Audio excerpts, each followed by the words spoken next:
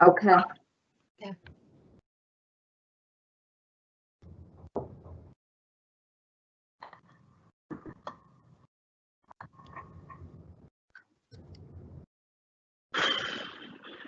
Welcome to the Ohio Board of Building Appeals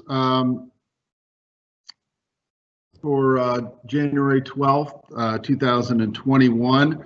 It looks like we have some of the people that are signed in that are viewing this as an attendee only, which means you could only see it and hear it online. You cannot participate.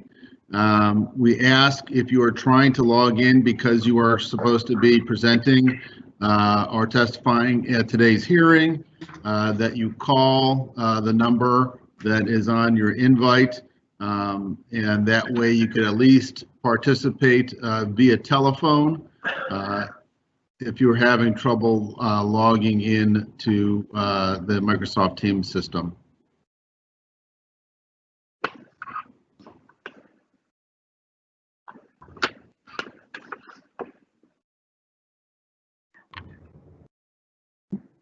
The elevator case is here. All Okay. Yep, parties are here. I see Mr. Bennett, and I see Chip. So if we're all ready, Susan, do you ready?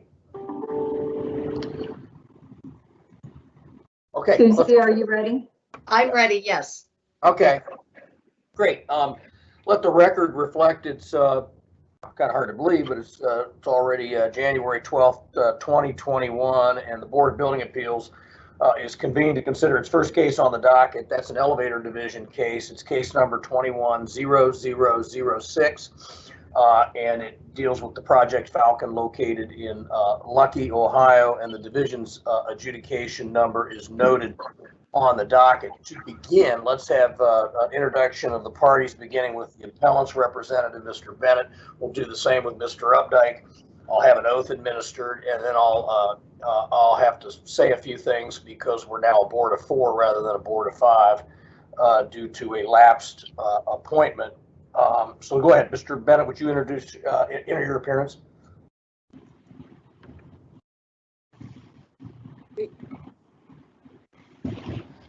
Bennett, Toledo Engineering. Very good. Thank you, Mr. Bennett. Mr. Updike. Charles Updike, Chief Elevator Inspector, State of Ohio. Okay. Would you each of you stand? Raise your right hand. Susie, would you?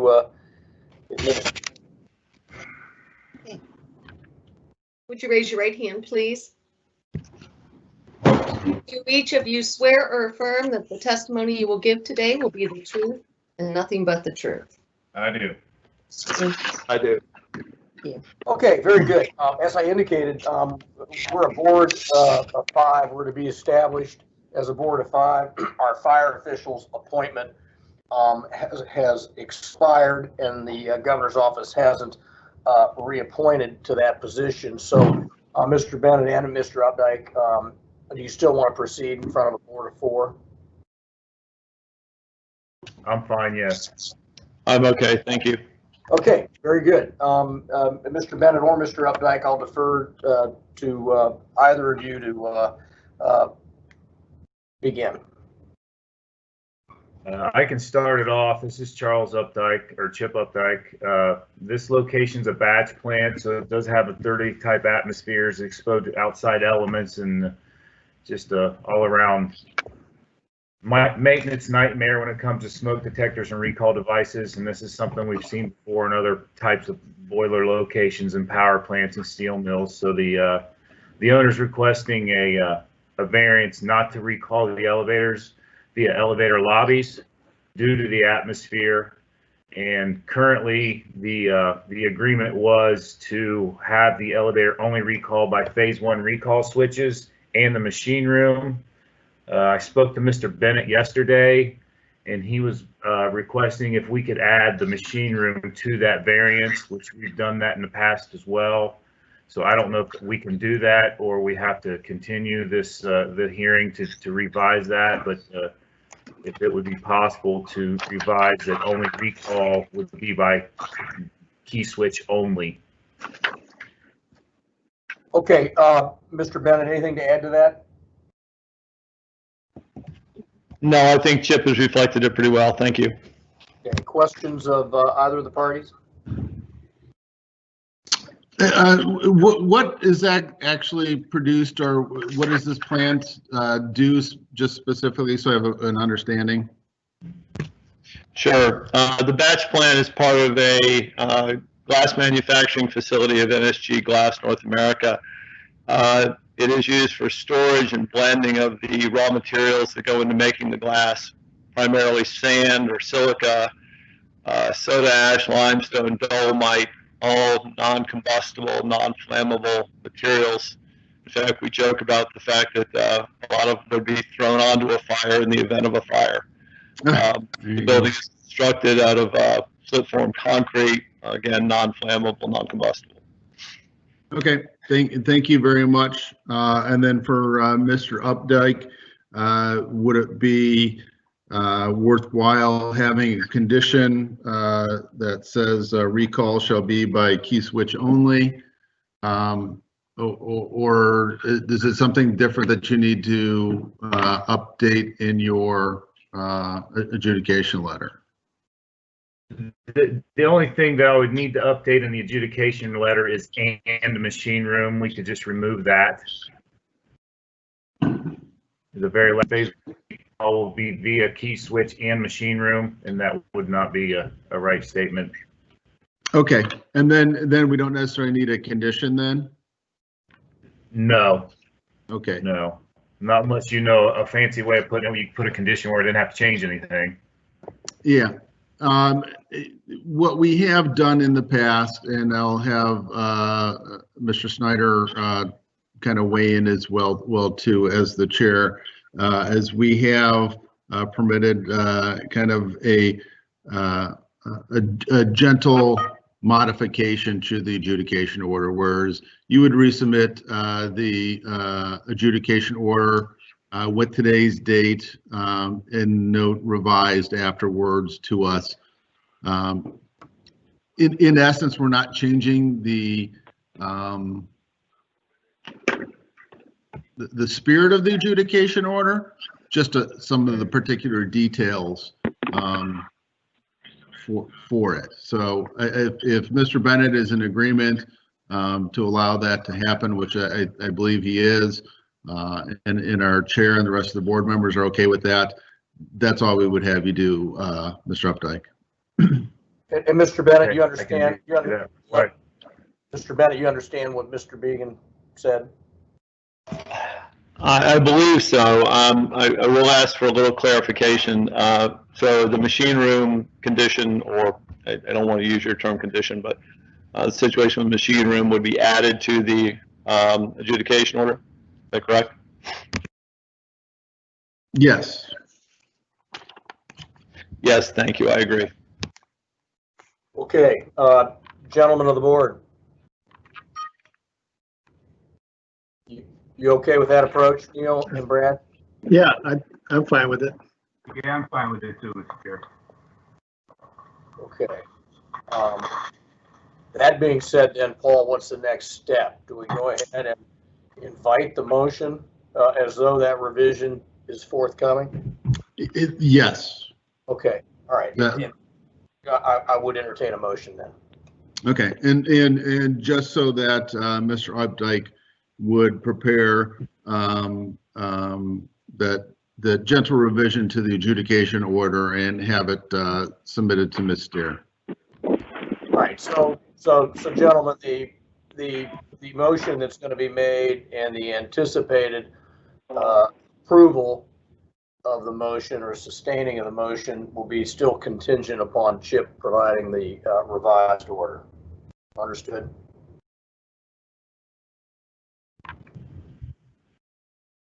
Okay. Yes. Okay. Okay. In that case, Mr. Chair, I move for Ohio Board of Building Appeals case number 21-0006. The appellant is NSG Glass for the premises 21631 Pemberville Road, Lucky, Ohio 43443. The appellee is Charles Updike, Chief Elevator Inspector for the State of Ohio, and adjudication order number E2021-66243. I would move to grant the variance without condition, noting the no objection of the Chief Elevator. Okay, that motion's been made. Is there a second? Second, Brad Smith. Thank you. All those in favor signify by saying aye. Aye. Aye. Any opposed? All right, the variance is granted with that contingent tweak by a 4-0 basis. Mr. Bennett or Mr. Updike, anything to come before the board further? No. Okay. No, sir. Thank you. Okay, we will adjourn that case. Susan, do we have Mr. Pop and Dr. Landry and Mr. Eaton available for the treatment center case? I believe the appellants are here. I just need to reach Jeff to see if he would join. Oh, Jeff's here. I'm sorry. Is he? Okay, all right. He is here. Then we'll move on. Someone may need to mute. There's some background noise, but let's move on to our Industrial Compliance Division case. Next on our docket for 8:30, it's case number 20-0129. Deals with the drug treatment center located in Gallipolis. Someone needs to mute. Okay. And the division's adjudication order number is noted on the docket. Let's have an introduction of the parties, beginning with the appellant, meaning Mr. Pop and Dr. Landry. State your full name, spell your last name for the record, and the capacity by which you're here in a representative way. We'll do the same with the building official. I'll have an oath administered. I'll have a few things to say after that.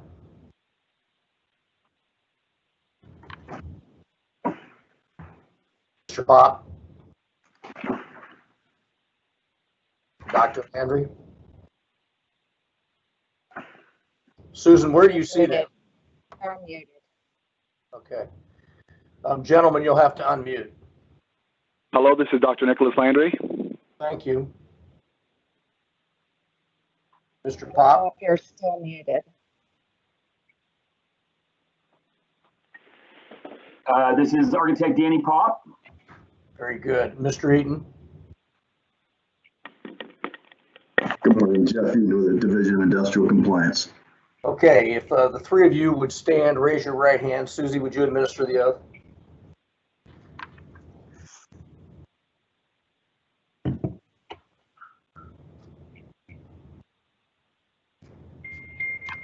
Susie, she's frozen. Susan, I think Susie's frozen. Susie, you're muted. I think she's out. She's in. Yeah. I wonder if she transcribed the last hearing. I wonder, do you have her cell phone? Yes, I'll try to reach her. Okay, we'll stand adjourned for a second. She just popped out. She's probably going to log back in.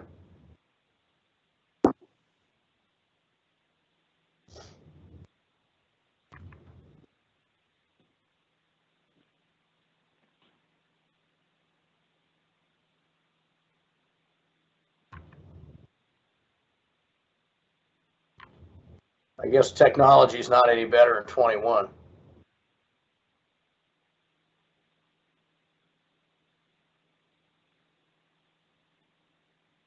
Amazon must have decided that we're part of some insurrection and cut us out. Right.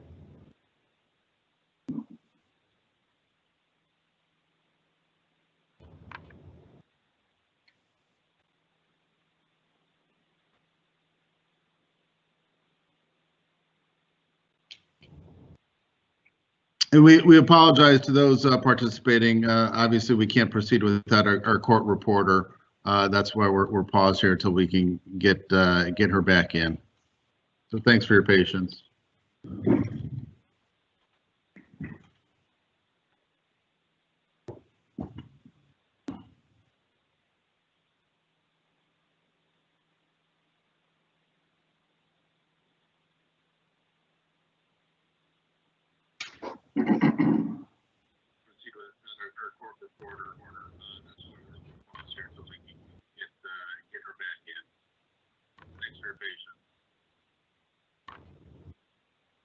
I heard that delay.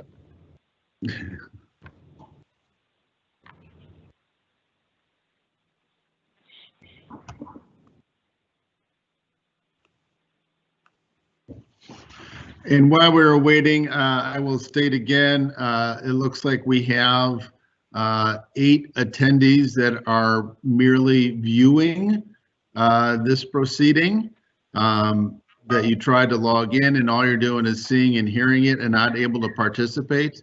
If you are in that situation, you are looking at the hearing and you can hear it but cannot participate, we need you to have to try to log in again or to call in on the number that was provided with the materials sent to you by Ms. Steer.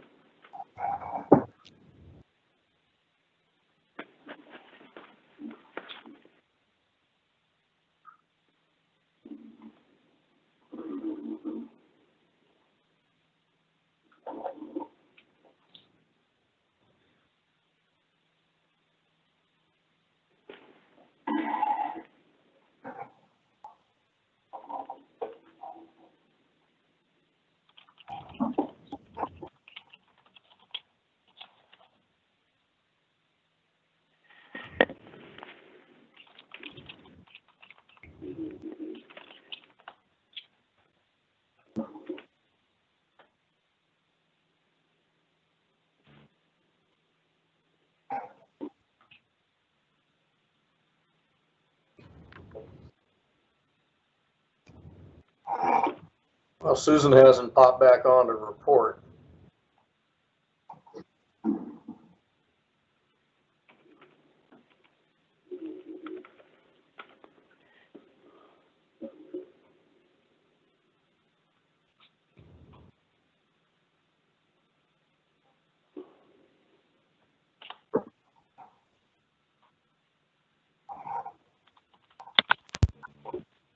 Susan hasn't popped back on to report.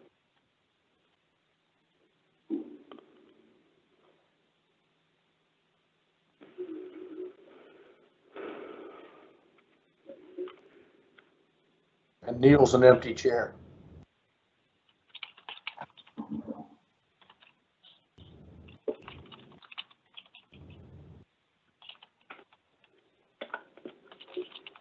Susan hasn't popped back on to report.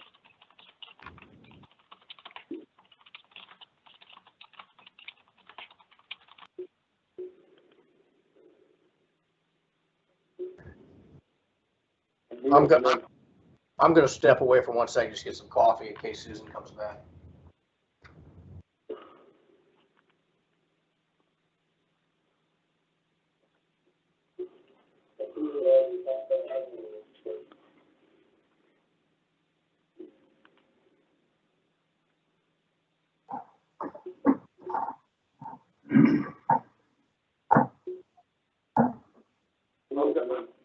I'm gonna step away for 1 second, just get some coffee in case.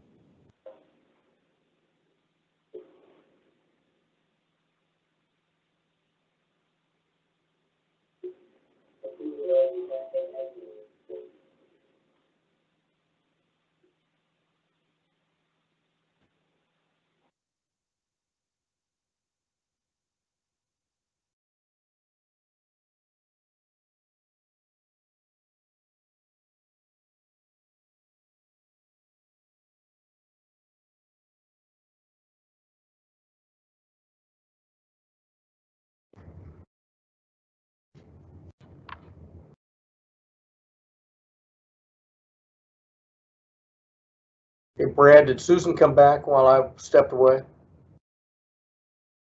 She is, I've been speaking with Susie. She was kicked off. She's been trying to get back on, but she's going to call in now.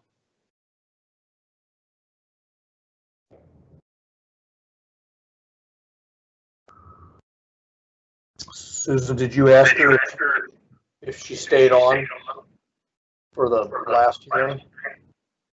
She was there. I don't know why she got kicked off. I can see everyone, so she was there. She just was muted for some reason, and then she left. Okay. Well, we're going to assume we have a valid elevator division hearing then. I believe she's coming now. See? Yes. Okay. She's back on, but by Okay. phone only. Hey, Susie, at what point did you drop off? Did Right you hear me? when the doctor introduced himself. Okay, we're going to start this over, okay? Start the record So now. sorry. then. No, you're fine. Okay. You're fine. All right, we're going to recall the Division of Industrial Compliance case. It's case number 20-0129. It deals with the residential treatment center located in Gallipolis. And as I indicated before, the division's adjudication numbers noted on our docket. Dr. Landry and Mr. Pop and Mr. Eaton, in that order, would you enter your appearance again for purposes of the record?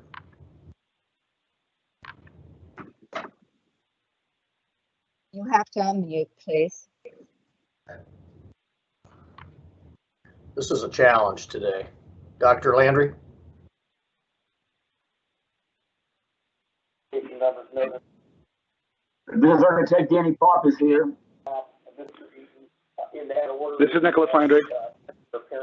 Okay. All right, and someone may need to mute Mr. Eaton. Jeff Eaton with the Division of Industrial Compliance. Okay, Mr. Pop and Dr. Landry and Mr. Eaton, we're going to try this again. If you'd stand, raise your right hand. Susie, would you administer the oath? Yeah. Do each of you swear or affirm the testimony you will give today will be the truth and nothing but the truth? Yes. Okay. Yes. Okay, very good. We are, to be a board of 5, we're down a board member due to an expiration of an appointment, and the reappointment has not been made yet. That being said, Dr. Landry, Mr. Pop, and Mr. Eaton, you still want to proceed in front of this board today as a board of 4? Yes. Yes, sir. Okay. All right, very good. Mr. Pop, you have the floor. Okay. Hello. Good morning, everybody. Thanks for your time. Yeah, just picking up where we left off on our previous hearing, we went back and did our calculations for the area increase, and the area increase we're requesting is a 17.8% increase in the use of our particular building. As you guys recall, it's a mixed-use building. Dr. Landry has his doctor's office on one side and the residential treatment center on the other. It's a type 5B construction. We're open on 3 sides with public right-of-ways. On one side, we're putting against the neighbor. We're about 11 feet away from the property line. The 17.8% area is the area increase for requesting variance. The building is sprinkled. It's just not sprinkled with the type of system that will allow us to double our area. That's why we're here. But the building is sprinkled. Okay. Questions of Mr. Pop at this point in time from members of the board? Yeah, I question regarding the sprinkler system. It's not a NFPA 13, it's a NFPA 13D system, is that correct? That's correct. So it is not a compliant for sprinkler system. For an area increase, it is not, but it is fine for the use.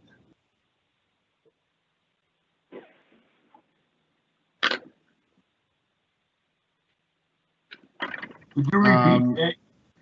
I'm sorry. Could you repeat your answer about the system? Yes, it's not a full-blown alarm system that would allow us to do a double the area increase, but it is a system that's approved for this particular use.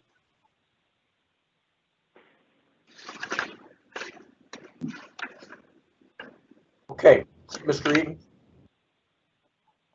We're okay with the request. I know Mr. Pop, they proposed to add some additional gypsum board to the exterior walls to try to get close to 5A construction. We're okay with that, but technically to get to 5A, you have to, there's also provisions for protecting roof assemblies and load-bearing walls, but if they want to do that, that's fine. If they don't, I'm okay with it as well. As Mr. Deegan pointed out, it's not a system, sprinkler system that's considered sprinkler throughout, but at least the systems there in place for that occupancy. So we're okay with the request. Questions of Mr. Eaton? Yeah, what's the difference between a 13D and a 13? The 13 is a full-blown 13 concealed spaces or protected attic spaces, smaller closet areas, bathrooms. The 13D is more residential type occupancy. Those concealed spaces aren't protected. Is not the flow calculated in a different manner too? Yes, sir. The demand's completely different. Density is completely different design method. So a lot less sprinkler heads in essence. Correct. If I may add, the 13D is, I believe, designated for more of a residential setting. This actually is a residential treatment center. It seems that is appropriate for that setting. It is not appropriate for that setting because this institutional use group is also hospitals. So, you know, there's a big difference between a house residential, as you seem to be saying that's closer to, and a hospital, which I think it's closer to. So these are people who may or may not have the facilities or capabilities, depending on their state of treatment, to be able to get themselves out in an emergency situation. So this is quite different than a residential. When we were going through the preliminary plan review process, there's no medical procedures going to be taking place here and all that. Yes, there could be a handicapped person in the facility, but there'll be no medical procedures taking place at this location. That is correct. This is not peer to a hospital facility at all. There's nothing medical going to be occurring in this facility. That was specified with the original plan submissions.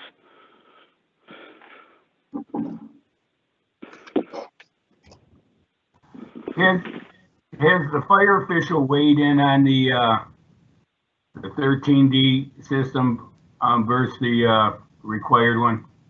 So we received a letter yesterday from Susan. I don't think that covers anything. No, that it really doesn't, does it? It just tells you how far where the response time would be. And I don't think that's what we had asked the appellant last time. I think we had asked him to get an opinion on the variance, right? With him understanding, right, that we have a sprinkler system that does not meet the code for this particular use group, that we are over the permitted area for this particular use group. I've said it many times before, but it bears repeating here. You know, what we decide here is all fine and good. I put a file, a piece of paper in my file, as does Mr. Eaton, and then the people that have to deal with it are the fire department. Whatever we decide here. So right. I mean, we might have asked what the response time or commute would be, but if we asked for the fire official to weigh in, it would have been to weigh in on the substantive matters of the variance. And the letter we received yesterday, which really I don't think is dated, Hello? does not do that. All right, is that Dr. Landry? Are you there? This is Danny Pop. I got knocked off somehow. Okay. Well, yes.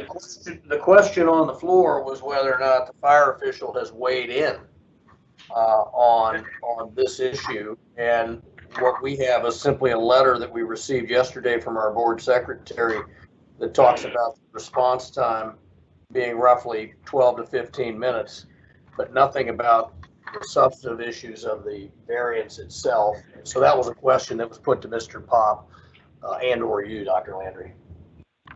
Yeah, this is Danny Pop. If you can hear me again, I got knocked off. Can you guys hear me okay? Yes. Okay. Yes. Yeah, the fire chief took a position. He didn't want to take any position on this. He's a volunteer, and he didn't want to take a position on it.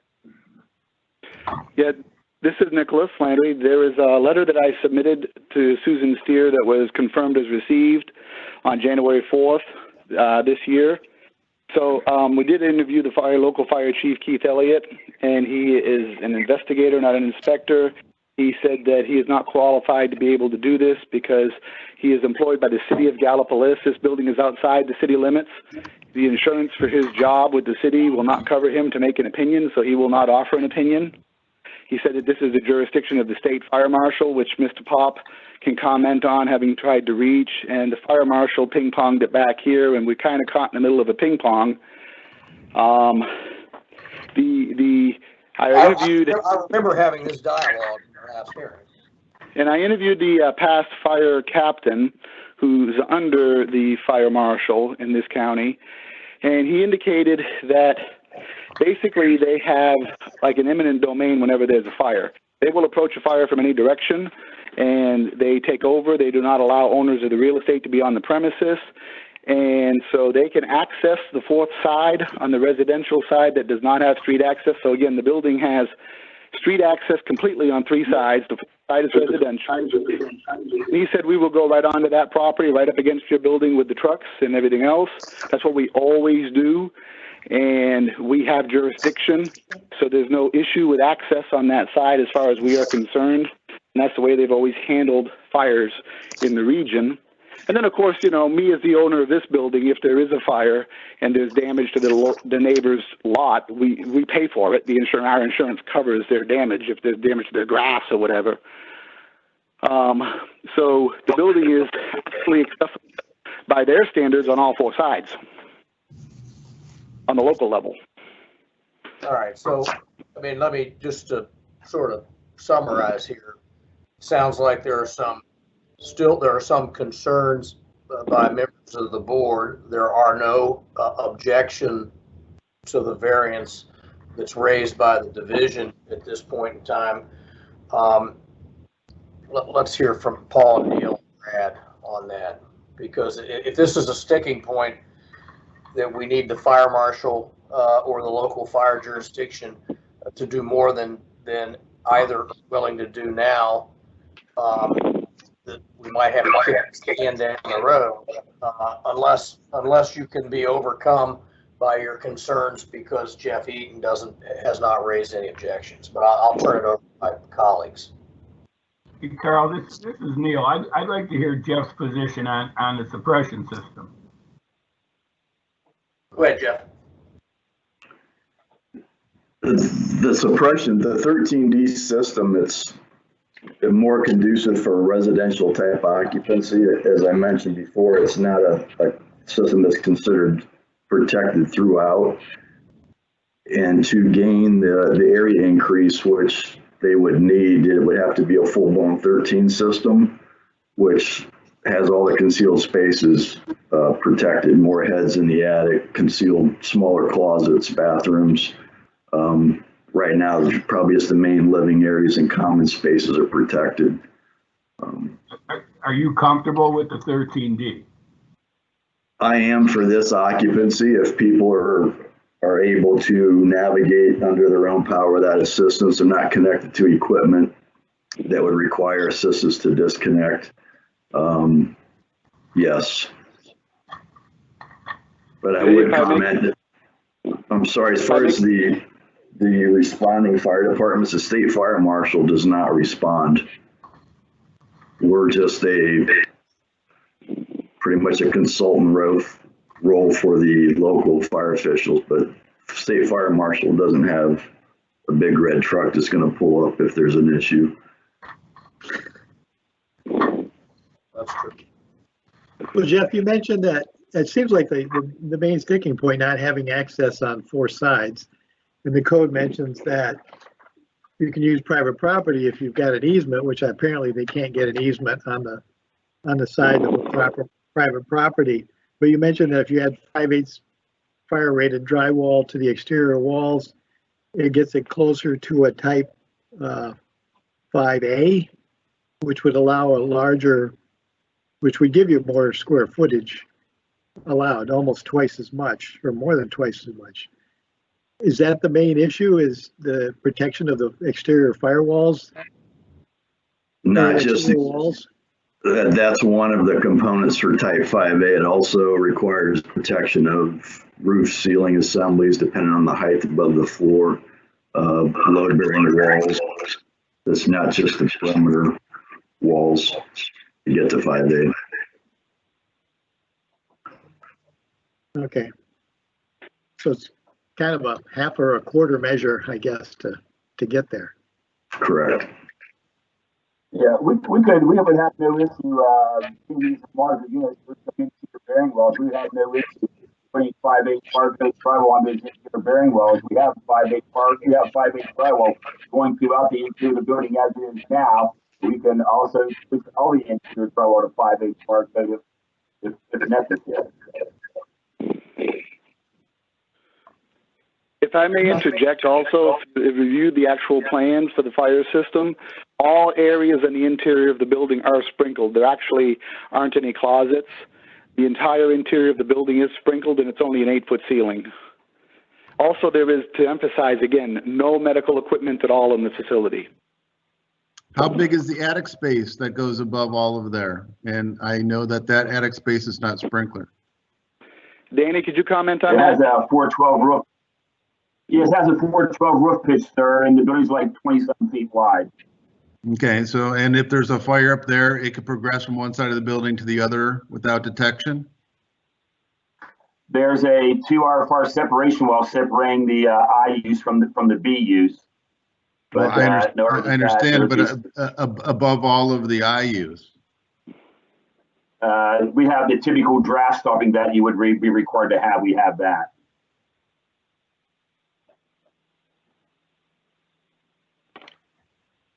What do you have, like smoke detectors in the attic area? No, but we could certainly add them there.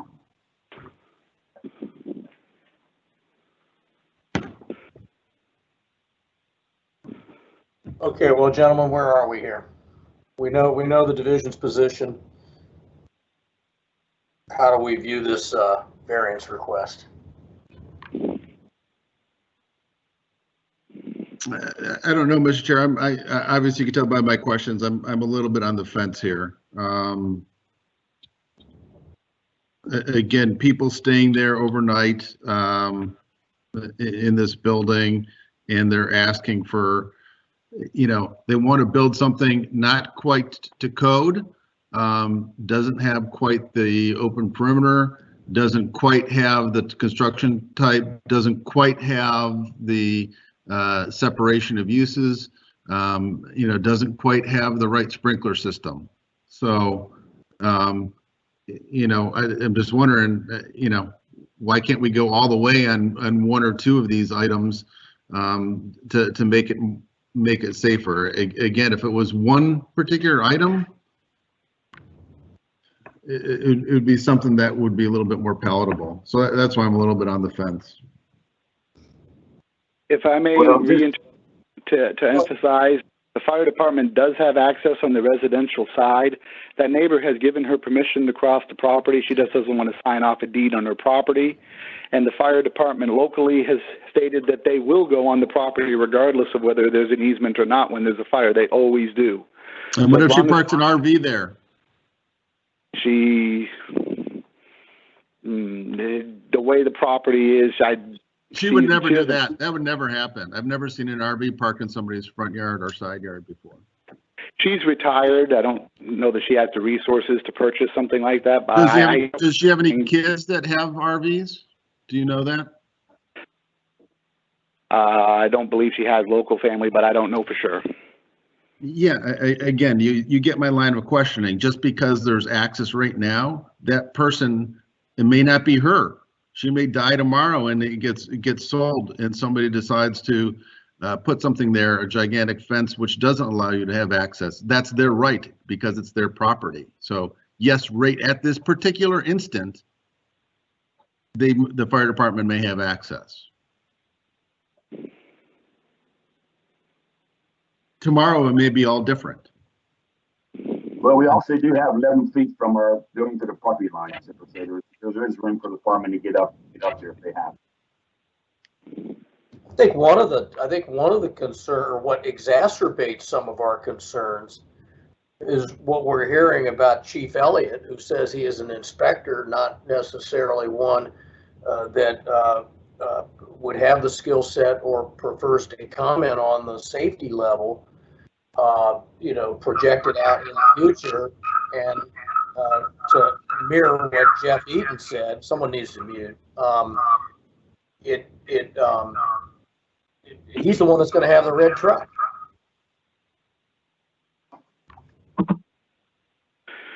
Whereas he's employed by the city and this building is outside the city limits, his insurance with the city doesn't cover him to comment on buildings external to the city limits. And I believe that that's where some of the position that he has from on making a commentary because of his employment. This is service to develop a list, but it is outside the city limits. Well, what's in front of us is a request to relax the code, and we have to consider safety. And so, and then we have a let's call it an ambivalent fire official, and then you have struck out. You hadn't even gotten to first base with the state fire marshal's office, and now we have to make this call. That being said, Brad, you haven't commented in a while.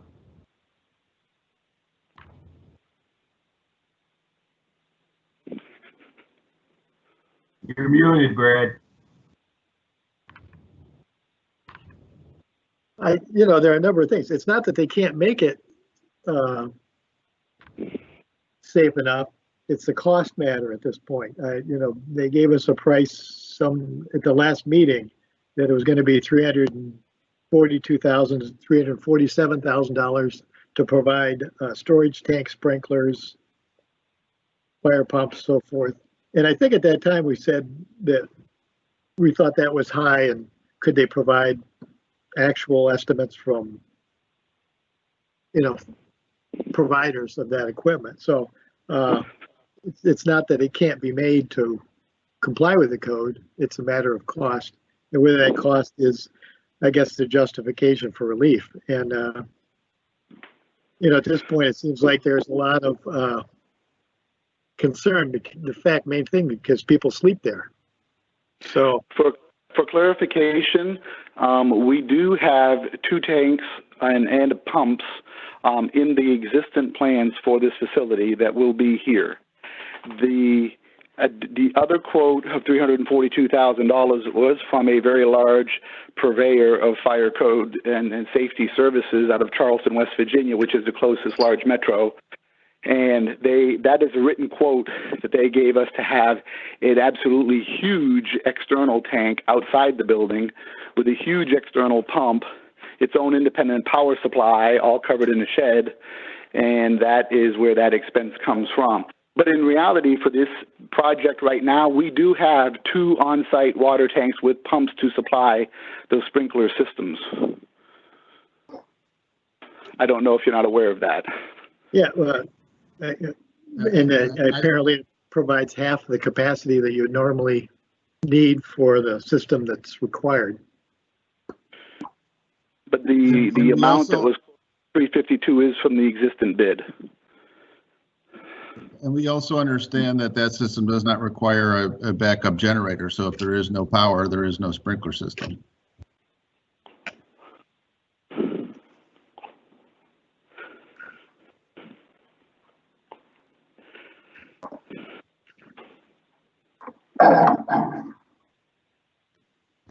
Okay, well, yeah, I'm not sure. I'm not sure where to go. I mean, I'm really on the fence. I mean, there's a I lot am of aware, things and it that, may neither be here nor there, but I am aware that there are residential treatment facilities just like that have been in this region that do not have this massive system with external tanks, pumps, and generators that have been approved and are in operation in Gallia County. And they serve exactly what we are doing for this residential treatment center purpose. Problem are is they making something as big as you're making though? That's what the problem is. The number of people that in the size of this facility. That's what's at question. If this facility was smaller, there would be no issue because there'd be less people. That could be a factor. Well, in fairness to Jeff here again, Jeff, has anything that has been the dialogue between the board members and the parties, has that moved the needle in your mind, or are you still comfortable moving forward with this request? I think I concur with the board to try to get someone from local fire that's going to respond to weigh in on this a bit. I realize it's outside the city limits, but someone is going to get the call and have to show up, so that even if it's volunteer, should be able to weigh in on their viewpoints on this. Yeah, I mean, Mr. Pop and Dr. Landry, I mean, I think this board really wants to hear from, competent fire authority. And I understand that that's frustrating because you've been frustrated in that process. But I don't know that your frustration is enough to overcome our safety concerns here. But a fire official that might ease our concerns somewhat. And again, we try to get Board of Commerce, and we understand that kicking this can down the road doesn't get your facility up and running. But would you indulge in other continuance and make one last stab at trying to have a fire authority weigh in on the substance of this issue? I did speak with the fire marshal, Justin Coolin, and he said they typically don't step on the local fire officials in those situations like this. He said he was aware of other branches granted in situations like this, but then again, he said without getting more into it in any particular, he couldn't offer us any kind of an opinion. But he was aware of other branches being granted in similar situations. The other input that I could add is that previous to the last hearing, I did approach Mr. Keith Elliott, and he flatly refused to make comments for reasons heretofore already given. I tried to contact, he said he will not, flat out will not make an opinion under any circumstances. So I went around that to contact other fire officials from the area. Like I mentioned, and the past captain of the fire department here locally represented why he would not make an opinion, the insurance issue, and that he is not going to comply with anything. He said the variance board exists to do what the variance board does, and they will make the decisions. If there's anything further they need, they can get that from the state fire marshal's office. And I am like 100% certain that he's not going to budge on that at all. He doesn't have to. He's a volunteer. That's the limitation. Now, you mentioned earlier that if we could comply with attempting to meet some of the criteria additionally to try to secure safety, that this would be more palatable. What I could throw out there for suggestions is what Mr. Pop represented about the 5/8" drywall on the perimeter. Also, the sprinklers that are sprinkling the entire interior of the facility, when I talked to Snowfers, when they did the original bid, they said they can also have sprinklers sprinkling the attic in the other direction. So that would ameliorate the concern of the attic and provide more safety there with smoke detectors in the attic as well. If those items make this board more comfortable, we're certainly willing to stretch and try to comply. I agree, safety is important. I'm a physician. I've never been one to try to get by or get things over on people. I've always run my career very straight and been successful for 21 years as a result without any fallouts or malpractice or anything. And I heard everything that's been said here.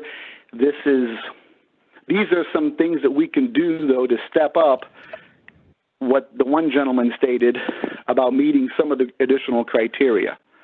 Well, okay, let make, me stop you there real quick, Doctor. Paul, let's just assume for a second that might be palatable to the board. Would that be done by way of continuing and having revised plans submitted through Jeff's office? Would that be done by conditions? Yeah, I mean, my thoughts is that it's probably by condition. Is we're gonna pull out enough Band-Aids to stick down on here to make us feel comfortable. Neil, Brad, do you agree that if we went that route, we could determine the variance today with conditions? I have a question on the last comment though. They said they were going to sprinkle the attic in a different direction. What exactly does that mean?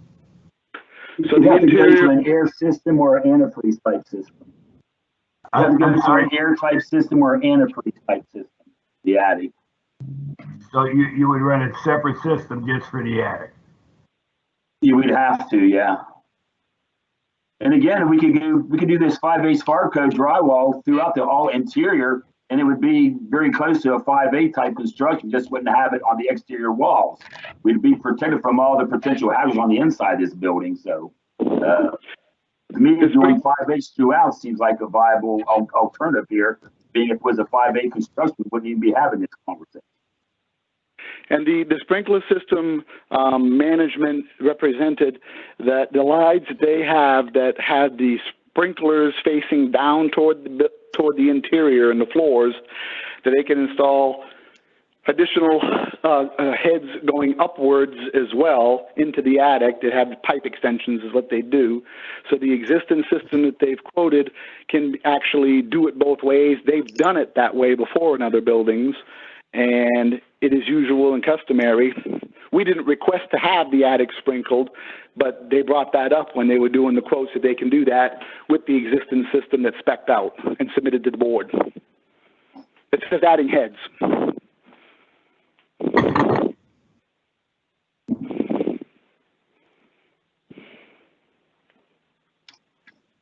Okay, what's the comfort level there?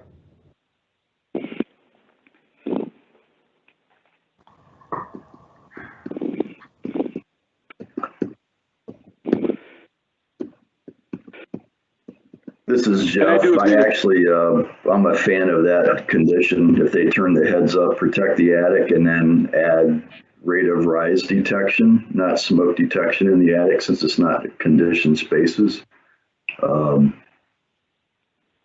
That as a whole second level safety there. Mr. Pop? Yes, sir. We could do that. Paul, Brad, Neil?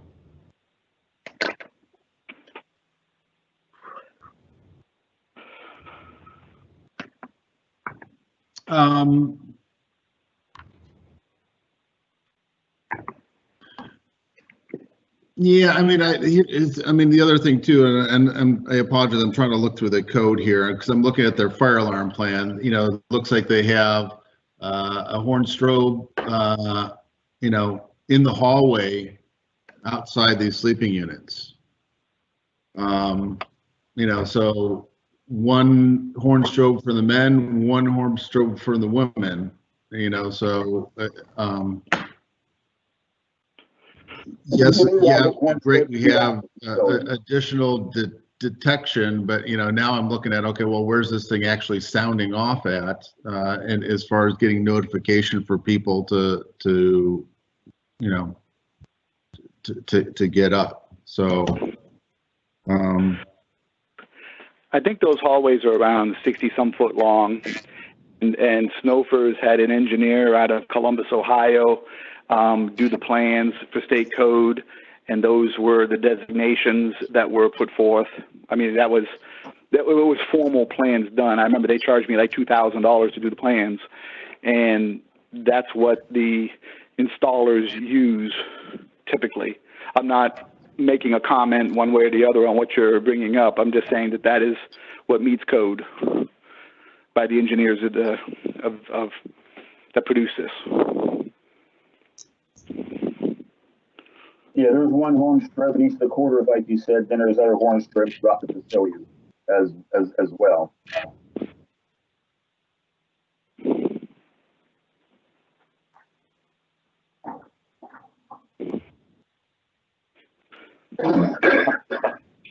We've gone to all the levels to try to secure this as ethically and appropriately as we could. We're bringing this to you.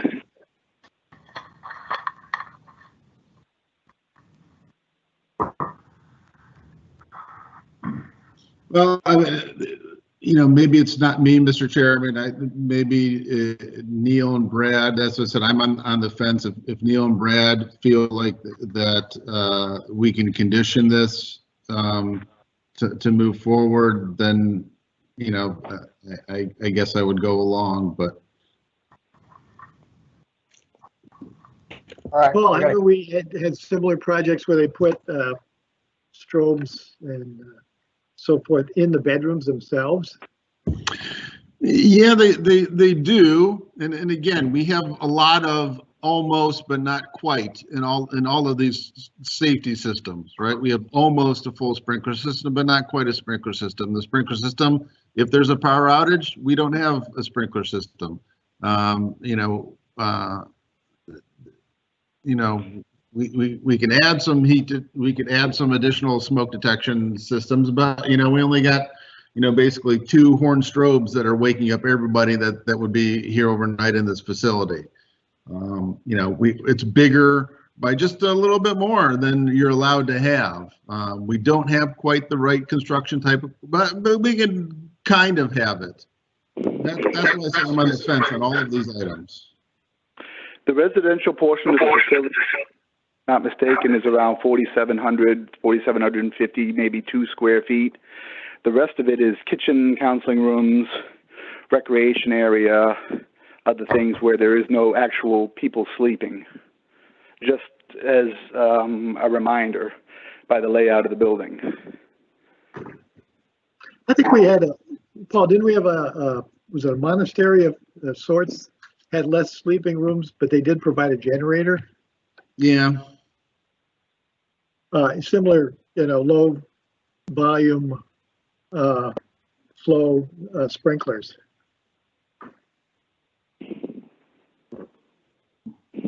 So I do have one additional question. Was a 13R system looked into at all?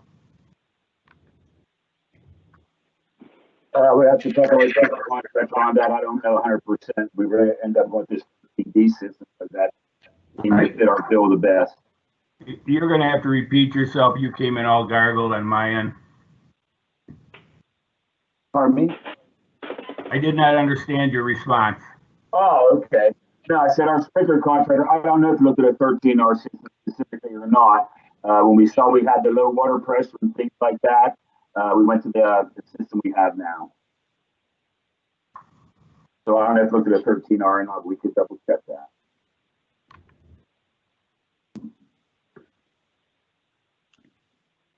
I guess, Dr. Landry, not to spend more of your money, but you could possibly look at maybe a generator for that pump in this situation. That might help put people's minds a little bit more at ease here.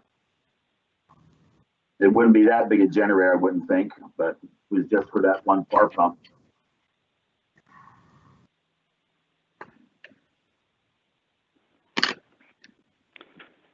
Well, again, I guess I'd be up for advisement. I'm not an engineer. I don't,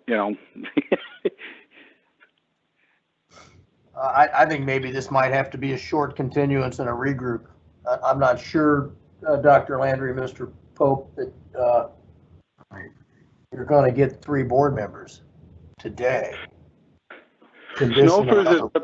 Snowfers is the local fire systems installer for most of Southeast Ohio and going into West Virginia. And they've represented that they put these systems in historically in buildings like this and other buildings for years, that this is usual and customary.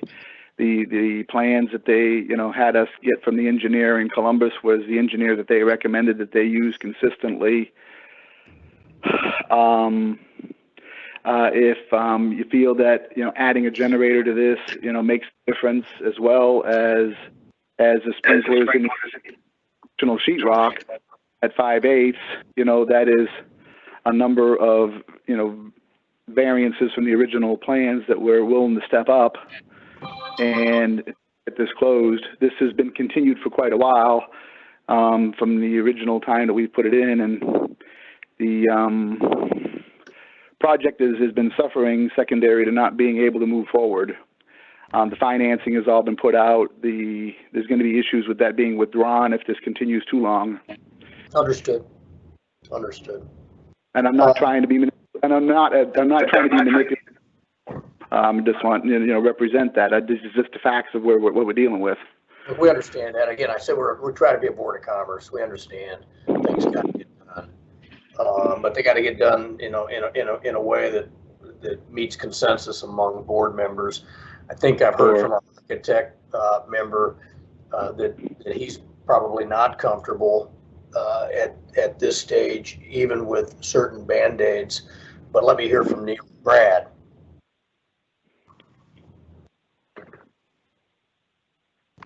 I had a list of Band-Aids here. I guess we'll call them sprinklers in the attic, 5/8 drywall throughout, add a generator. I'm not the expert on trying to redesign this for the client. I think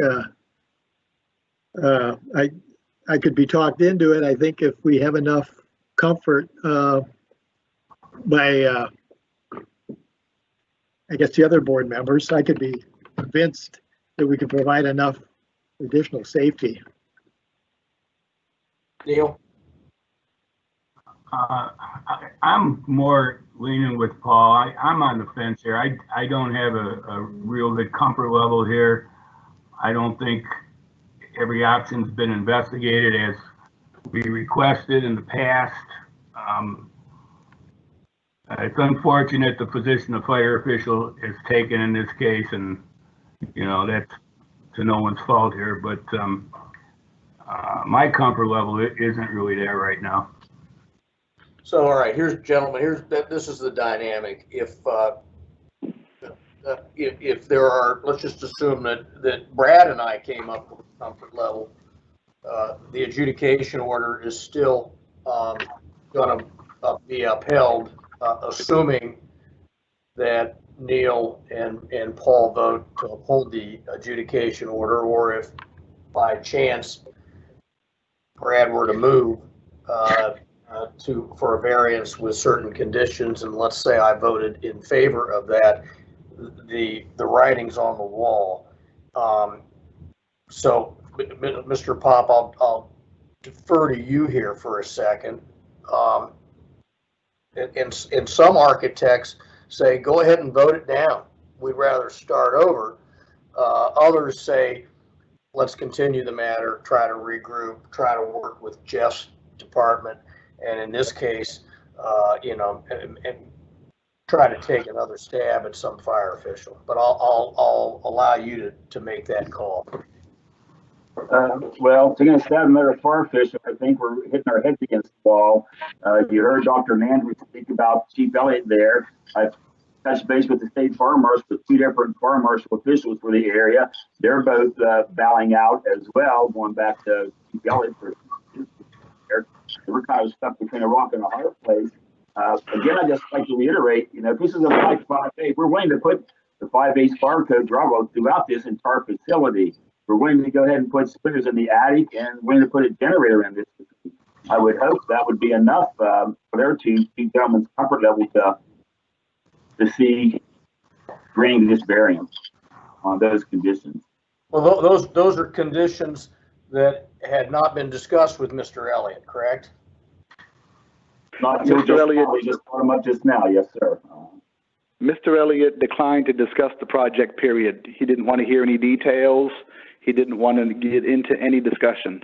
He just represented this is outside the city limits. It's outside the jurisdiction that I'm in. I will not make commentary. If you have a variance board coming up on this, that's what variance boards are for. They make those decisions. We don't make them on this local level. So and then again, interviewing the past fire captain that worked under that department, he said also the fact that he's not insured to make commentary by his city insurance, he's not going to make the commentary. He didn't, Mr. Elliott didn't tell me that, but that's what I found out by my background checks. So who would respond? Well, the local fire department will respond. And to be honest with you, on that whole side of the building, even if there was an RV parked there, there's plenty of access. I mean, that's a pretty substantial, wall side. And the fire hoses spray a minimum of 30 feet, are powered by the trucks. So I did analyze this in detail, but I wouldn't want to have any bad outcome myself. So he said, the captain went as far as to say, we do have eminent domain. Literally, if there's a neighbor whose house is in the way for us to get to a burning building, we will go through their front door with the fire hose, out the back door to the building. We can go wherever we need to go to take care of a fire.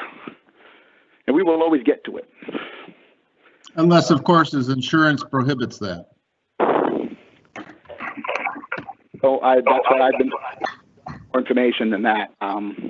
But Elliott is pretty entrenched. He's not going to make an opinion. I'm all for what you're trying to say. We brought this to him. We tried again after the last hearing. One of the problems that I've got is we are taxpayers down here, but we don't have, officials that are willing to do what they're paid to do, either at the local level here or the state fire marshal level. And it is a confounding thing. And then, unfortunately, it gets dumped on boards like yours as a result because they aren't stepping up to do what they are employed to do. If, to put it bluntly, and I'm not trying to be rude at all, that's a situation we're in. I mean, I'm not sure what else I can do with it.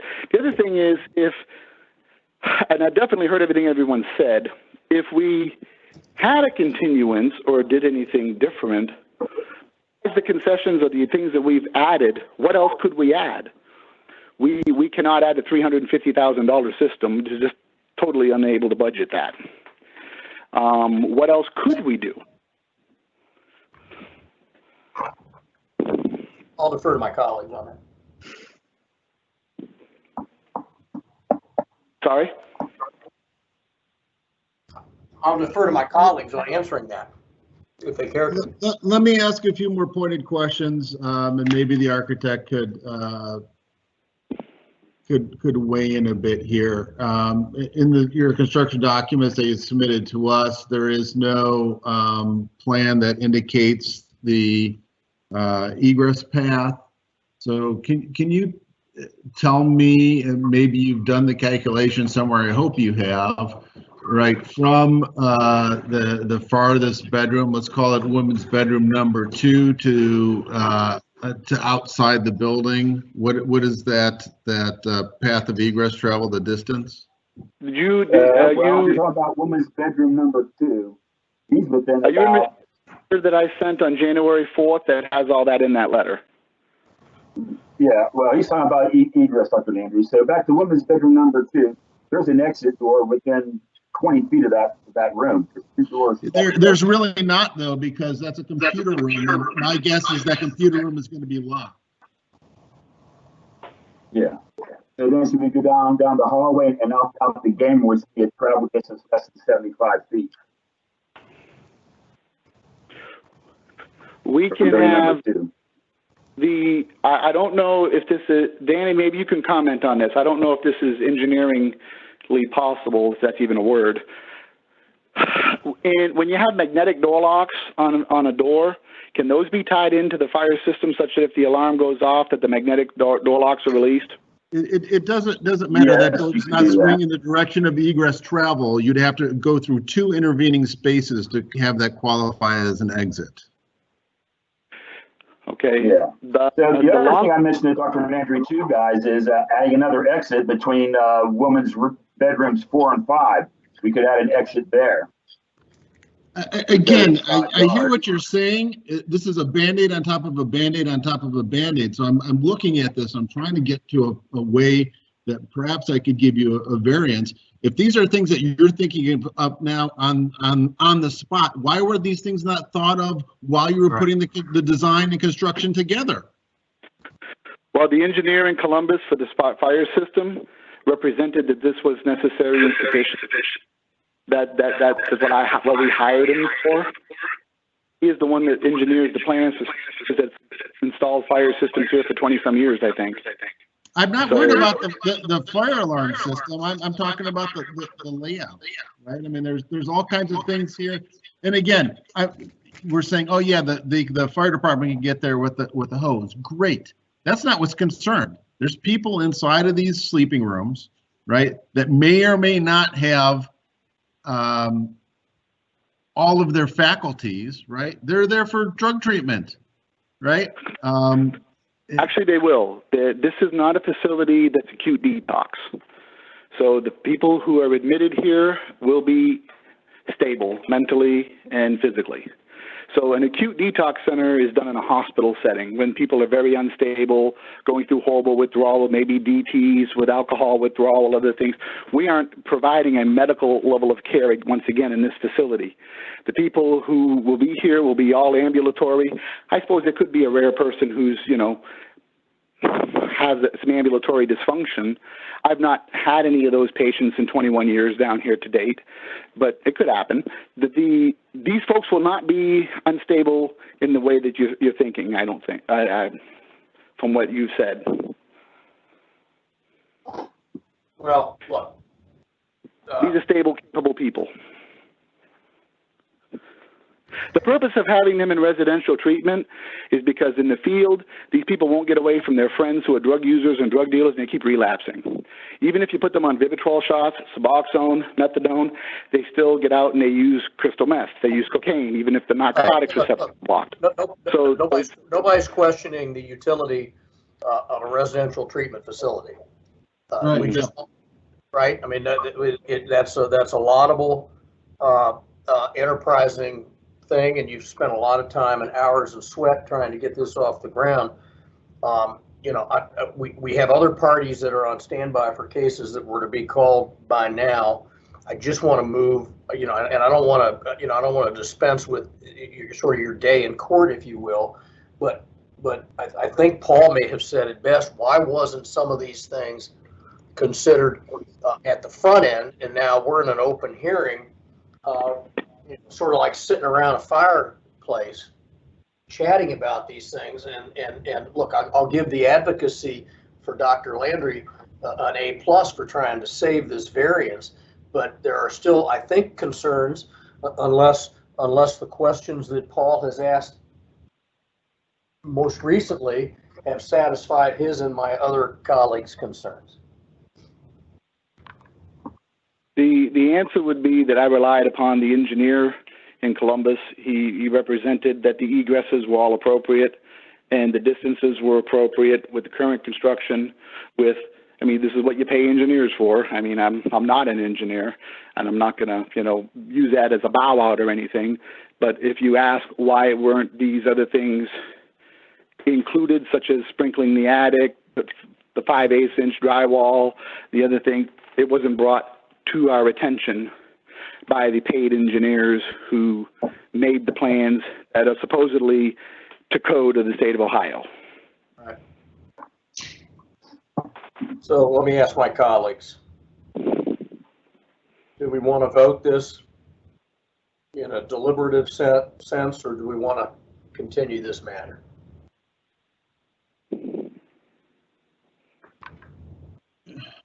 Well, I mean, if we want, Mr. Chair, I mean, we could try to put together a list of conditions to see if that's satisfactory. I think I agree with you. We are taking far too long to deal with this, but, and again, I think it's generally, we want this facility to move forward. Obviously, we think that, the mission that this center provides to the community is well worth the effort. No doubt. Notwithstanding the concerns that we have. I mean, we could try to do that, or we could have, we could take a short,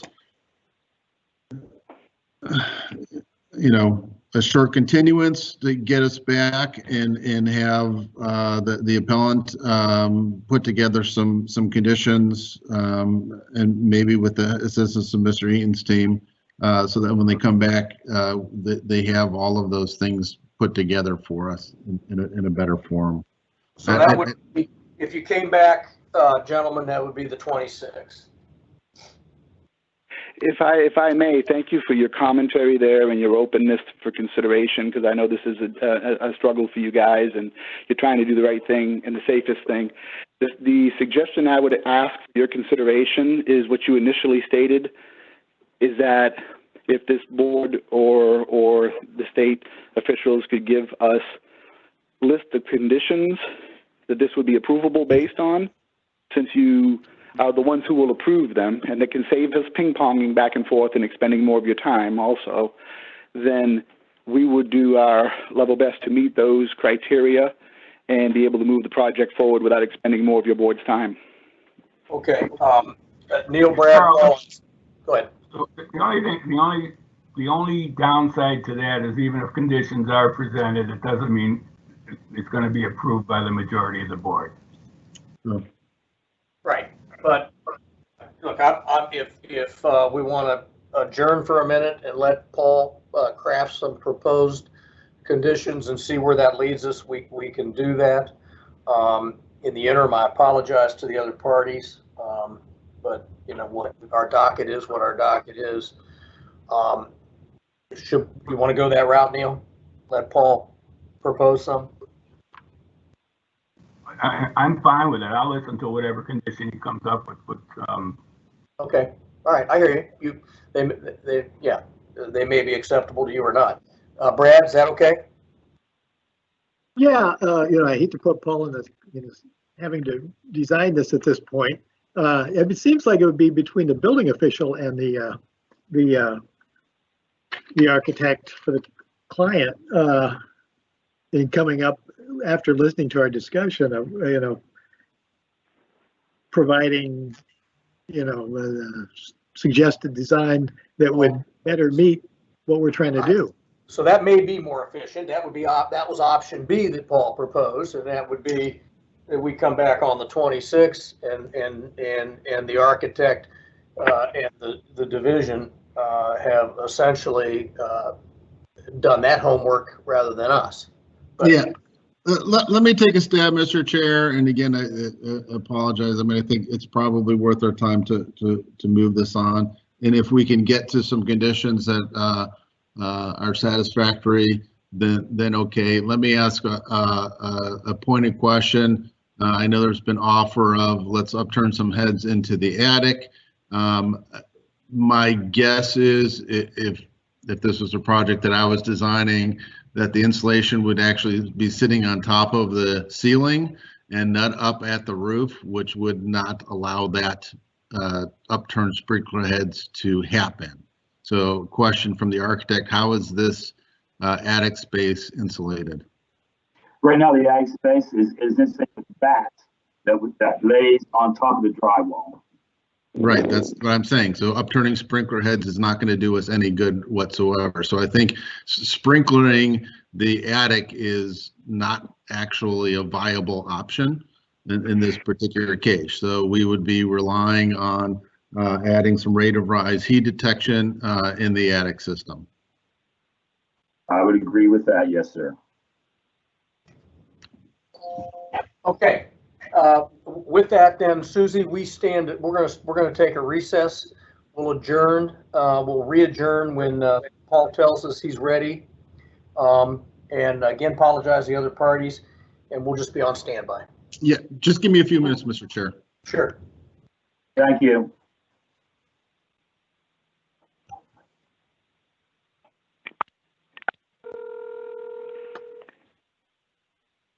Hello?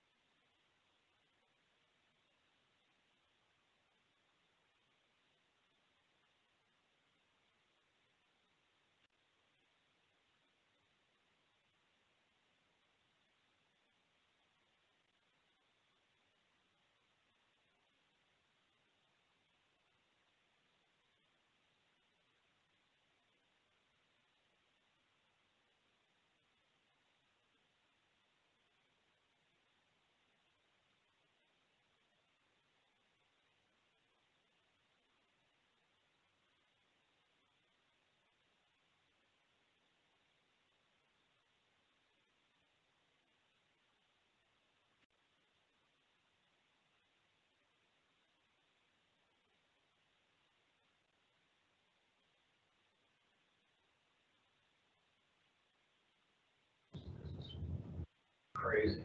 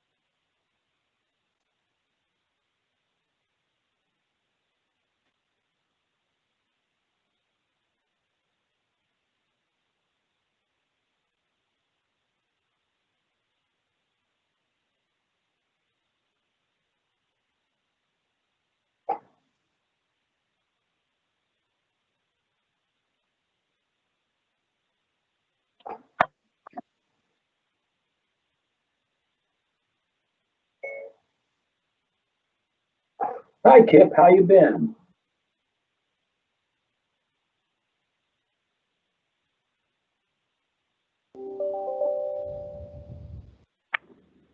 Hello.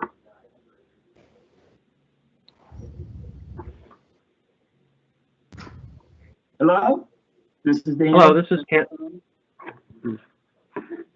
Hello, this is Ken Arthur.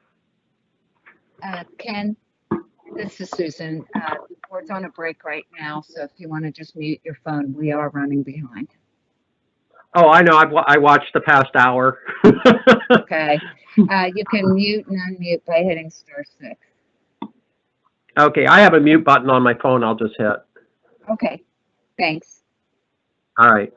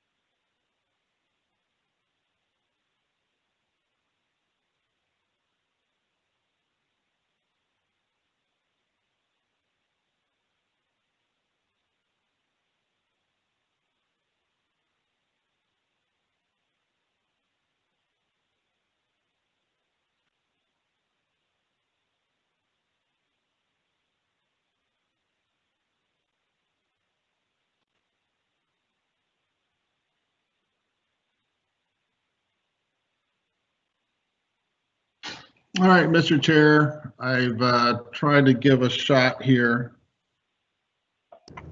Okay. Susie, let's go back on the record, please. Okay. Before you do that, Paul, and maybe you're going to put something up on the screen. Yes. Dr. Landry, Mr. Pope, Mr. Eaton, are you I see Jeff. Are Dr. Landry and Mr. Pope with us still?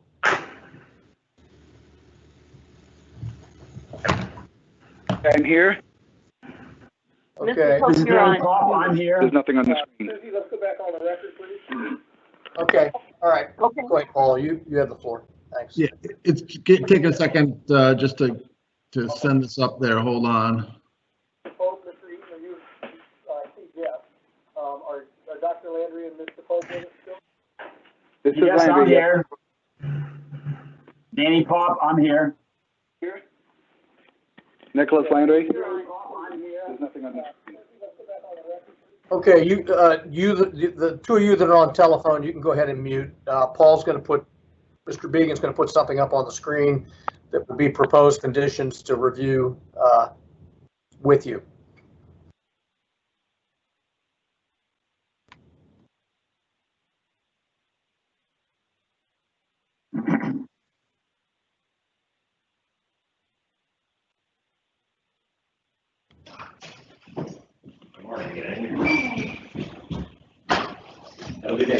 Okay, they are up on the,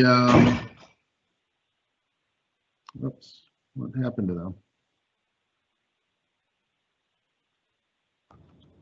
There we go. They are up on there. Those of you that are on the telephone and watching online, it takes 10 to 15 seconds on the delay for you to get them. But let me read through them here. This variance is conditioned on the following. Number one, additional rate of rise heat detection devices connected to the fire alarm system shall be installed throughout the entire attic space to the satisfaction of the building official.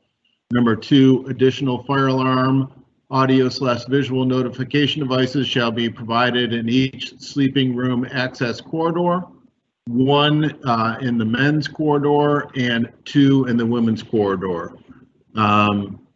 Number three, one additional emergency egress light shall be provided in each of the sleeping room access corridors. Number four, the interior wall framing in the I-2 portion of the building shall be constructed with 5/8 inch fire code gypsum board to the satisfaction of the building official. Number five, a natural gas fired generator shall be installed to provide temporary power for the automatic sprinkler system to the satisfaction of the building official. The generator shall be maintained as a required system and part of the automatic sprinkler system.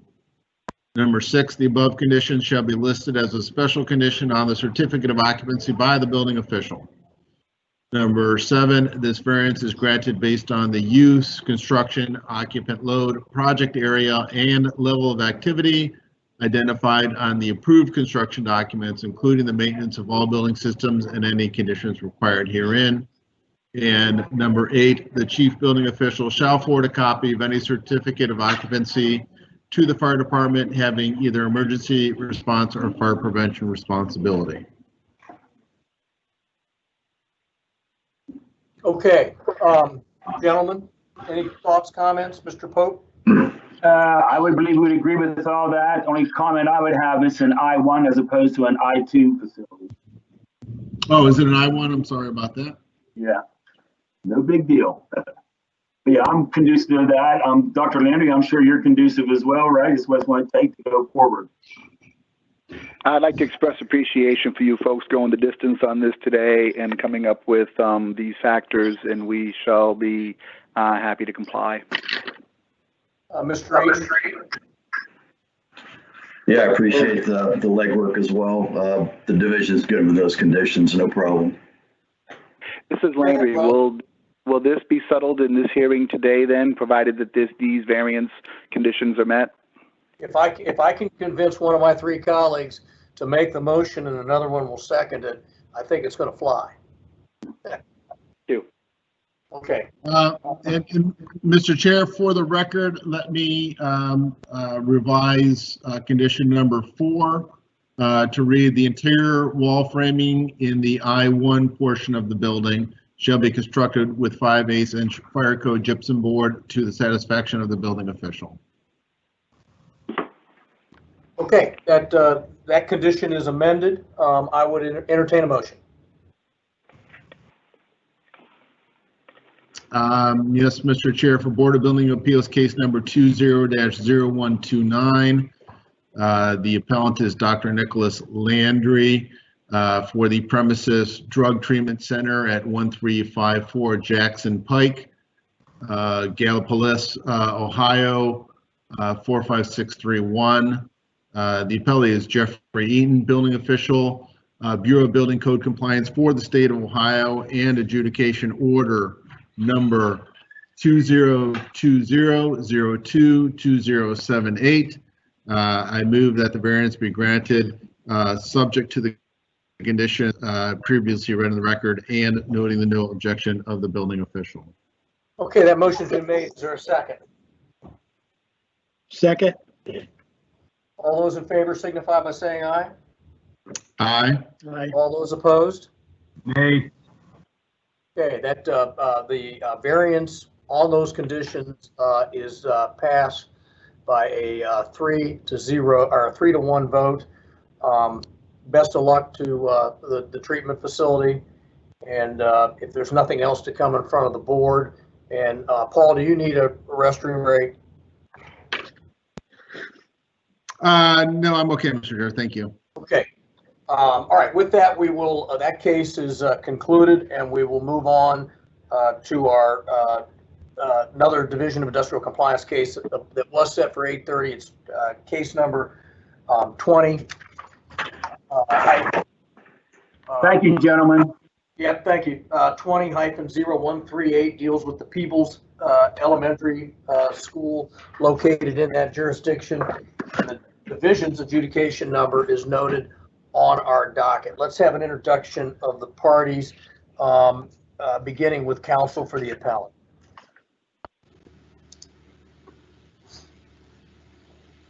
Good morning, everyone. I'm Ryan LaFlamme, representing the Adams County, Ohio Valley School District Board of Education. Thank you. My name is Steve Wolf. I'm the facilities manager for the Adams County, Ohio Valley School District. Okay. And Mr. Eaton? Jeff Eaton, Chief Building Official for the Division of Industrial Compliance. Okay. If each of you would stand, raise your right hand. Susie, well, not Mr. LaFlamme, you don't need to do that, but if Mr. Wolf and Mr. Eaton would stand, raise their right hand. Susie, would you administer those? Okay. Yes. Do each of you swear or affirm that the testimony you will give today will be the whole truth and nothing but the truth? I do. Okay, you've been on for a while. You may have been on at the outset of the last hearing, but we are not a board of 5 today. We are a board of 4 due to an expiration, a vacancy created on our board through the expiration of one of our board members. Mr. LaFlamme, any comfort concerns with moving forward today in front of a board of 4? No, we're very fine with proceeding. Thank you. Okay, and Mr. Eaton? We're good with that as well. Thank you. Okay, Mr. LaFlamme, you have the floor. Mr. Chair, yes. Before we start, I think it's probably still a good idea to remind Mr. Eaton that the appellant has representation. Yeah. Jeff, you're aware that the appellant has counsel. Someone needs to mute, please.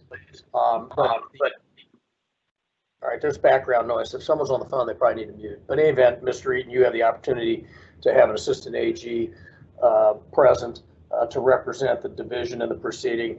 Mr. LaFlamme would have the opportunity, should he choose, to cross-examine you. You would not have the reciprocal opportunity, obviously, to ask Mr. Wolf any questions. Jeff, you okay with that? Yes, sir. I'm okay moving forward.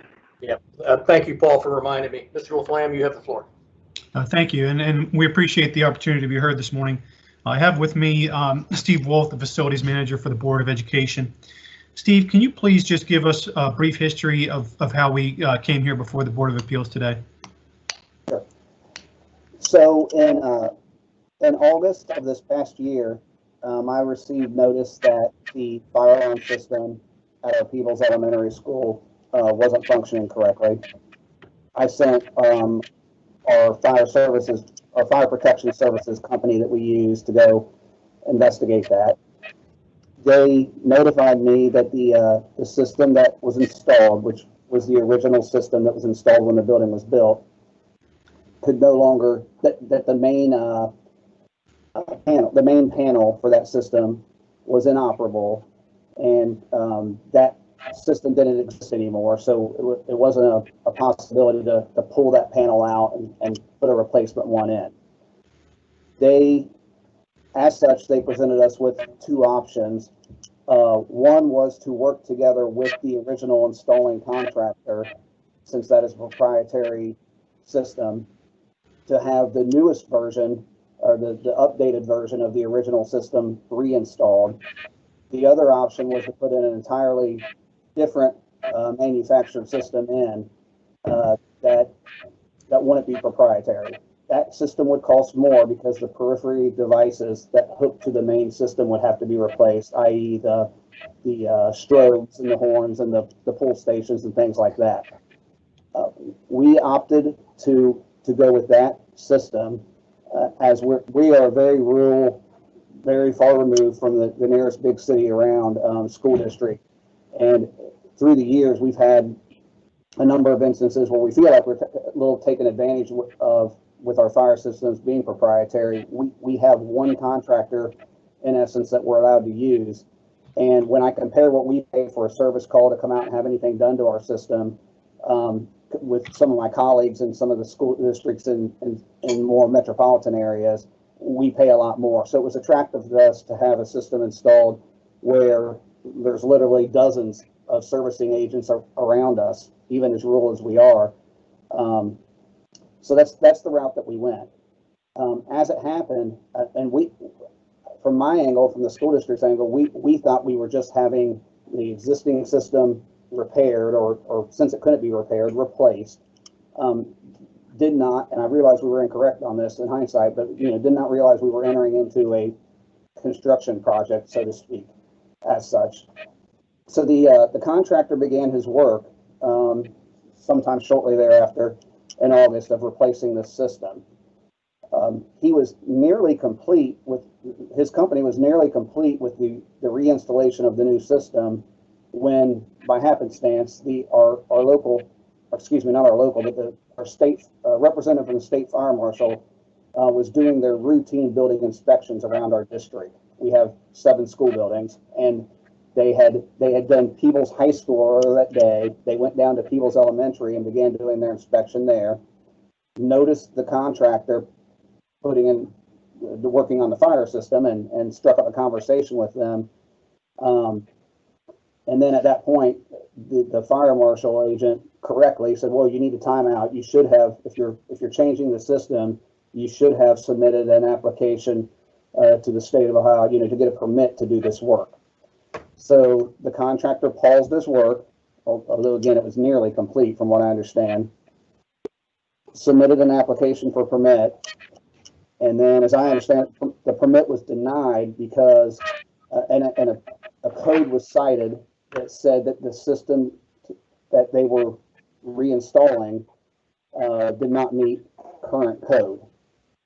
And that kind of brings us to now. We received an adjudication order, and we have submitted the documentation, which this committee has requested, along with a few letters of support from our local fire jurisdiction, as well as the building principal in question.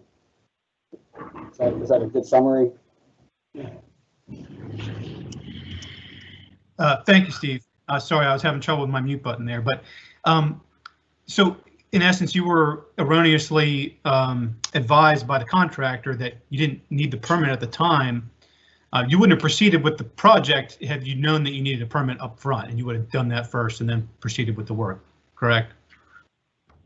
Correct. Okay. So can you please discuss for the board, just briefly, the district's approach to fire drills? How often do we do fire drills with the staff and students at Peebles Elementary? I believe that state code requires that we do 7 per school year. We do above more than what's required. We do them at least once a month. Once a month. And so explain to the board what happens in the Peebles Elementary building when the fire alarm goes off. Well, when there's a fire alarm, obviously the strobes and the horns go off.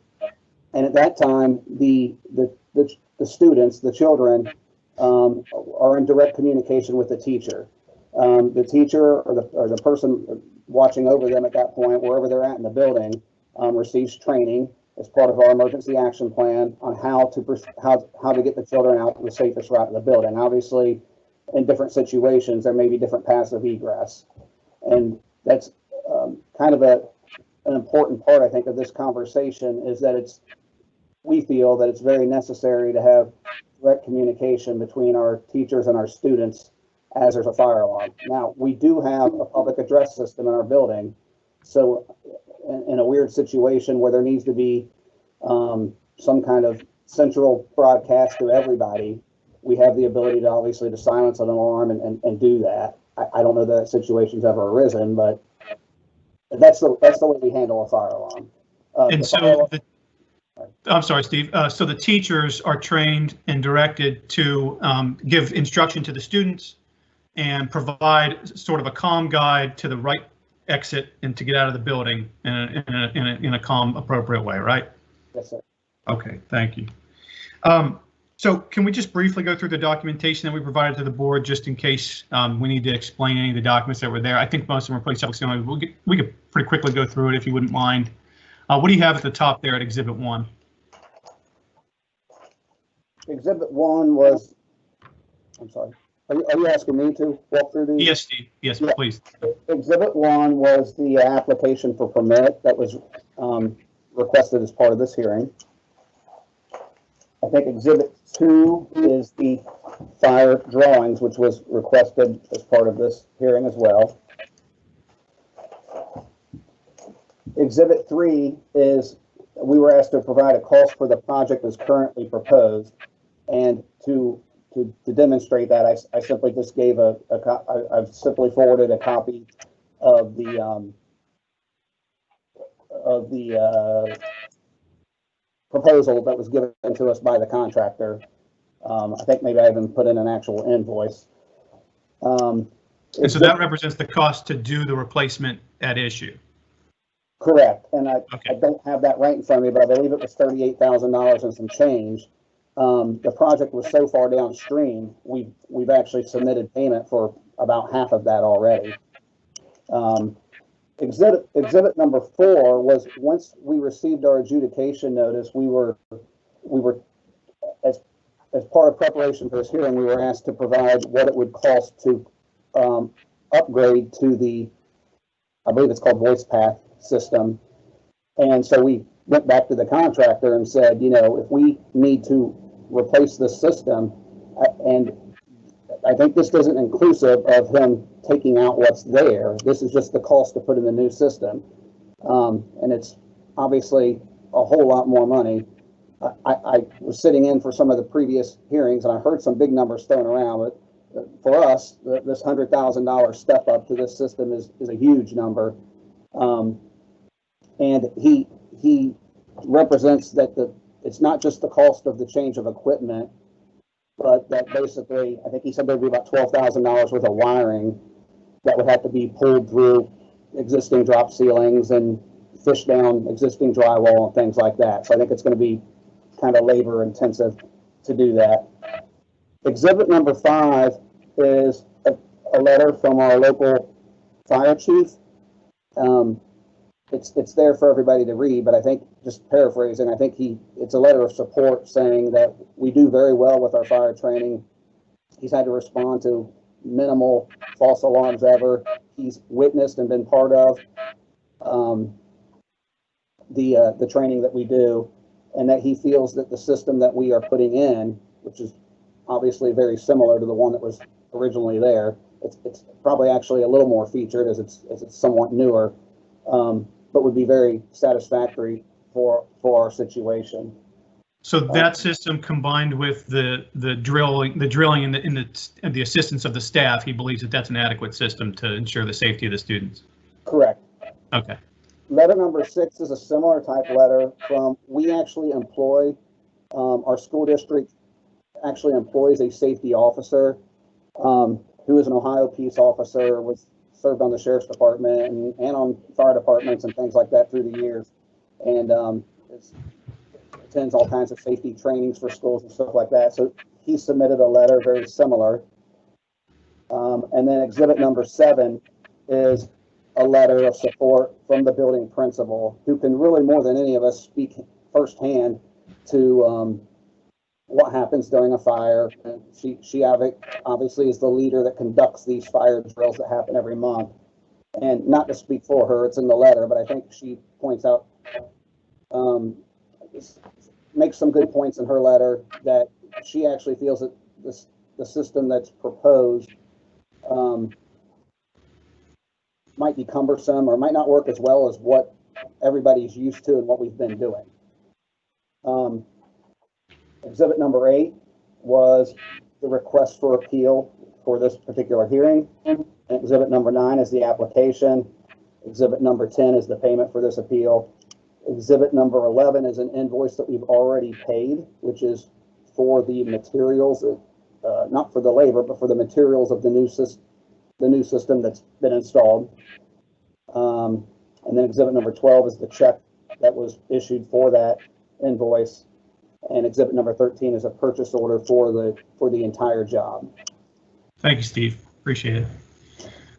So, for the members of the board, I think through the exhibits and through the history that Steve's given and our request for an appeal, it pretty much spells out our position on this. If I could say it more succinctly and perhaps to address the questions that were in the appeal hearing notice, for one, we feel that this isn't a new construction or a new building or structure. So perhaps the code that requires the system to be brought up to the top of the code isn't applicable here. But even if you find that it is applicable and you disagree with that analysis, we do feel that there's a hardship here and a bit of a redundancy in having the voice activated system. So we're looking at more than $80,000 in additional costs plus delays, because we'll have to go through competitive bid in order to do a system that's more than $50,000 because of that the necessity, for roughing in, doing wiring, that kind of thing. That's going to be considered an improvement.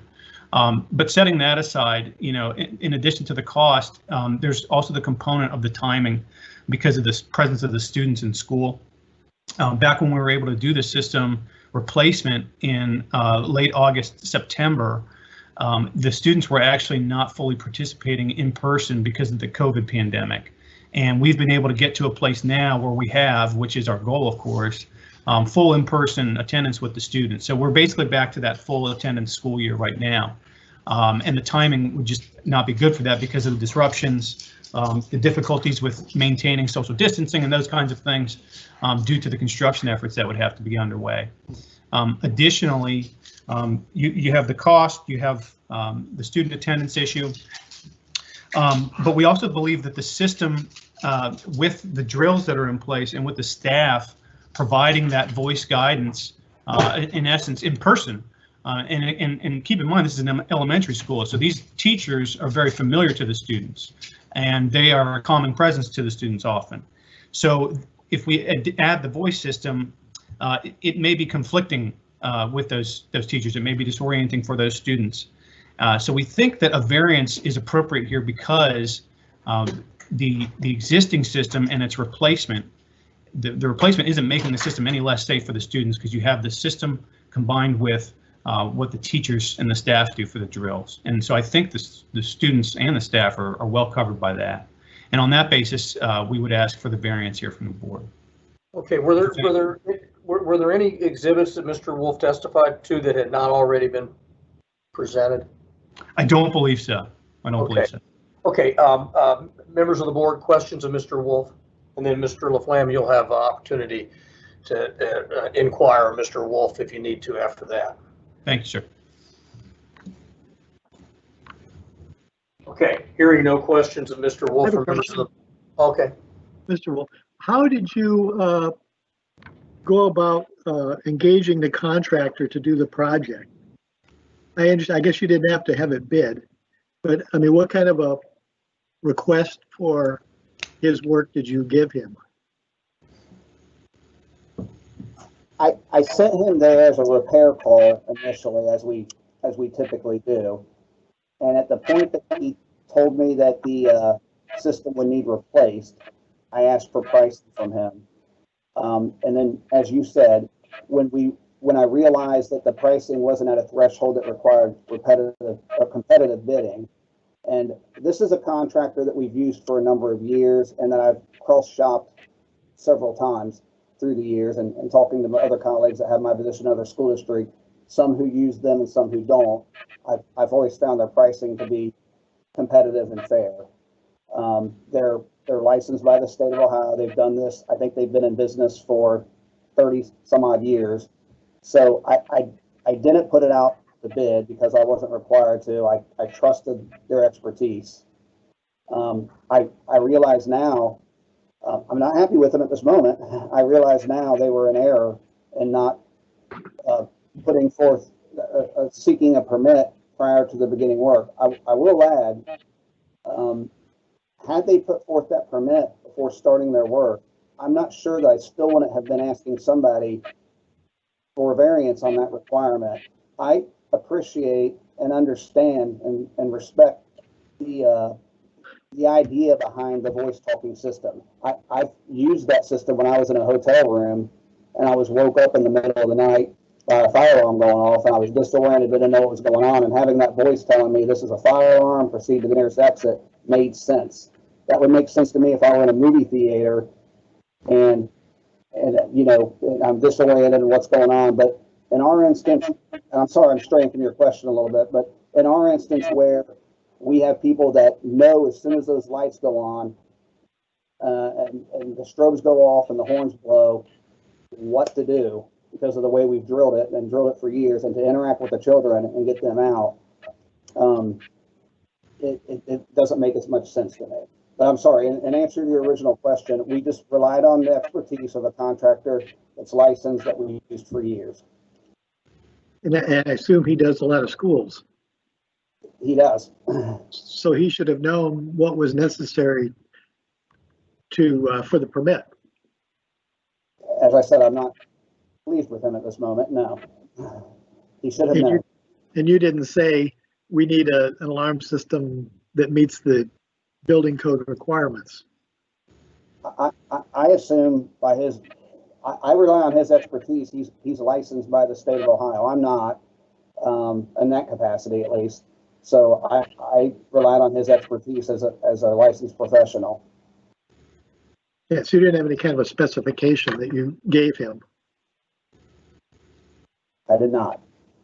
Okay. Mr. LaFlamme, have any questions of Mr. Wolf in light of Mr. Smith's questions? Just one to follow up. Steve, did you know or have any idea that there would be a requirement, or what the requirement was in terms of bringing the building up to code if you did a replacement or a repair on a system? I did not. Okay. Again, I sent a licensed professional. I thought he was going to repair the system. He said it can't be fixed, so in lieu of fixing it, we're going to replace it. Understood. Thank you. Mr. Eaton? Thank you. I can appreciate Mr. Wolf and the school district's predicament. Unfortunately, this is a very popular topic. They're led down a path that the work on the alarm system on older buildings is considered maintenance. May not require plan approval, may require just an inspection and test, but it wouldn't require the submittal. But years back, this came up probably 15 years ago, and myself and the fire marshal's office kind of agreed how far you can go with maintenance and when does it come a new system. Once the system's altered, building code requires it to come up to current standards. So how we've operated is you can replace a panel, say there's a lightning strike, panel replacement, as long as it's compatible with the current devices as maintenance. You can replace strobe and horns in like for like locations, as long as those devices are compatible with the panel. But once you do one or the other and it requires the others to be replaced, a new panel doesn't talk to the devices. Now you have to replace devices. That's a new system. Once that system's replaced, then that triggers the retroactive code requirements. And in this case, it's the voice alarm system. So fully understand how it happened. We're in complete support with the request, given the additional fire drills and operation plans the school has in place. We have no issues whatsoever. Mr. Laflamme, any questions of Mr. Eaton? No, but it may be helpful to ask Mr. Wolf a follow-up question. The emergency plan, is that filed with the local fire department? It is. Okay, It's actually developed with their input. thank you. I thought that might be helpful. Okay, questions of Mr. Eaton from members of the board? Sentiments by members of the board? I have no objection, Mr. Chair. Yeah, Mr. Chair, this is Paul Began. I don't have any objection as well. I do think it's quite a shame that you think a fire alarm contractor working on a school knows what's required and did not advise the school district appropriately or do their work appropriately. So. But other than that, I don't oppose the variance. Thank you. I have a question for Mr. Wolf. What was the cost? What would be the cost of if you'd have gone with the voice alarm communication to begin with? Your initial cost was $39,000 for this replacement system. I mean, I guess I was wondering, would you have gone with? Could you have afforded the voice alarm system to begin with? The two original quotes I received, the one that we ultimately went with, the $39,000 one. The other one, I believe, was about $10,000 less. That was proposed by the current manufacturer within there. That was not a voice path system either. So even that company either wasn't aware of this requirement or I don't know. But it was only after we received our adjudication notice that I had to ask somebody what would it cost to have the voice path system that I received the $139,000 number. So it's $100,000 more than the original cost of the system that you replaced it with. Okay. Yes, sir. I guess the variance is to not have the voice alarm system. Leave the system that you put in lieu of that. So it sounds like the building official is in agreement, and due to the extensive procedures for evacuation of stuff in the school, that you can do without it. So I guess I will go along with that at this point. Okay, I guess Mr. Laflamme, any follow-up based on Mr. Smith's questions of Mr. Wolf? No, sir. I know when to be quiet. All right, very good. Well, I'm fine with it as well. What do you need some time, Paul? No, I don't think this is something that we necessarily need to condition. The only thing that would kind of be outstanding, I mean, for the school, it's likely down the road if they do an addition or something like that, this issue is going to come up again, right? Because now you're expanding a system that does not meet the current code, and you're going to be required to bring that system up to date. So, but I don't necessarily think there's any condition for us to have to be concerned about. Very good. I would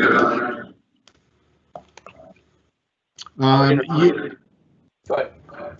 Yes, Mr. Chair, for Board of Building Appeals, case number 20-0138. The appellant is Board of Education of Adams County, Ohio Valley School District, for the premises Peebles Elementary at 700 Peebles Indian Drive, Peebles, Ohio 45660. The appellee is Jeffrey Eaton, building official for the Bureau of Building Code Compliance and the state of Ohio. And adjudication order number 20202223. I move to grant the variance, noting the no objection of the building and fire officials. Okay, motion's been made. Is there a second? Second, Mr. Chair. All those in favor say aye. Aye. Any opposed? All right, variance is granted. As said and read into the record by a 4-0 vote. Mr. Laflamme, anything to come before the board further? No, and thank you for your consideration. We appreciate it. And Mr. Eaton? No, sir. Thanks, everyone. Okay, great. Thank you. I know we have you again a little later, Mr. Eaton. So Sure. Okay, very good. Let's move on and then we can consider a break, but let's call the Geauga County case, assuming we have the parties here. We're going to find out pretty soon. This is case number 20-0139. It deals with the premises located at 8048 Mayfield Road in Chesterland Township, and Geauga County's adjudication number is noted on the docket. Let's have do we have Mr. Hoare, Mr. Sexton, and Mr. Spada here? We have Mr. Spada, I see him. Yes, Dan Spada here. Okay, Spada, sorry. Do we have the appellants? I don't see them. Okay. Let's defer that.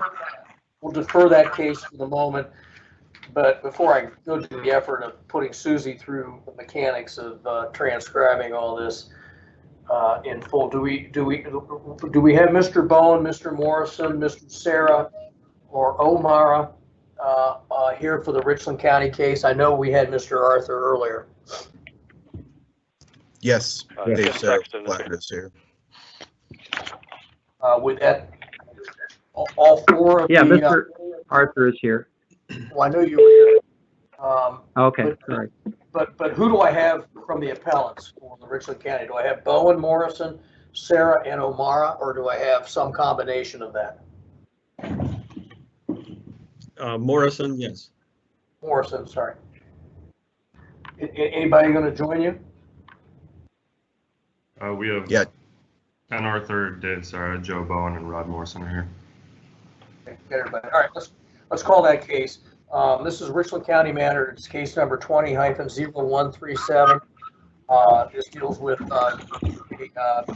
France Hall located at the Heidelberg University campus in Tiffin, and Richland County's adjudication order is noted on the docket. Let's have an introduction of the parties, beginning with the representatives from the university. State your full name, spell your last name, and the capacity by which you're here in a representative way. We'll do the same thing with the building official, have an oath administered, and I'll secure your waiver to proceed in front of a board of 4 since we're down 1 member.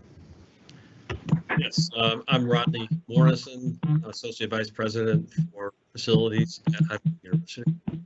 Thank you, Mr. Morrison. Someone might need to mute. Okay. Anyone else from the university? No, I'm the only university representative. Our architects are also on board.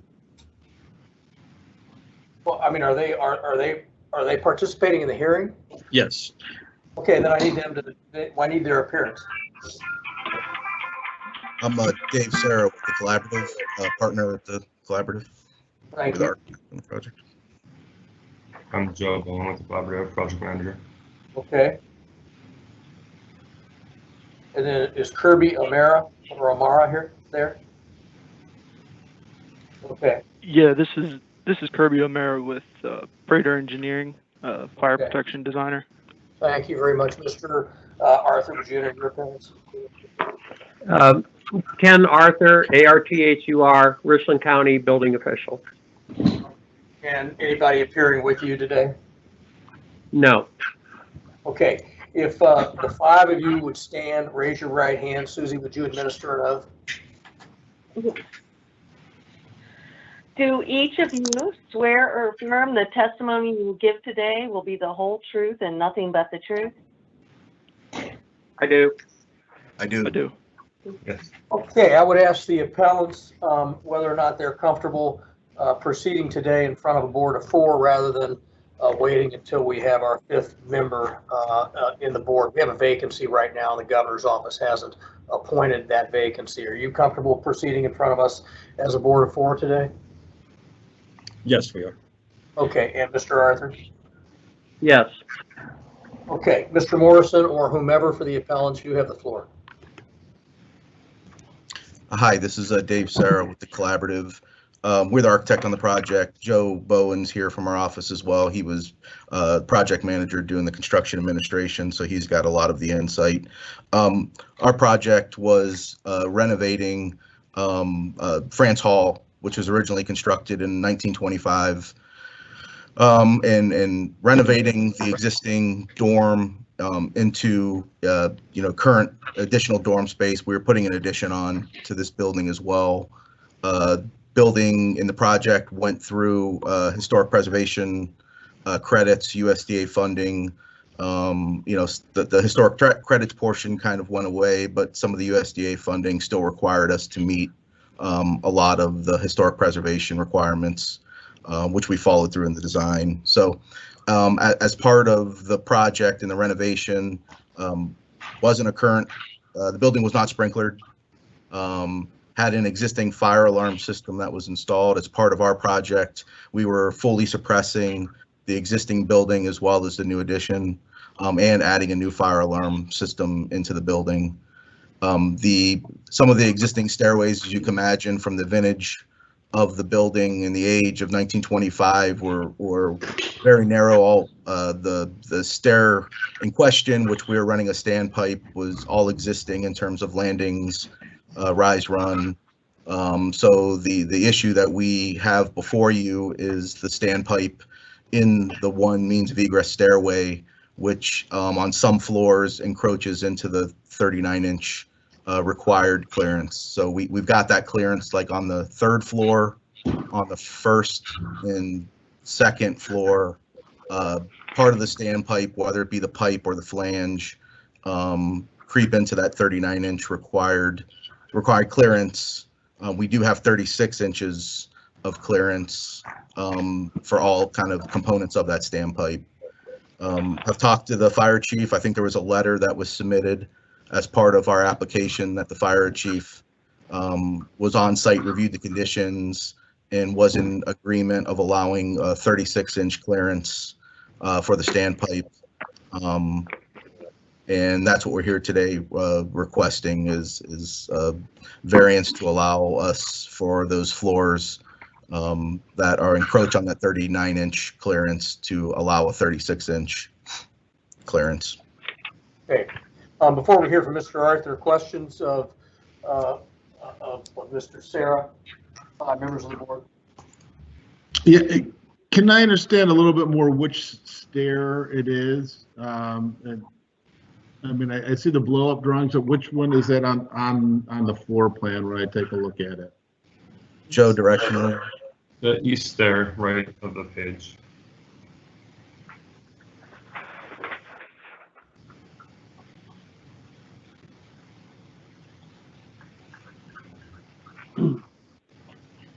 Okay, so let me ask the question, does that standpipe show up on the architectural plans anywhere or just on the sprinkler protection plans? In the blow-ups where the current standpipe is showing, it shows up on those blow-ups. But it doesn't show on the full size architectural floor plans of the building? Not that we showed, no, it does not show on there. The mechanical drawings, I think, further in that set of drawings that we submitted, I think the standpipe is shown there. Well, then I'm going to have to congratulate Mr. Arthur for finding that hidden within the set. If I may, this is Ken. If I may, I would like to make one correction, and that is, it is not the standpipe that is the issue. It is the riser pipe. The standpipe is in a different location, and it is the riser pipe and the drain stack that are the that have encroached on the drawing. There is a fire drawing FP1 .02, FP1 .03, and FP1 .04 that do show those risers in the stairwell. I don't know if you have a copy of that or not.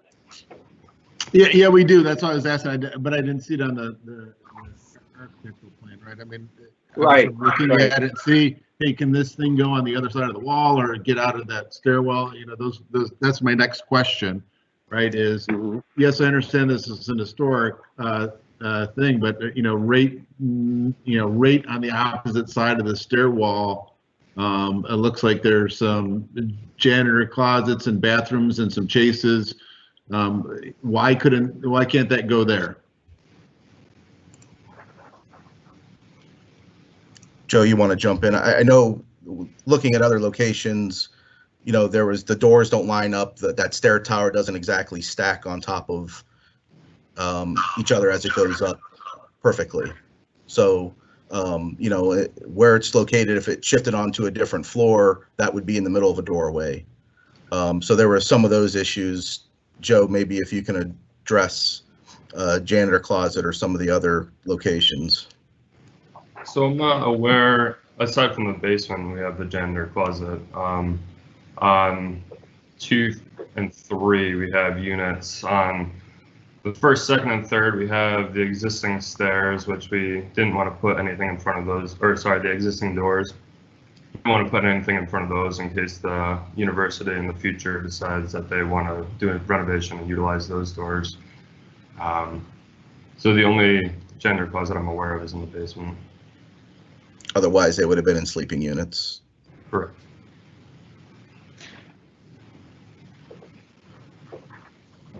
Any other questions of either Mr. Morrison or Mr. Sarah? 5 members of the board. Okay, Mr. Arthur. The drawing that was submitted appeared to comply. This after the standpipes were in, not standpipes, sorry. After the risers were installed on inspection, and actually I was doing the inspection, I said, well, first of all, it was away from the wall quite a bit, the core drills, and the piping was already installed, and I said, well, this is encroached on the required egress continuity according to 1003.6, the means of egress. So I had them, take some careful measurements and things like that. It's my understanding that when the sprinkler people were core drilling, that had they put them against the wall, they would have drilled through structural steel, and so that's why they moved them out without consulting the design professionals. So the sprinkler contractor installed them, and it was when I was doing the inspection, I said, hey, these encroach on the means of egress continuity. On the other hand, they are improving the situation of the building by installing the sprinklers. And I had similar questions. Why weren't they put in another location? Here again, the sprinkler contractor installed them without reconsulting with the design professionals. I had similar questions. So they reduced it to, it's not less than 36 inches, but a couple of them are right at that 36 inch, which the stairwell, I believe, was 39 inches, so it would require that 39 inch radius and that's not present. I looked over the response. The total cost for this project is over $7 million, and it says the additional cost to comply would be $38,500, which my calculations is about 0.5% of the overall project.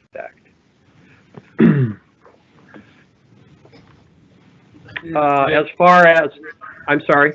Go ahead. Go ahead.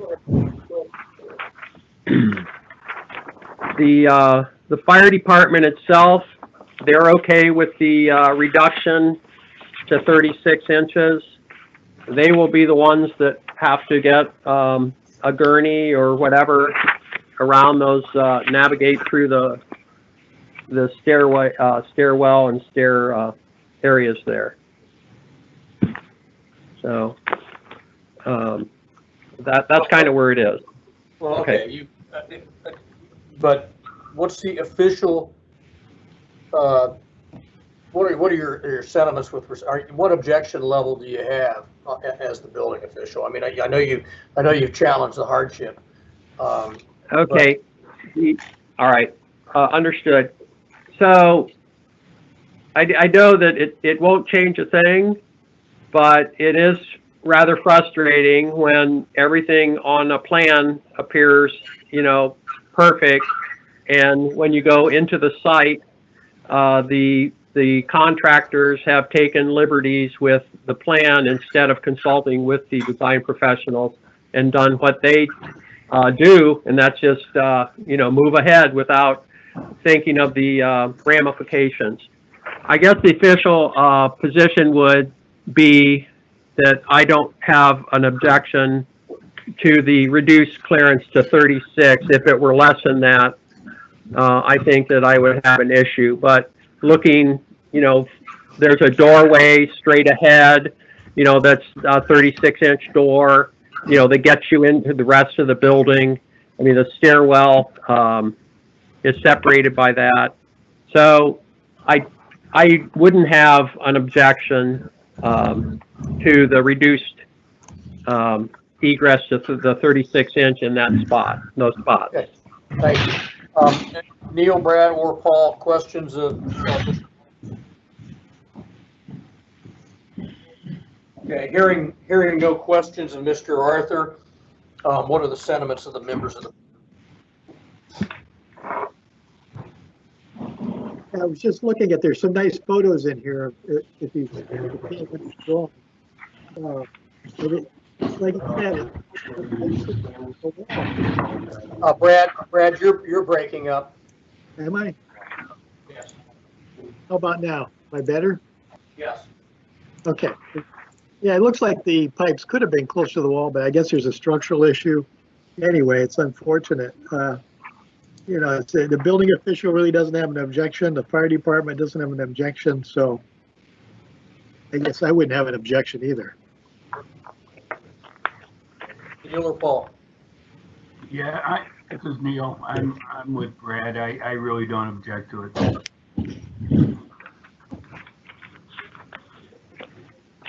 Mr. Chair, this is Paul Began. I'm probably with Mr. Arthur.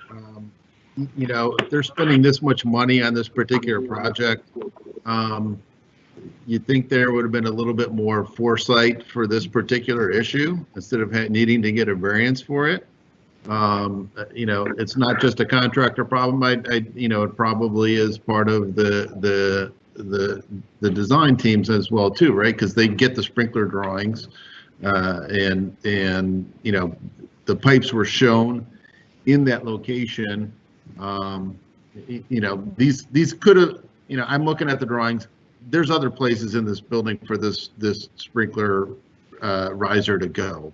I'm sure if Neil was to take a look at it a little bit more detail, it would take him all of about 2 minutes to find a better place to have this thing go up and down rather than the side of a stairwell, especially in an historic building where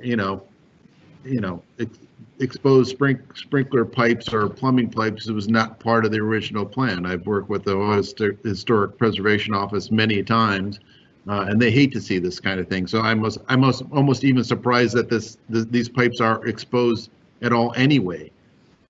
So it's just a big shame all the way around. I believe the university should unfortunately has to live with some of the errors of their consultants and their contractors in this particular instance. I mean, I don't think it's worth moving. I don't think it's going to gain any additional safety, but I think it is a shame that this needed to get to this level. Okay, we have a motion, or do we need conditions? No, I don't know if there's any necessary conditions for this, Mr. Chair. Okay. And I'll go ahead and make the motion. For Ohio Board of Building Appeals case number 20-0137, the appellant is Heidelberg University for the premises France Hall at 119 Greenfield Street, Tiffin, Ohio, 44883. The appellee is Ken Arthur, building official for the Richland County Building Department, and adjudication order number 0964-19-1. I move to grant the variance, noting the reluctant no objection of the building and fire officials. Motion's been made. Is there a second? Second, Mr. Chair. All those in favor say aye. Aye. Any opposed? Okay, the variance is granted, gentlemen, on those conditions. Best of luck. Is there anything further to come in front of the board? No, sir. All right. Nothing Hearing from none. me. Okay, hearing Thank you, none, we will adjourn that case. I do know that we do have the Geauga County parties present right now. Unless there's a strong inclination to take a short recess, I'll go ahead and call the Geauga County case. I'm okay with that, Mr. Chair. Okay, let's call the Geauga County case. It's 20-0139. Deals with the premises located 8048 Mayfield Road in Chesterland Township. The county board's adjudication numbers noted on the docket. Let's have an introduction of the parties. Mr. Hoare. I believe Mr. Rohr needs to unmute his phone by hitting *6.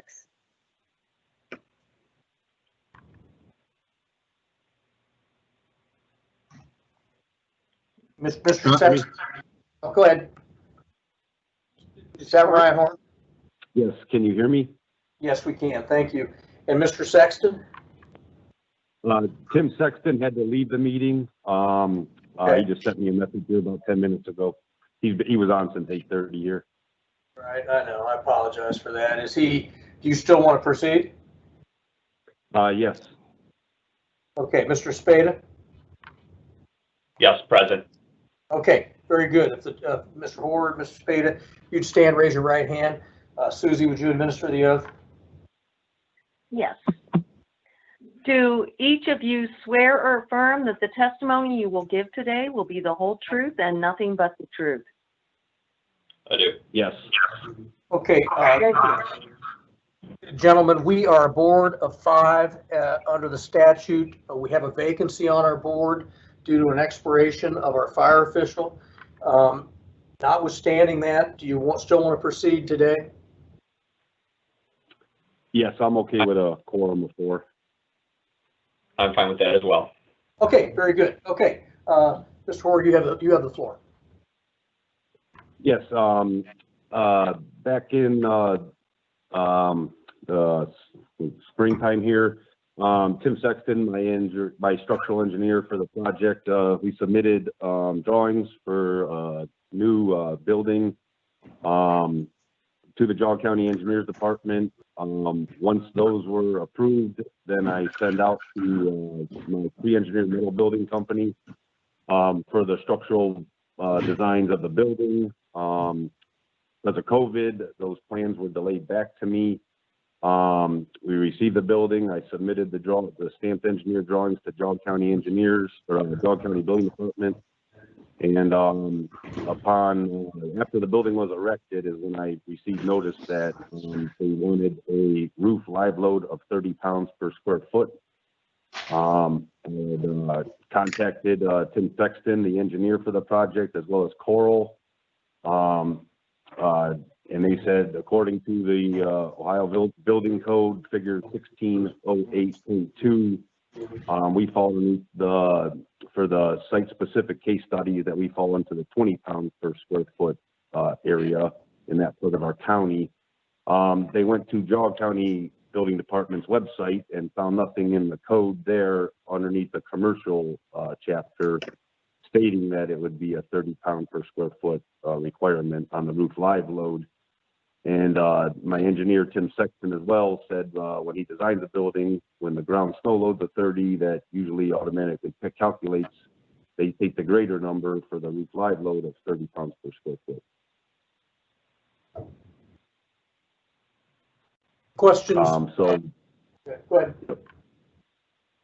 Well, so say I have a building that's erected here. I didn't get the notice back from the commercial review board until once the building was erected. Typically, I see those notices when I pick up my plans. Usually, I believe the commercial review board engineering firm is Neil Hoffman, I think, with Jog County Engineers. Usually they're wrapped up around the blueprint. I didn't get them. I'm sure they were there, but I didn't receive them when I picked up my plans for approval. okay, questions of Mr. Hoare?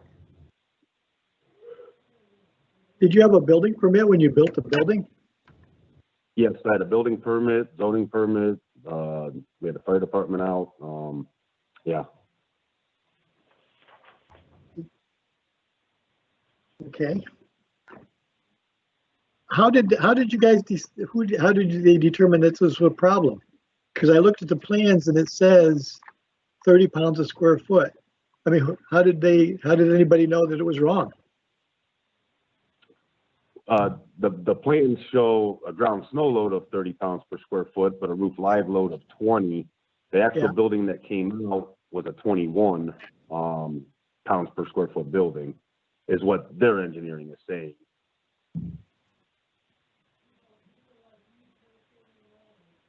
Well, yeah, I think they're two different. I mean, you have a roof live load and then you have a snow load. So yes. They approved the plan. Okay, I'm confused on this whole thing because the ground snow load was correct, which is on the plans. Yes, and that is correct. What we're here about is for the snow load. Yeah, I know. Yeah. Okay. Yep. So let me ask again, and maybe what Brad's getting to. The drawings show a ground snow load of 30 PSF, right? Which is which we can talk about whether it's required or not. But let's assume that it is required. You're saying that the building was not constructed according to the approved plans? The plan submitted, the building is built per the plan submitted. What has come up here is that the snow load should be a 30 pound per square foot, where we actually have a 21 pound per square foot. And that is within a chapter of Jog County Building Department where they state that it should be a 30. Hold on. You're glancing over something here, right? How did it get from you told the architect the drawings that were submitted and approved say 30 PSF for the snow load, right? How do we get to 21? Where did that even come from? I think we're on two different pages here. The plan submitted show a 30 pound ground snow load. The plan submitted also show a 21 a roof live load of 20 with a ground snow load of 30. that was what was submitted to the Geauga County Building Department. And like I say, when I received those as approved, what Geauga County Building Department is stating is that the roof live load needs to be a 30. And I did not receive that when I picked up my plans that were, we assumed approved. Well, they were approved. I did not see that there was a contingency that had to be changed to a 30. So you didn't read the letter that was given with the written on the permit? There was no letter with the plans I picked up, which there typically are if there is any revisions to the plans. Hey, Paul, here's what I didn't receive that letter until after I submitted the plans for the pre-engineered metal building. And that by the time we got those drawings and the building was erected and I received them back, I already had multiple inspections out there that it never came up once until the building was actually completely erected is when I got the phone call stating that that was incorrect.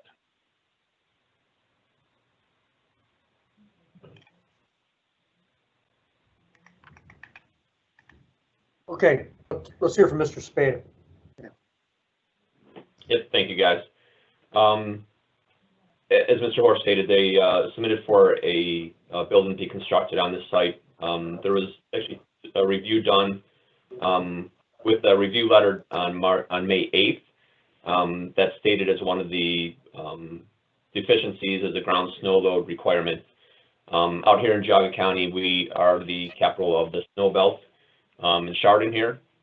And back in 2004, going off of section 1508.2, where it states where values are deemed inadequate because of record snowfall or experience, higher ground snow load shall be determined and adopted by the local jurisdiction. And in 2004, our commissioners adopted a 30-pound per square foot actual roof load with no reduction. So there is confusion out here quite often that we deal with where someone calls in for our ground snow load rating, but we have to remind them that we require a 30-pound roof snow load with no reductions based off of pitch. And so the contingency or the violations were mentioned on both a plan review done on May 8th and then a resubmitted plan review on July 14th. We've had inspectors out to inspect the building. It has mentioned a couple times that we still need to have engineering reports addressed for the 30-pound snow load.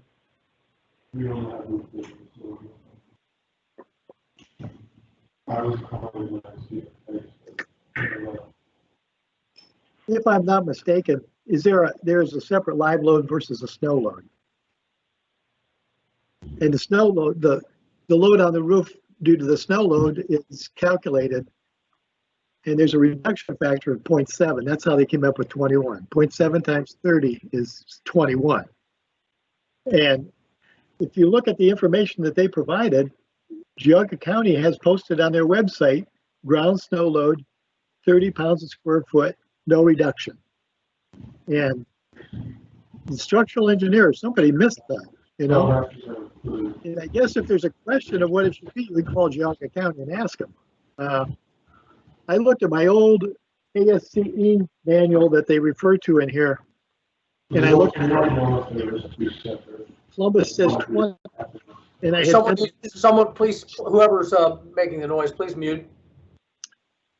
And I had penciled in 25. I mean, you have to call sometimes the building official to verify it if there's any question. But they had the correct ground snow load, which is 30. But if you look at the graph in the building code, it says 20 or 25. So they knew that it was 30, the ground snow load. I'm just saying but they used a reduction factor, which it says there's no reduction. And I don't understand how that happened. If the structural engineer had this information, you know, he wouldn't have done that.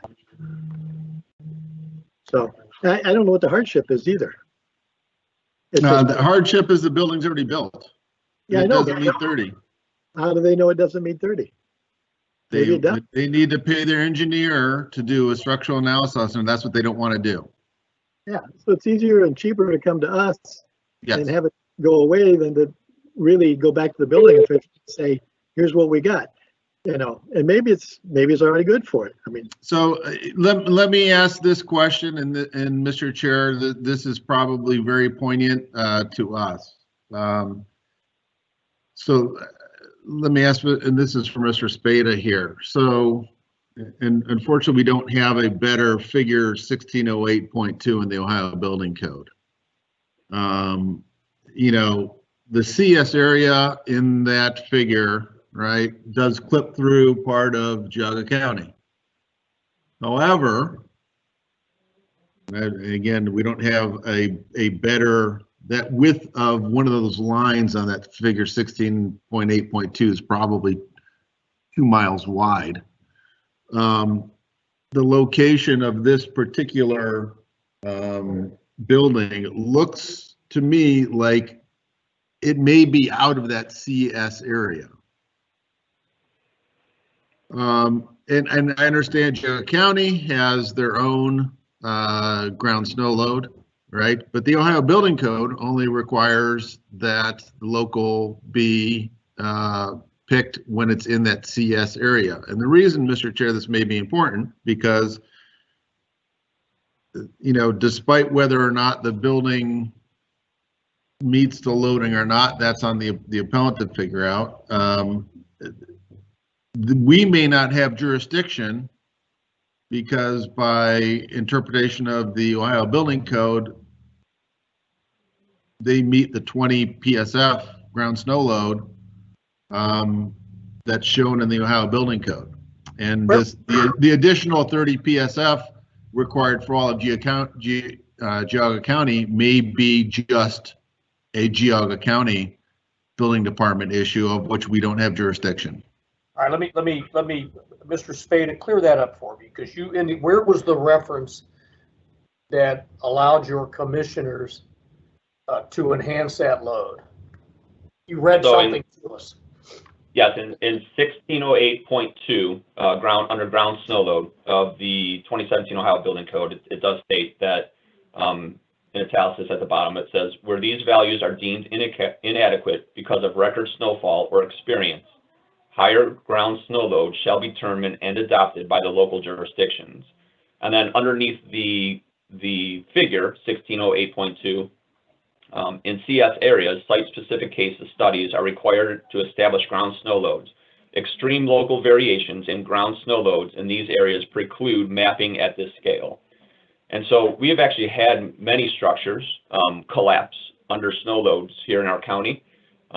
Within the last, I would say, 8 years, we've probably had a dozen or so structures fail under snow load issues we've had in the county here. So it's something we've tried to stand by.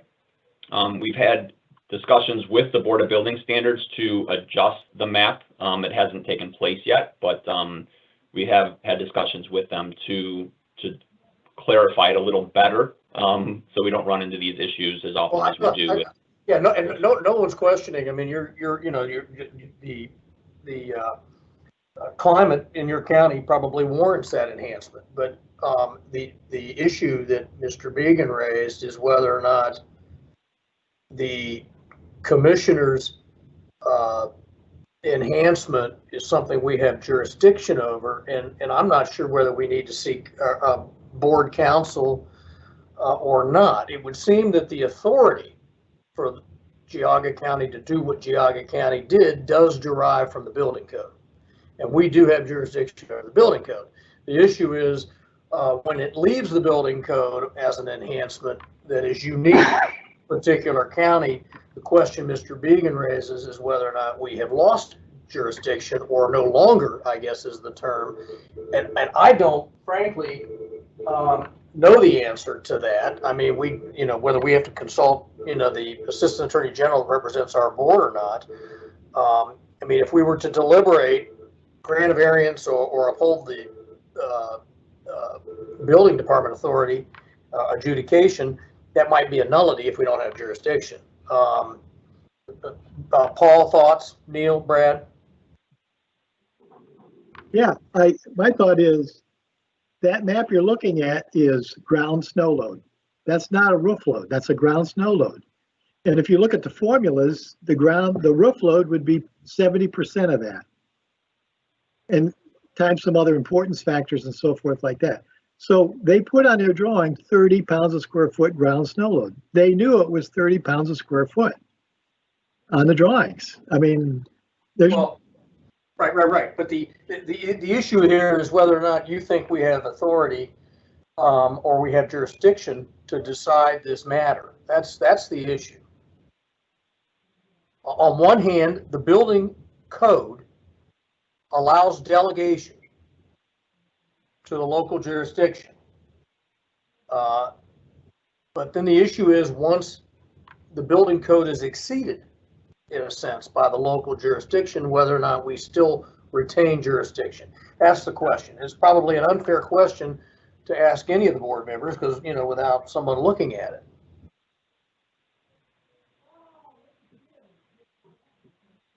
Well, I mean, here's what I would say, Mr. Chair. I mean, we can continue this case, have either get some input from the Board of Building Standards, right, for them to rule whether or not, you know, this falls within the CS area that would give us jurisdiction, or not, to decide if we need to you know, dismiss this case for lack of jurisdiction.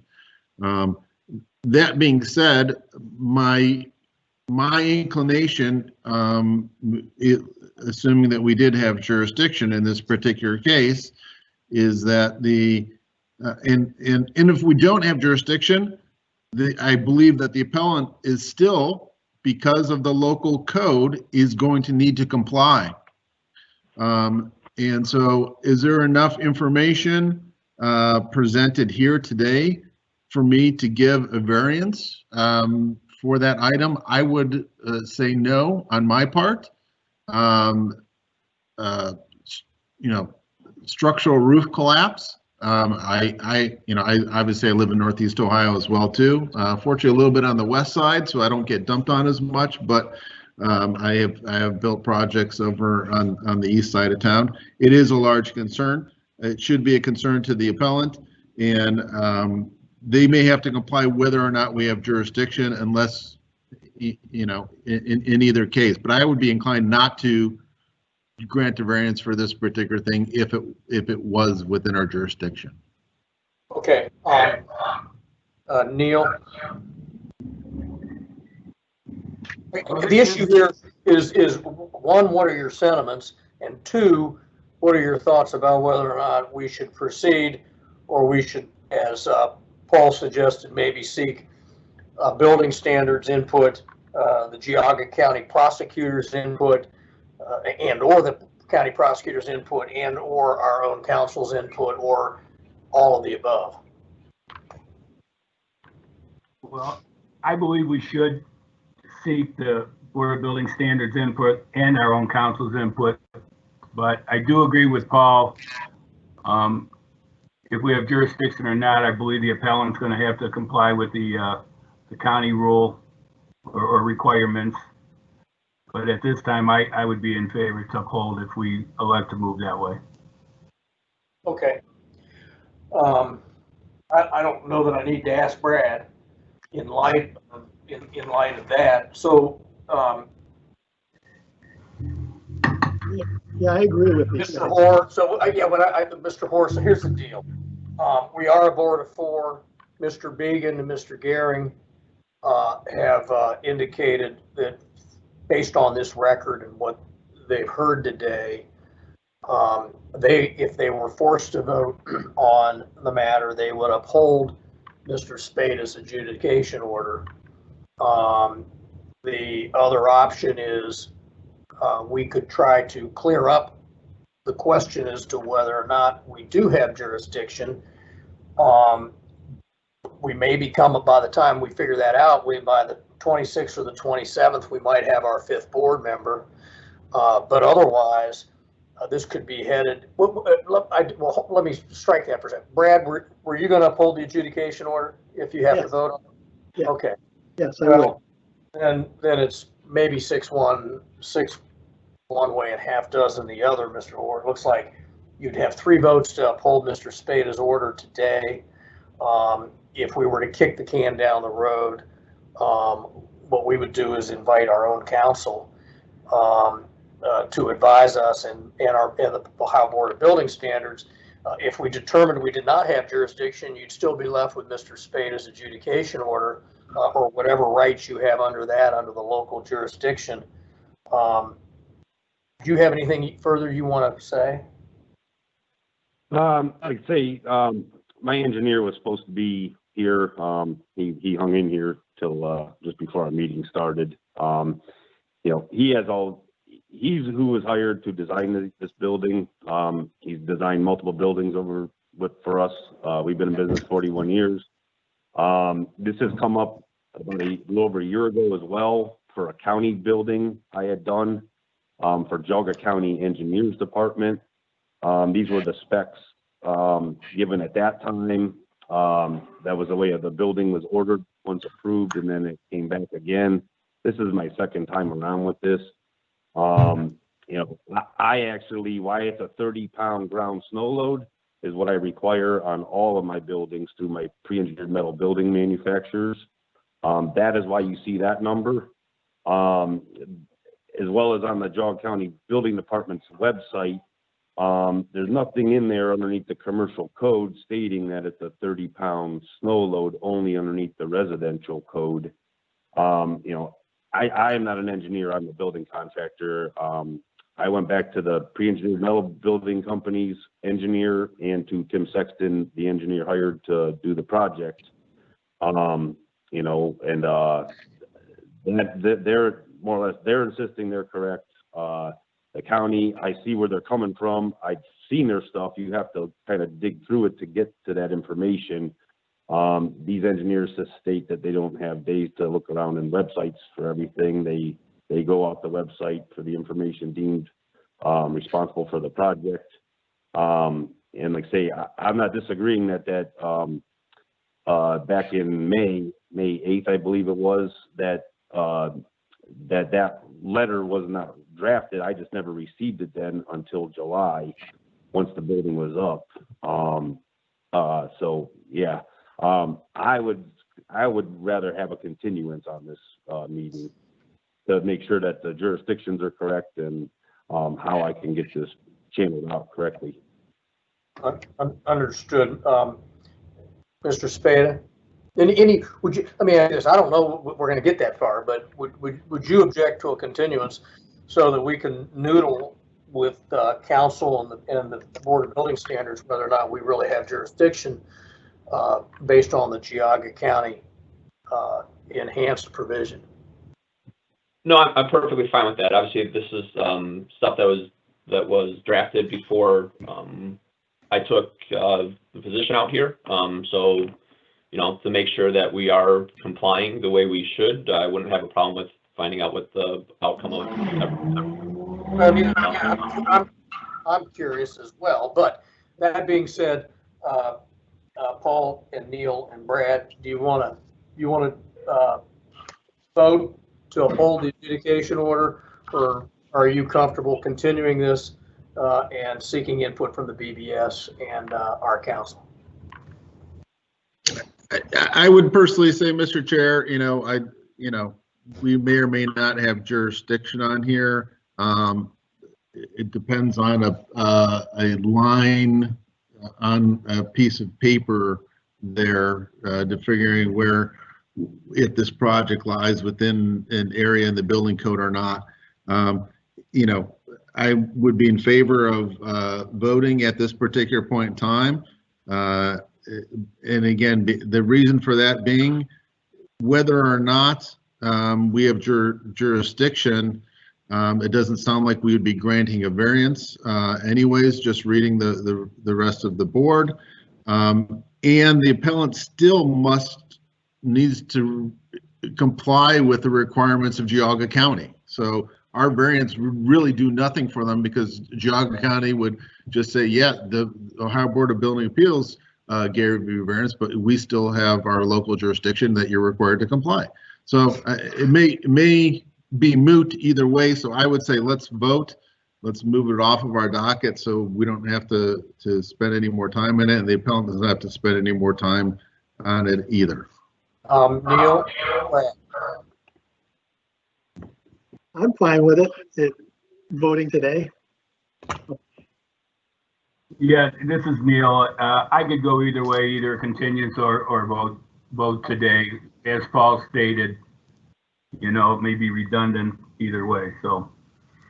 Well, it probably leaves the appellant in the same position, vis-a-vis based on upholding the adjudication order, probably does leave him in exactly the same condition either way. All right, I would entertain a motion to uphold the adjudication order.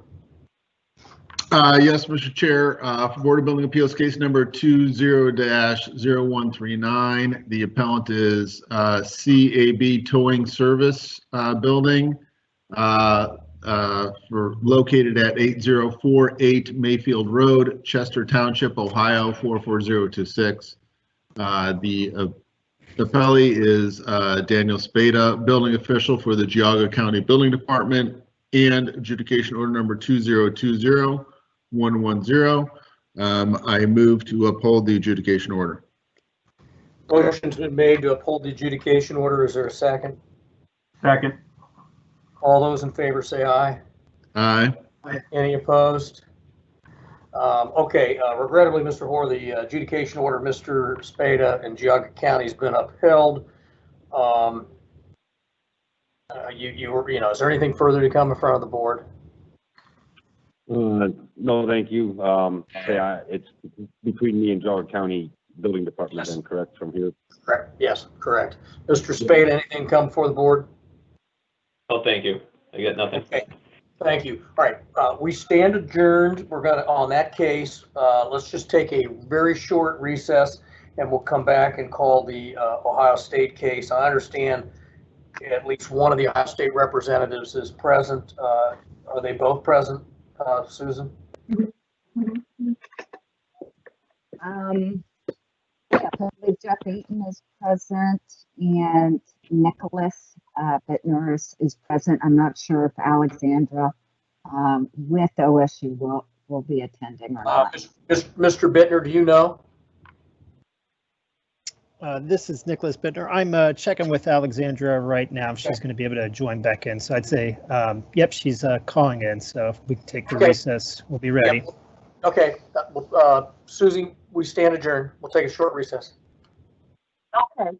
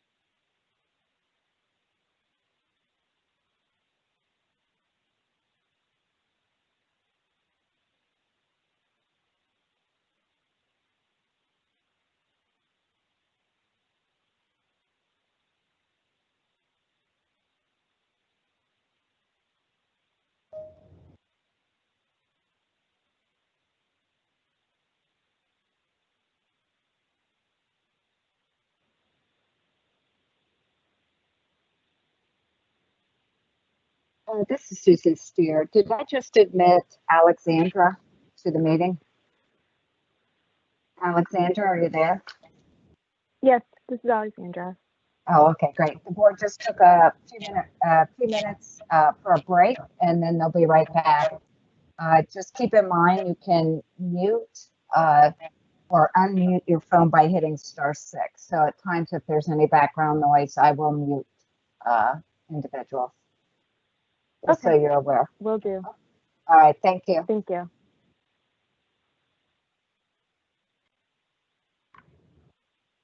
Carl, the OSU, Alexandra is here. I just heard that. Thank you.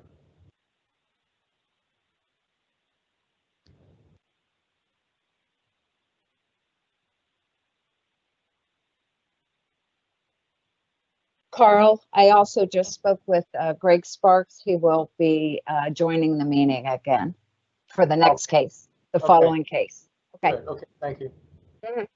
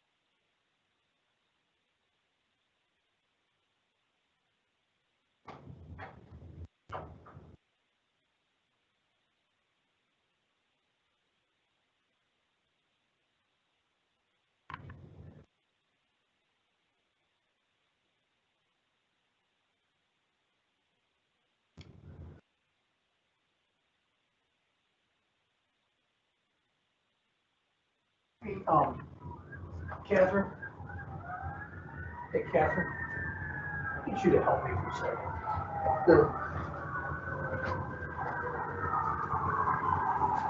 I can't get the whole screen where it has the names of the people.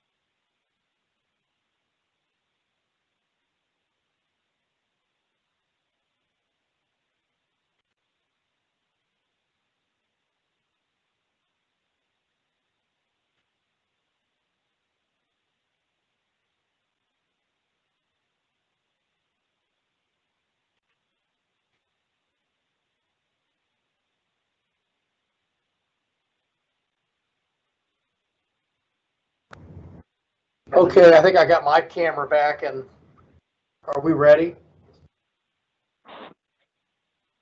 Yes, Mr. Chair. Okay, very good. Sorry about that. Okay, let's call a Division of Industrial Compliance case 20-0004. It deals with a premises located at 2050 Kenny Road, one of the Ohio State University properties, and the division's adjudication number is noted on the docket. Let's have an introduction of the parties, beginning with Mr. Bittner, then by Ms. Radeball, and then Mr. Eaton.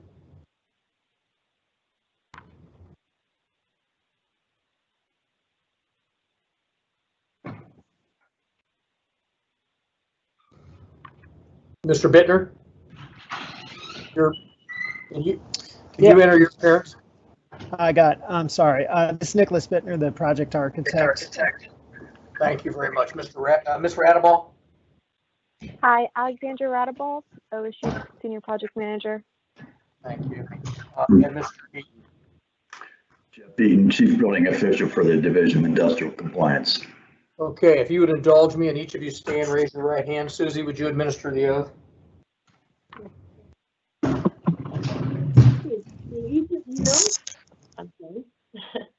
Do each of you swear or affirm that the testimony you will give today will be the whole truth and nothing but the truth?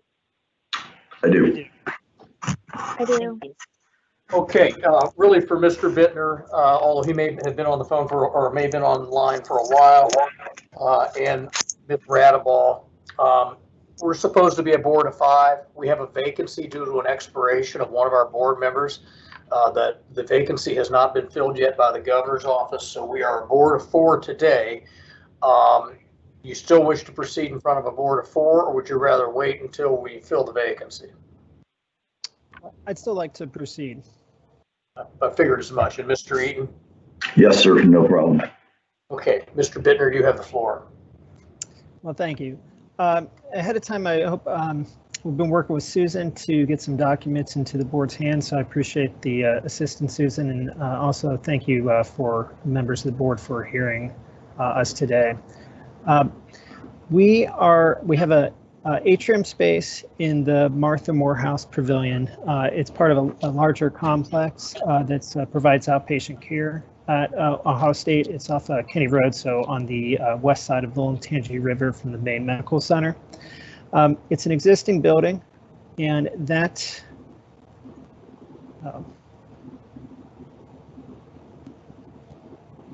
oh, I'm back. So I don't know. We saw. I don't think you froze. Maybe. Oh, good. It was just on my side then. Good. Okay. In that pavilion space, there is an existing atrium. There is no smoke control in the pavilion today. When we started the renovation, we explored what it would take to bring in a smoke control system, and the costs greatly exceeded what was budgeted for the renovation project. So we started investigating a little bit further. We did find that in International Building Code 2021 that some of the items that would have required the smoke control are taken out. So namely, the exception 2 of the 2021 IBC code 404.5 is concerns smoke control. It mentions that smoke control is not required for atriums connecting more than 2 stories when all the following are met. Only the 2 lowest stories shall be permitted to be open to the atrium, and the stories above the 2 lowest shall be separated from the atrium. So our atrium is 3 stories. And I think one of the items that was shared is a building section showing those how the atrium space interacts with the stories. There is existing skylights up above. The building will be fully sprinkled. It currently is. So any of the components of the renovation will still meet NFPA 13. Its fire alarm upgrades will also take place, making sure that all the alarm systems throughout have the conventional speaker strobe system in place and visible for any of the renovated exam rooms, etc. That would require that. On that 3rd level, also in that 2021, and this is also in effect in current code, which is the enclosure of the atrium, requires a fire barrier where you're not, where it's not open. One of the exceptions is exception 1, which says fire barrier is not required where a glass wall forming smoke partition is provided. We do plan on that on the 3rd level to use a glass with what's called a sprinkler curtain, where you have a sprinkler head every 6 inches on center. I think, and we did receive support from the state fire marshal in this variance request. We also reached out to the fire department that has jurisdiction that would respond to any alarm at the pavilion. Mr. Timothy Feldman, as fire inspector with Clinton Township, he also reviewed the changes on site with us and then provided a letter of support for not installing a smoke control system in the space. I also believe Jeff has reviewed the case as well. That's all the items that I have to present from the university and the architect side right now. Okay, we'll ask Mr. Eaton the division sentiments, but first of all, any questions of Mr. Bittner by members of the board? Yeah, I need a little bit further explanation. I think you lost me a little bit when you started talking about the 3rd floor, the glass and the sprinklers and all that. So I don't have the 2021 IBC sitting in front of me, so I can't open up that section. So I have to assume that your application has the correct verbiage on here. Per that, only the lowest 2 stories are allowed to be open to the atrium, and the top floor has to be protected from that as a shaft. And so that, explain to me what's going on at the 3rd floor. Member of the board, is it possible to share my screen? Is that okay, or do you prefer not? Okay, because it may be a little easier to look at it that way. Okay, so this is that section of Code 2021, but what I want to open up is the renderings here, and then I can go to the building section too.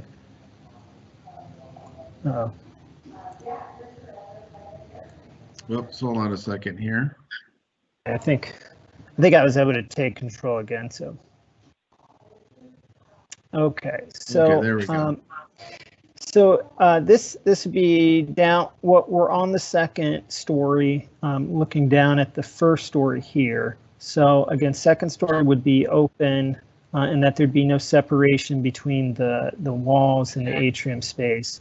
On the 3rd floor, we're proposing a glass wall that goes all the basically seals this 3rd floor from smoke, and also has a sprinkler curtain on the inside. And then, so looking at that in the section here. So at the 3rd level here, this would be all glass, whereas this would open up to the 2nd and the 1st floor here. Okay, so the 3rd floor is separated from the atrium by a smoke enclosure. In this particular case, you were using glass, so it's not going to be, but you're not going to have spaces in between there. It's going to be all glazed tight. Correct. Yeah, it just would not be rated glass. It would just be sealed for smoke. Right. I understand that, and you're using a water curtain in lieu for the fire separation. Correct. Any other questions of Mr. Bittner? I do. It's from the information submitted, it's not clear to me what the total project scope is and cost, and the cost to comply. I can provide that information.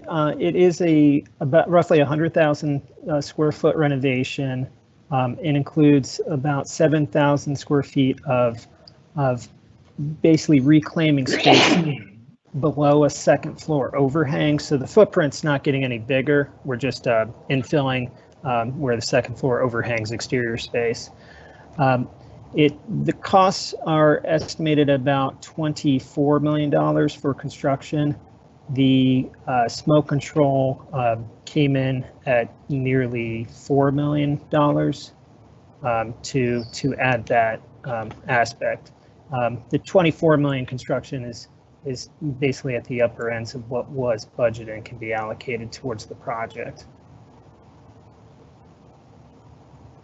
And is this an existing atrium or you're creating an atrium? It's an existing atrium. In fact, the only reason that we're kind of changing it in some manner is this second floor waiting space here. The atrium used to go all the way back to this wall, so we're basically framing in half of the atrium area with that second floor is going to go out into that space. So originally the building was constructed with fire shutters on the third floor and the second floor. There were no fire shutters on the first floor, so the first floor was all open. But by putting in this, basically extending the floor into that atrium space, it makes the fire shutters not really that functional any longer, as you'd basically be closing off this space from egress. So you're opening it up, I guess, on the second and first floor.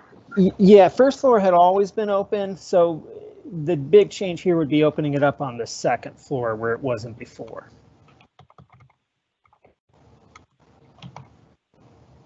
Okay, Mr. Eaton. We're comfortable with the request. I did mention to Mr. Bittner yesterday, item 1 on our order is more of a statement than it is an item that they don't comply with. So I would recommend we just withdraw that, given that we're in support of the variance for item number 2. Well, you mean withdraw the notice of appeal as it relates to your statement? Yeah, for item 1. Okay, well, that would have to be Mr. Bittner would have to. Correct. You want to do that? Yes, I would move that we remove item 1 if the state agrees to that as well, which they have. That'll be sustained, and we'll deal with it in the final motion, assuming we get that far. Paul, Neil, Brad, your thoughts? So the variance is requesting not to provide a smoke control system in the atrium, is that correct? That's correct. And the justification is the 2021 IBC? And the car. Yes, yeah, that we won't actually be constructing this because it's a multi-phase project. That atrium space won't actually get renovated with that second floor and all those changes until sometime late in 2023 would it be occupiable. We again don't quite know when IBC 2021 and to what full extent it will be adopted by the state of Ohio, but we would still be, 2.5 years from now before that space would be occupied in the form that we're showing.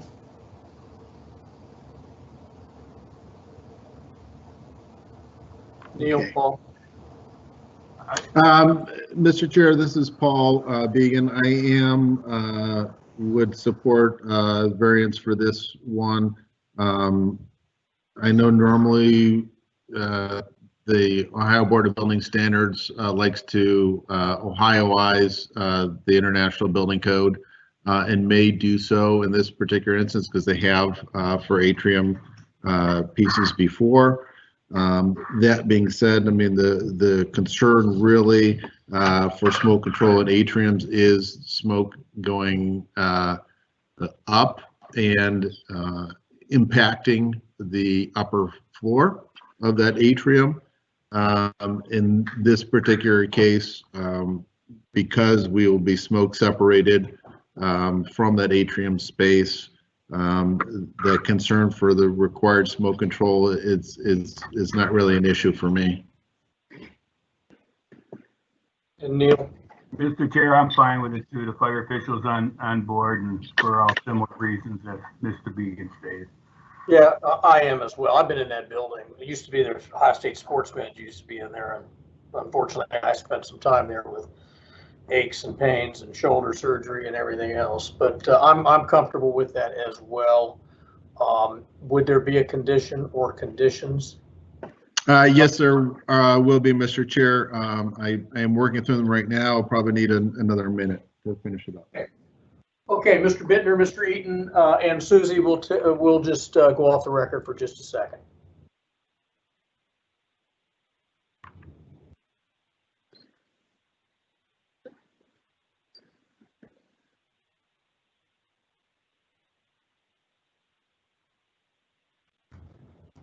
And Susan, I'll be right back.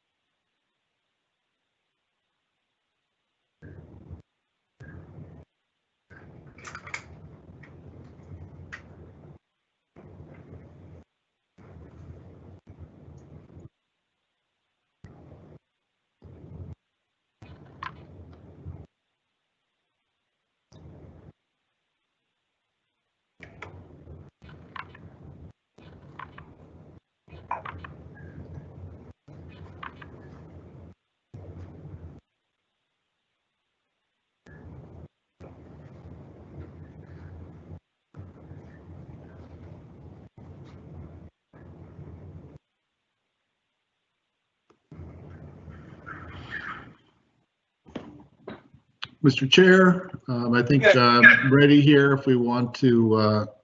Go back on the record. Yeah. Okay, Susie, back on.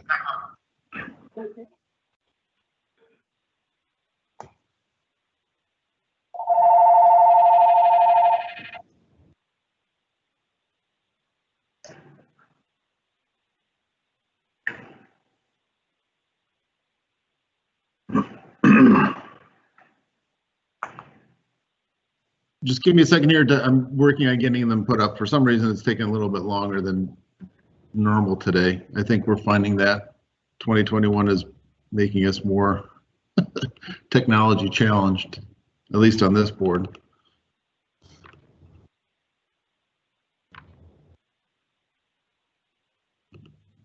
Somebody said that now we're in 2021. 2020 is truly hindsight. It definitely is.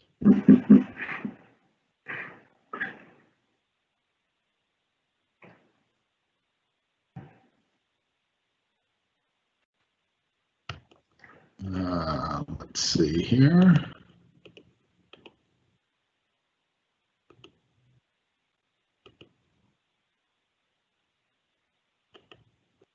Got it.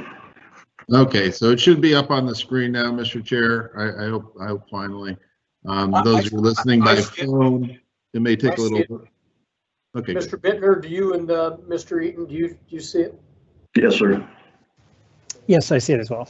Okay, I will read through them so that those using my phone and our recorder can have them as well. This variance is conditioned on the following. Number one, the provisions of the 2021 International Building Code, Section 404, regarding atriums shall be permitted to be applied to the treatment of the atrium space only. Number two, smoke control shall not be required for the atrium. Number three, only the lower two floors shall be permitted to be open to the atrium.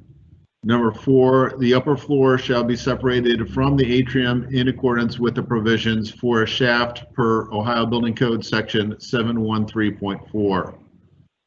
Number five, where glass is utilized adjacent to the atrium on the upper floor, the glass shall prevent the transmission of smoke, parent smoke sealed and parent, and shall be protected by a deluge sprinkler system to the satisfaction of the building official.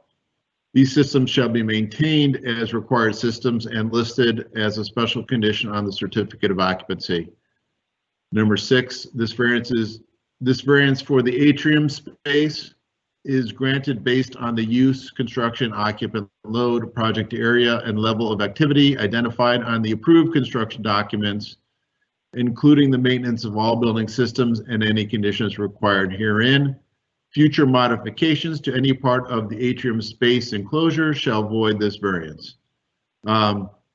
Number seven, the chief building official shall forward a copy of any certificate of occupancy to the fire department having either emergency response or fire prevention responsibility. Mr. Bittner, there's a lot there. Are those, are you comfortable with those conditions? Yes, I'm comfortable. They all seem reasonable. The one, it's not even a stipulation because I think it says there on item 5 to the satisfaction of the building official. My understanding from the fire protection designers that the code looks at a sprinkler sprinkler curtain different than the deluge system. But I feel like there's a little bit of leeway with the building official to get exactly what they would want to see there. Does that make sense? I think that's built in. I think that's baked into it, but that's how I feel as well. And we can ask Mr. Eaton if he sees any reason to change the verbiage. I'd be happy to do that if needed. No, I think it's good as read. That's all I have. I appreciate it. Okay, very good. I'll entertain a motion. Yes, Mr. Chair. For Board of Building Appeals case number 21-0004, the appellant is Ohio State University for the premises Morehouse Pavilion renovation, medical office building at 2050 Kenny Road, Columbus, Ohio 43221. The appellee is Jeffrey Eaton. Building official Bureau of Building Code Compliance for the State of Ohio, and adjudication order number 2020-06-0060. I move to grant the variance subject to the conditions previously read in the record, and noting the no objection of the building and fire officials. Okay, very good. Motion's been made. Is there a second? Second, Mr. Chair. All those in favor say aye. Aye. Any opposed? It passes unanimously, meaning 4-0 on that list of, I think, 7 stated conditions. Mr. Bittner and/or Mr. Eaton, anything further to come in front of the board? No, sir. Thanks, everyone. Have a good day.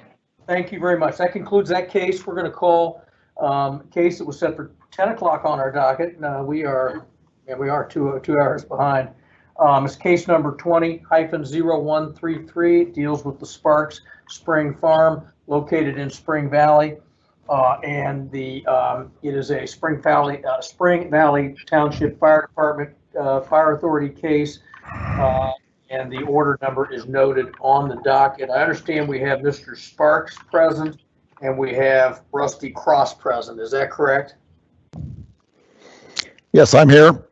Greg Sparks. Okay, Greg. Rusty Cross? I am here, yes.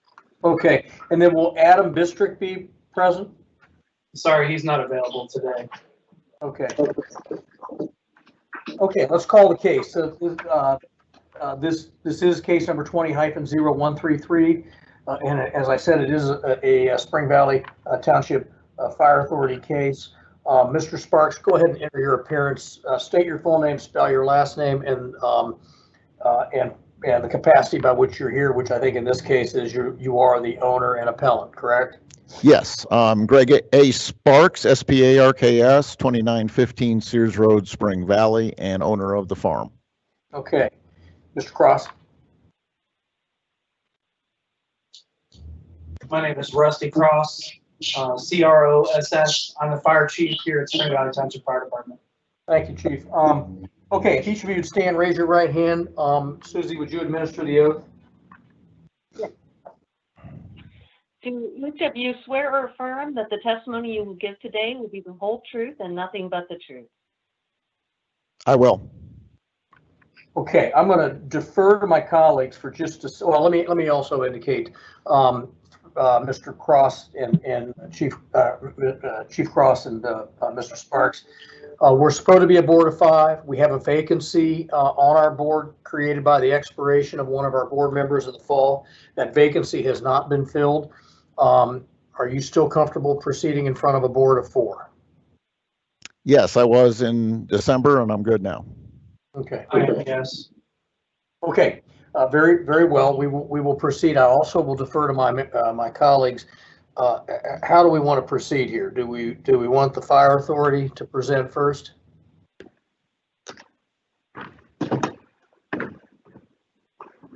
I don't know if it makes a big difference. That might be the case. It seems like the appellant and the fire official have been communicating regarding this. Okay, let me, I'll exercise the discretion. Let's hear from the chief first. So back in December when we met, we were looking at getting some pictures and some diagrams of the structure that Mr. Sparks wants to not put the sprinkler system. Biggest reason is the fact that there is no available water. His resident and the structure is on a well system that would not support a capable sprinkler system. Mr. Sparks has complied with all other aspects of the fire code to comply with us here at Spring Valley. With the agritourism being something that Spring Valley has never dealt with before, it has been a challenge for us to try to decide, because normally we go through a process through the building department to collect specific data that we weren't able to do in this case. But we were able to meet with Mr. Sparks multiple times to resolve some issues, and this is where we're at this point. Okay, I'm assuming, Mr. Sparks, you concur with the chief's comments? I do. Okay. Questions of either of the parties by members of the board? No, I think the pictures were definitely helpful to understand this facility in a little bit more detail. Maybe a question for the appellant here in this one. There's a lot of equipment in the barn and some additional information about the use of the lower level. Can you explain that and then explain how all of that is going to be removed anytime that you're using the barn for an event? Yes. So the pictures you're seeing are the off-season winter configuration. It is the barn itself is used for agriculture at all times. We're, like I stated in December, grass-fed beef, pork, turkeys, chickens. We have everything relative to the farm, and the point of the agritourism is to expose folks to the farming environment, how we do things, that type of thing. And we do at the point hold events. All the material you see sitting there, again, was pictures associated with its current state in a winter configuration. In the summer, we clear everything out. I may have something under maintenance at a point. Well, when I schedule something, I make sure that the entire place is cleaned up, and we hold an event, an assembly in the barn, and then it goes back to that configuration that I need for any given point for the use of the barn. Is that helpful? It's essentially a dual use for the same facility, with the requirement now on the assembly for the main floor and the loft. So. Okay, a little bit more about the lower level then as well too. And again, obviously addressing our concern, right, is that you move all of this stuff, including, you know, gas cans and fuel, tractors and hay and anything else, just stick it underneath there, because it's not going to be a problem. Well, obviously, if there's a fire underneath, it's just as a concern as if it were in the main space itself. Correct. Not so because it's concealed. Correct. And so at time of assembly, procedure on the farm is no fuels or flames in any part of the facility, to include that lower level. And no equipment will actually physically fit at the lower level. It is only for animals at that point. We have breeding areas, or brooding areas for poultry. We actually have pens downstairs. I did not take any pictures because it wasn't in question relative to that. I will say that the construction underneath is 12 inches of solid concrete. The fire department had asked me to put fire barriers in the stairway and the access to the stairs, which had been complied with. So there is a 2-hour barrier, both at the stairs accessing forward. So it is completely sealed off from the rest of the facility at that point. So I just don't move it downstairs. I have other barns that I move things to at the time of assembly, other locations, actually.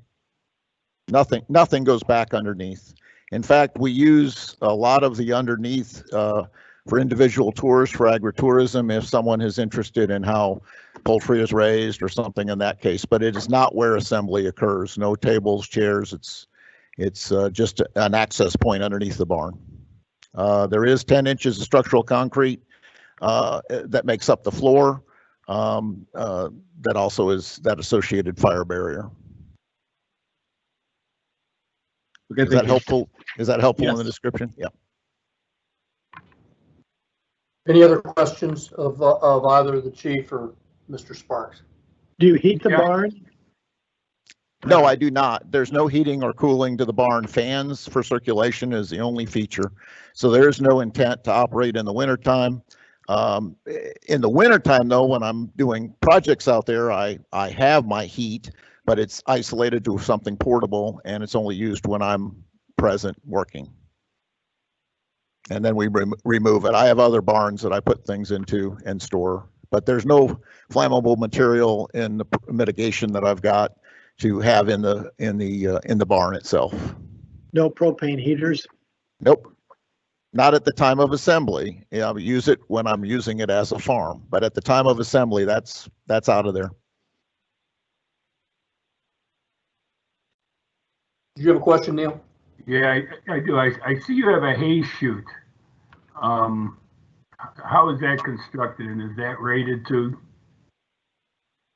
Is there a rating on that? Is that something that's closed, it's able to be closed, or is it continually open? Yes. It is sealed off at the top, and mainly it's for safety and locked, only used at the time of the hay. Hay being used in the basement for feeding purposes in the wintertime. Does that go down? Does that go to the lowest level too? It does. It does. Is that also rated? Is that enclosed or rated there? It's enclosed at the top. It's enclosed at the top. So from the lower level to the ground level, it's not enclosed?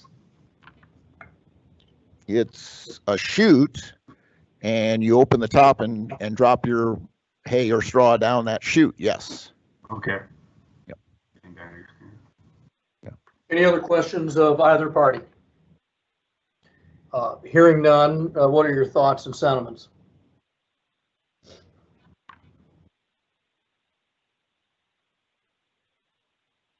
Obviously we've seen a lot of these particular structures come before this board.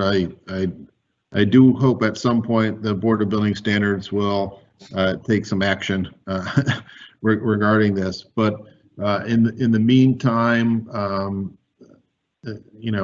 we'll hear from the fire official a little bit more too. But it seems like there has been good communication with the fire official and the appellant on this particular item, or particular structure. I think if we added some conditions regarding a fire alarm, preventing, cooking and candles and open flames and storage of combustibles, I think I would be okay with a variance. Chief, do you want to respond to that?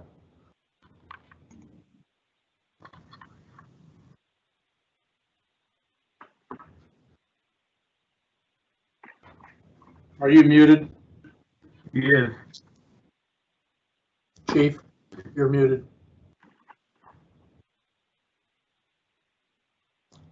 Sorry. I'm in agreement with that. We, myself and Mr. Sparks have had conversations about specific requirements for his assembly times with open flames. He is familiar with those. I'm okay with that as well. Okay, so I'm going to assume. Go ahead, Brad. I have a question, I guess, for the fire official. We have this document, it's fire safety at agritourism facilities. I mean, one of them is, are they providing a fire alarm system? Mr. Sparks has, I'm sorry, has provided a fire alarm system for the building. With his building not being environmentally controlled, it was a very difficult way to monitor that, but he was able to complete that. So with that being said, I think it would be fine. Did I answer your question?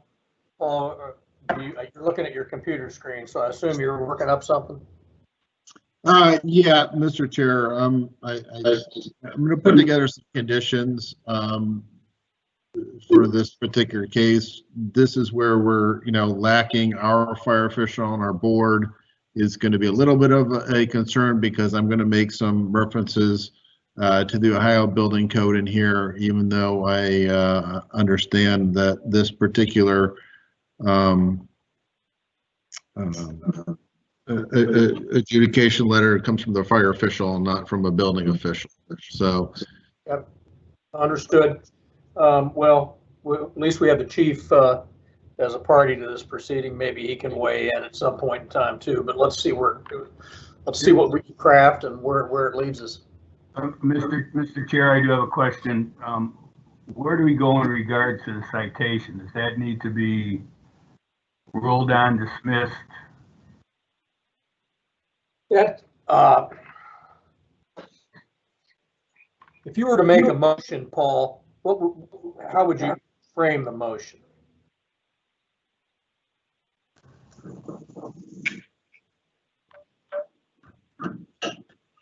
Yeah, let's see here. And again, this is question, by the way. Not having our fire official who understands a little bit more about how these particular items work. My guess is that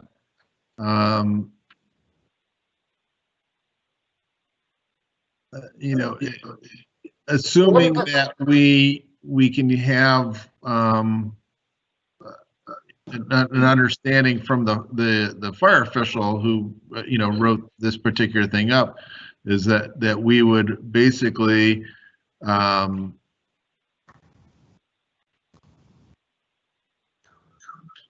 well, let me ask you this, Chief. I don't know if it's a variance to the citation. That's really the case. Basically, if conditionally, the citation is not applicable, right? Well, yeah. So the issue is he can't dismiss the citation, because if he withdraws the citation, we lose jurisdiction. So Correct. we got to keep the citation in place. Chief, you have a thought on that? So my understanding is because of the size of his building, he's required to have a sprinkler system per the fire code. So therefore, the issue would be, it's not in my authority to dismiss the fact that he's required to have a sprinkler system, even though he does not have an available water source that could support it. I mean, if he did, it would be very costly to do so, beyond, in my opinion, the capabilities that would be appropriate. Other than that, keeping the citation and just giving him the variance to not have a sprinkler system based on the requirements that the board sets forth would be where I think we should go. Can I add something? Please. The proper procedure for you is to waiver the requirement on the facility for a fire suppression system, if that meets what you're trying to do.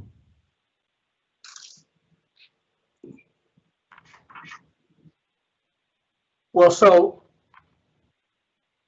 see, the problem is you've been cited for violating the code. Correct. And my understanding through the reason you're here, the reason you're here is because the citation gave you appeal rights to this board. So he can't withdraw the citation without, then we can't deliberate, because we no longer have a proceeding. We're divested of jurisdiction, I think, at that point in time. So we're trying to be we're trying to get you where you need to be. Right. Mr. Chair, somewhat prophylactically, but go ahead. Yes, Paul. Yeah. Do we move to uphold the citation and waive the requirements of the Ohio Fire Code, section 903.2.1, subject to following, the conditions? And no objection from the chief? Yeah. I think that flies. Neil? I think that flies too. Yeah. Brad? Brad's been slow on the mute trigger today. Yeah, I guess you have to waive the civil penalty as well. Yes. Yeah. Right. Okay, let's do that. Okay. All right, let me first throw up some conditions, Mr. Chair. Okay. And I'm going to send this live. So hopefully those that are participating by phone, it takes 10 or 15 seconds for this to show up because of our delay. But they are listed on the screen. Let me read through them. I do have references to Ohio Building Code, and that is just an applicable standard of which to judge the installation of the fire alarm system and emergency and egress lighting in this particular case. Also stating the conditions also to the satisfaction of the fire official to allow some type of inspection of those installed elements. This variance is conditioned on the following. Number one, an alternate fire alarm system shall be installed and maintained comprising of a remote annunciator at the front entrance, system smoke detectors with integral heat detectors throughout the entire structure, audible/visual devices throughout the entire structure, and pull stations at all identified means of egress. Number two, the alternate fire alarm system shall be required to be off-premise monitored in a manner approved pursuant to Ohio Building Code Section 901.6. Number three, the alternate fire alarm system and off-premise monitoring shall be considered required systems. And I'm going to have to strike off the last section because I don't think you have a certificate of occupancy. Number four, the alternate fire alarm system and off-premise monitoring shall be maintained as required systems utilizing the Ohio Fire Code and adopted NFPA standards. Number five, means of egress, illumination, parent emergency lighting, and parent shall be installed throughout all occupied areas according to the provisions of the Ohio Building Code, Section 1008, and to the satisfaction of the fire official. Number six, exit signage shall be installed throughout all occupied areas according to the provisions of the Ohio Building Code, Section 1013, and to the satisfaction of the fire official. Number seven, fire extinguishers shall be installed throughout the structure to the satisfaction of the fire official. Number eight, the occupant load of the upper loft level shall be limited to no more than 49 persons. Occupancy signage shall be installed at the bottom and top of the stairs to the satisfaction of the fire official. Number nine, and I'm going to scroll down here. Storage of any combustible materials or fuel-fired equipment within the barn structure is not permitted at any time. It is utilized for assembly events, including on the lower basement and loft levels. Number 10, candles, open flames, or fuel-fired heating equipment are not permitted within the barn structure at any time. It is utilized for assembly events. Number 11, cooking and cooking equipment are not permitted within the barn structure at any time. It is utilized for assembly events. Number 12, this variance is granted based on the use, construction, occupant load, project area, and that could shown on the construction. Someone's going to need to mute. Someone needs to mute, please. And presented. Let's see here. And presented. Do we lose it now? Good. And presented to the Ohio Board of Building Appeals and the fire official, including the maintenance of all building systems and any conditions required herein. Okay, I'm gonna first ask the chief for his comments and comfort level with those crafted conditions. With the addition of the annual inspection, I'm fine with all the requirements. And Mr. Sparks? Yep. Yeah, I'm going to have to address this because we've done extensive research concerning the environmental conditions. I can't read. If you can pull up to the first ones. The situation we ran into in trying to get a detecting system in the barn is the requirement of detectors not tolerating below 40-degree Fahrenheit temperatures and then sending false signals through the system.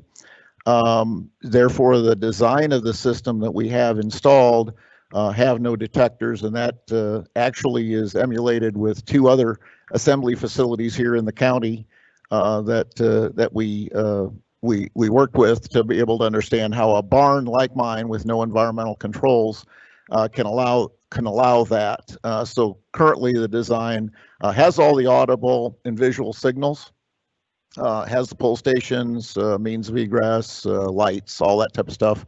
But the detecting system becomes problematic in a barn that's not controlled. As an example, this morning, the internal of the barn was 28 degrees.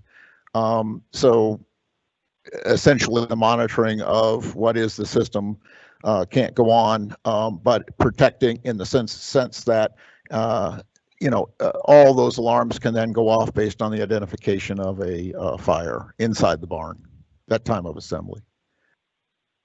I don't quite understand that. What's good use of a fire alarm system if there's nothing to set it off? It is the pull handle that sets it off. And currently, we used our local fairgrounds as our example at a point of assembly that goes on there. That's exactly the design they are using, pull handles only, notification through visual and audible means. That doesn't help, because if there's a fire down on the lower level and there's nobody there to see it, that doesn't help anybody.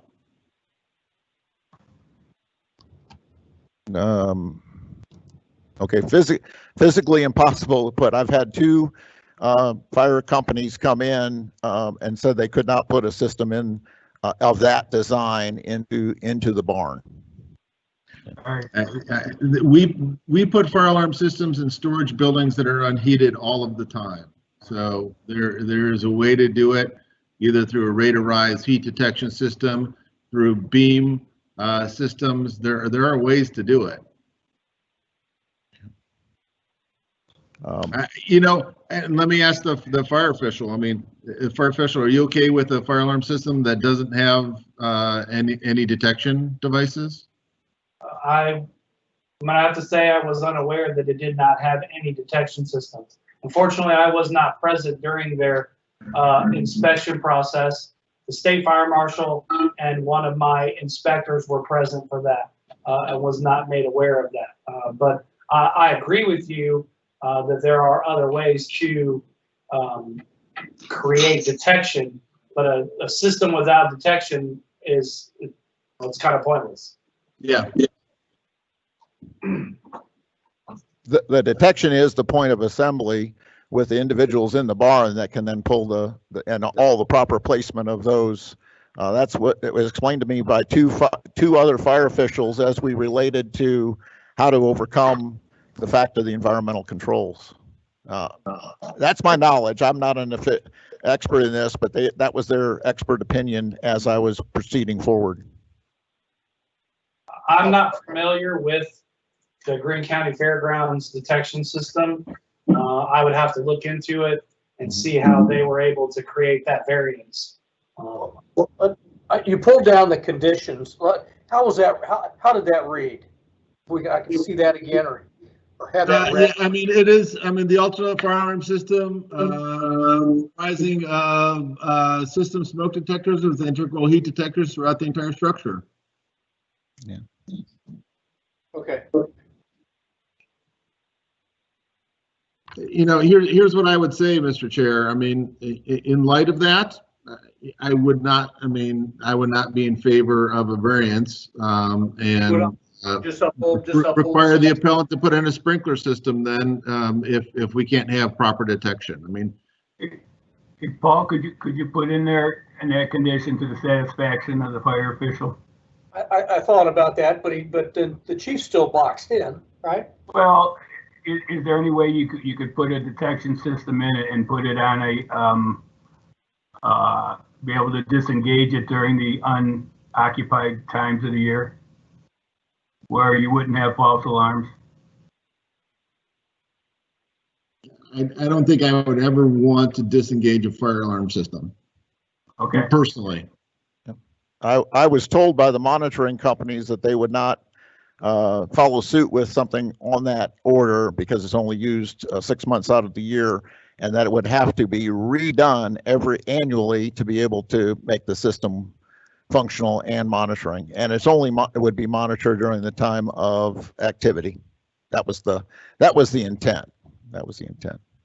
Well, I'm in agreement with Mr. Began. We have put them in a number of different facilities, or required them in a number of different facilities, and this would be a necessary condition for my approval.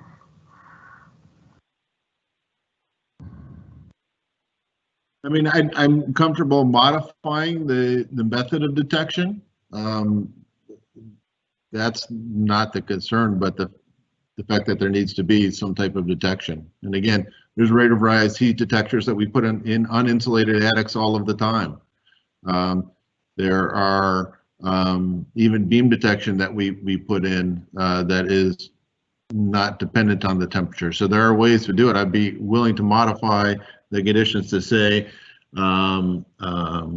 system smoke detection, you know, to the satisfaction of the fire official, right. but not, and to allow for some different options, but not to do without it completely. There's no point in having the fire alarm system if you're going to require it for it to be operated by a person to signify when people need to get out.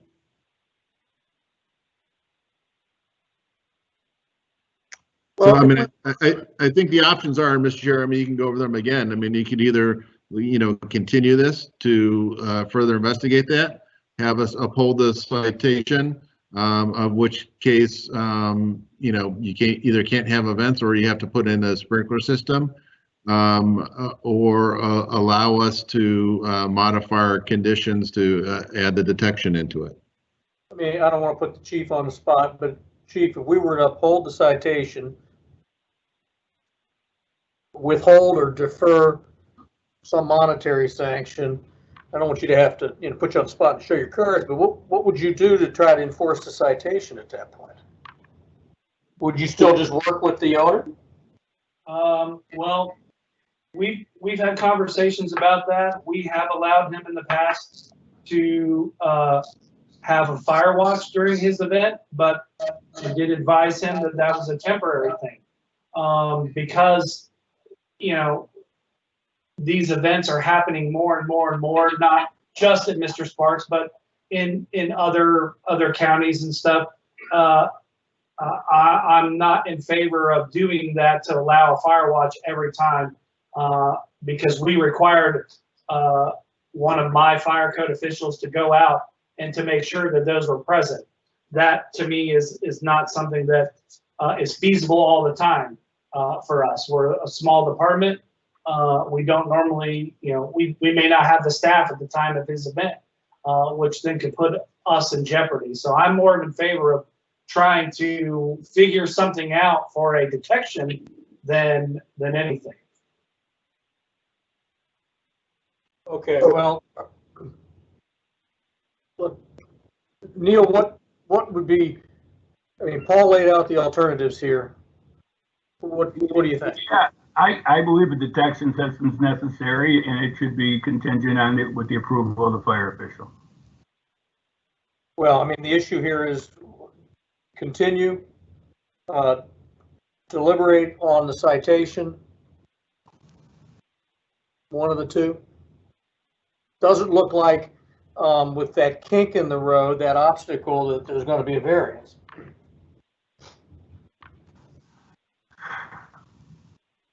Well, I wouldn't have a problem continuing it. I mean, I think it's a work. I think there can be a solution down the road. I'm open to solutions. My problem is I've gone and explored all this with many people, and their recommendation was this was sufficient for that. And at the time of the December, and yes, Chief Cross was not present, that was acceptable to what we're doing, minus the sprinkler system that didn't exist in the barn. So I can have a conversation. It's just I've got to find the technical solution, and I was modeling it after places in the county that I was pointed to that do this without detection system. And in fact, the fairgrounds has assembly rating of 3,000 people in the same facility, and I don't want to call them out, but they've got the authority to do that without a sprinkler system and without a detection system.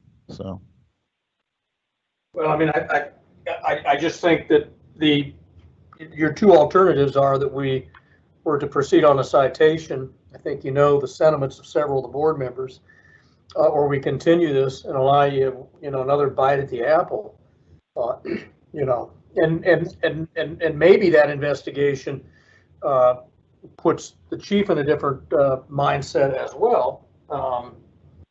But again, that's where we're at. Yeah, Mr. Chair, this is Mr. Began. Let me just restate again, and Mr. Gehring,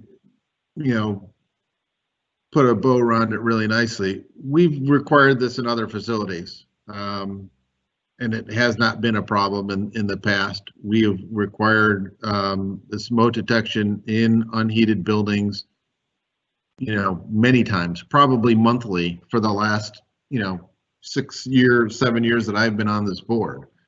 So I know it is technically feasible. It can be done. It may not be something that Mr. Sparks wants to do. He may not want to spend any more money on the system that he already has installed, and I understand that. But from my perspective, in order to do this, detection is required. So I would say let's put it back to Mr. Sparks. If he wants a continuance, it would be up to him. From my perspective, I would be willing to grant a variance based on some modified conditions. If not, I would want to uphold the citation. So I think it's Mr. Sparks' decision, not necessarily our decision, whether or not to continue. Well, I can continue to look into it. We arrived back in December that this was the approach, with the citation being the factor to get to you. And so I guess at that point, I can continue to do the research. I can reach out to the individuals who gave me the information and see laser systems and others. I will tell you that the monitoring with the companies that I'm involved with said it was very, very problematic to have a system only working 6 months, going through an environmental change condition, and then having to bring it back online for the period. So I'll have to do more research on that and what can be done. All right, let's do that. You can keep it on all year. Situation is right, but when it's operating as a barn for the purposes of what we're doing, like right now, will it trigger because I'm putting a propane heater in there, let's say, because I'm out butchering a hog, that type of thing, for farm purpose. That was their justification, that you couldn't keep it on in those off times that you were using it for other purposes, or starting a tractor up, or the limitation of I store tractor in there, so turning it on, does the smoke from the diesel trigger the system? That kind of case. So I understand you're saying. Yep. So the question we're asking you, do you want a continuance? And during that continuance, you're either going to find a way to do it, or you're not. If you come back here and say, hey, I couldn't find a way to do it, or not a way that I want to do it, you would come back to our board, and my guess is that we would uphold the citation at that point if you didn't want to do it. So make sure that we're kind of clear before you make your decision there. Yeah. Can I have a draft of what you're proposing, so I know what I'm working against to be able to do that? I only saw it on the screen, so if that can be submitted to me as a draft, that would be workable, and I can continue to do that. That could be sent to you with the continuance order.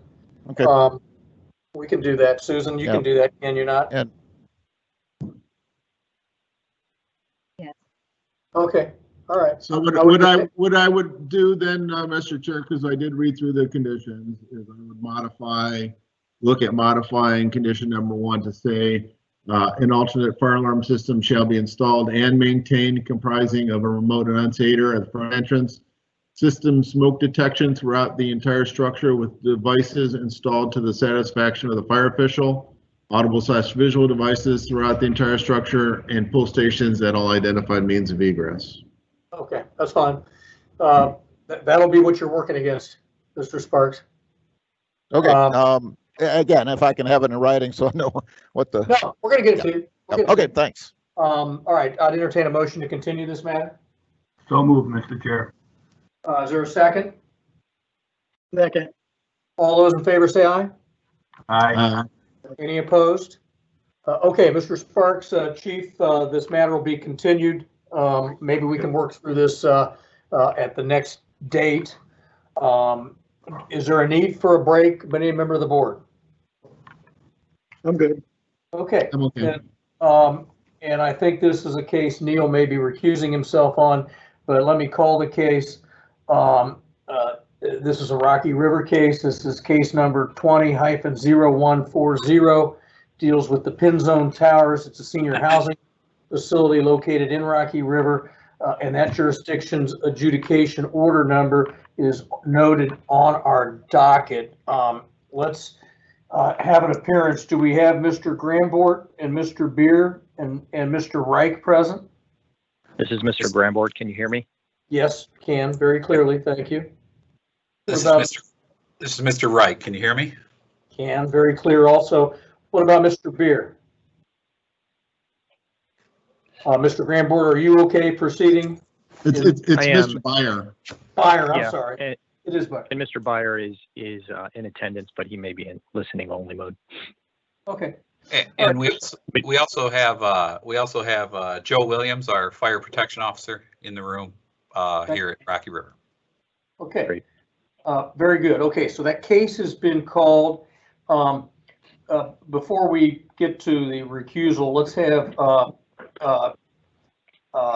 the parties. Let's have Mr. Grambort, Mr. Byer, if he's present, Mr. Reich, Mr. Williams, stand, raise your right hand, and would you administer an oath, Susie? Yes. Do each of you swear or affirm that the testimony you will give today will be the whole truth and nothing but the truth? I do. I do. Okay, and I'm going to You're good. defer to Mr. Gearing for a moment, and then I'm going to have some other comments after that. Yeah, at this time, Mr. Chair, I feel it's necessary to recuse myself. I am a trustee on the board that holds ownership to this facility.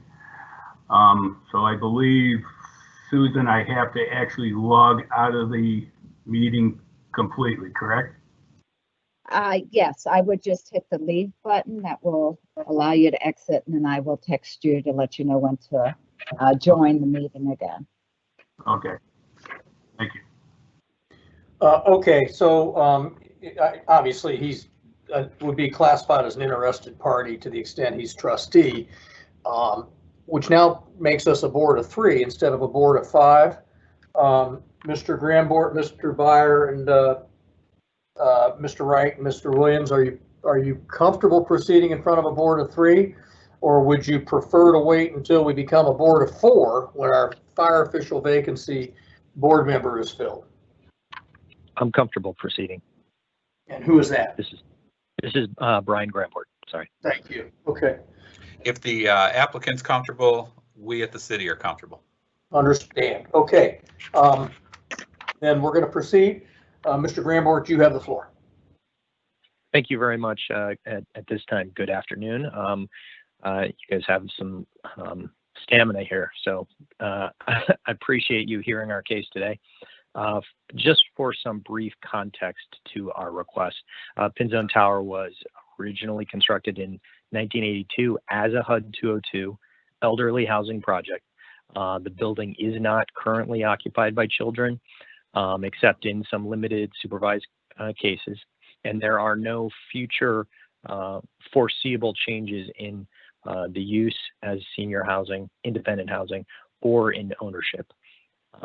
And the request that we're proposing is part of an overall renovation that is being funded by the Ohio Housing Finance Agency, which also has requirements for extended ownership, I think of approximately 30 years. So really, it's used as senior independent housing, and it's not going to change. So our request is, as part of this renovation, to not comply with the National Electrical Code requirement to install tamper-proof receptacles. As the residents are elderly, they do have a kind of a reduced or compromised ability to just physically manipulate day-to-day objects, whether it's faucets or door handles. And so tamper-proof receptacles are one such item. These receptacles, if you're not familiar, have a spring-loaded shutter mechanism. It's just very, very difficult for the seniors to even plug in just a two-prong plug, both with the alignment of the prongs and because of the resistance of the shutter mechanism. We have had some previous experience with installing tamper-proof receptacles in senior housing, and our experience has been building maintenance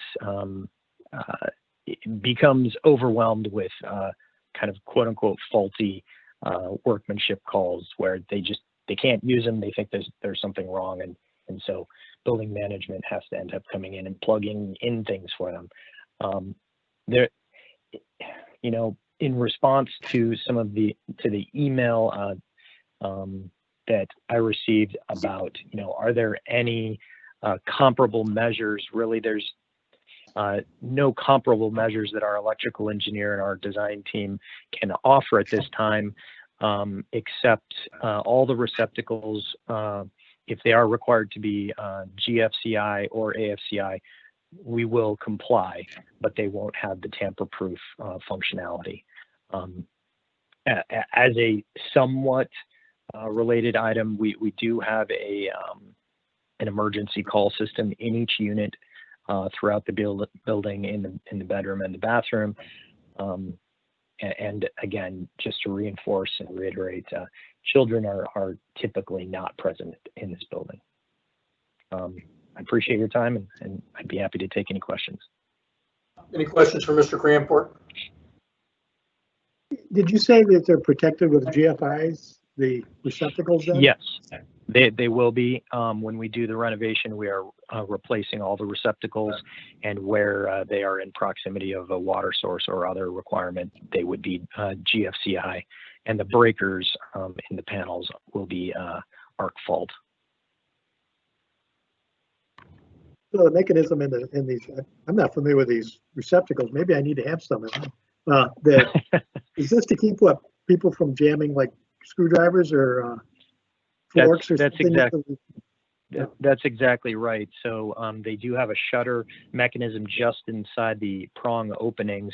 And so if, say, a child were to take a knife or a spoon or something and slide it into one opening, the shutter does not release. You have to depress both shutters in both openings simultaneously to allow the shutters to open, kind of, again, protecting from that shock issue with kids. But I mean, these are adult, elderly residents, and I think they're all familiar with the use and do have difficulty. Normally, we've presented this before in other municipalities, and when we are able to have meetings in person, we usually just bring a tamper-proof receptacle with us and a plug and ask the board members to plug it in, and it's obviously it's difficult, but in this case, I'm unable to do that. So. Okay, thank you. Yep. Mr. Reich?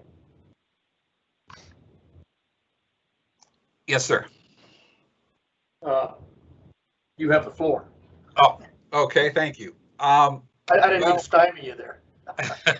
That's okay. This is our first one, so we're Okay. All right. we're kind of excited to see this process. But as the applicant stated, it is a senior housing area or building, and these tamper-resistant plugs were originally designed for children under 6 to prevent them from putting things in to the outlet. But the problem is, even for an adult, unless you are straight in and equal pressure on all 3 points of a plug, it really isn't very user friendly. I checked with our fire official. They have no calls for that building for young children. So I don't think, other than somebody visiting grandma or grandpa, we don't have any younger residents in that building. So we would support whatever decision this board makes. All right, and Mr. Williams, is it Inspector Williams? Yes, sir. Any comments? No, I agree with Mr. Reich, and I agree that if the board grants, we agree. Okay, questions of the building official or the fire official from members of the board? All right, What- is comments? this- I have a question. Is this required in, is it mostly institutional or all buildings or what? Oh, go ahead. No, go ahead. I'm sorry. Well, I was going to clarify that this building, as independent living, is an R2 use. It is a residential use, but it is under the Ohio Building Code as a commercial structure.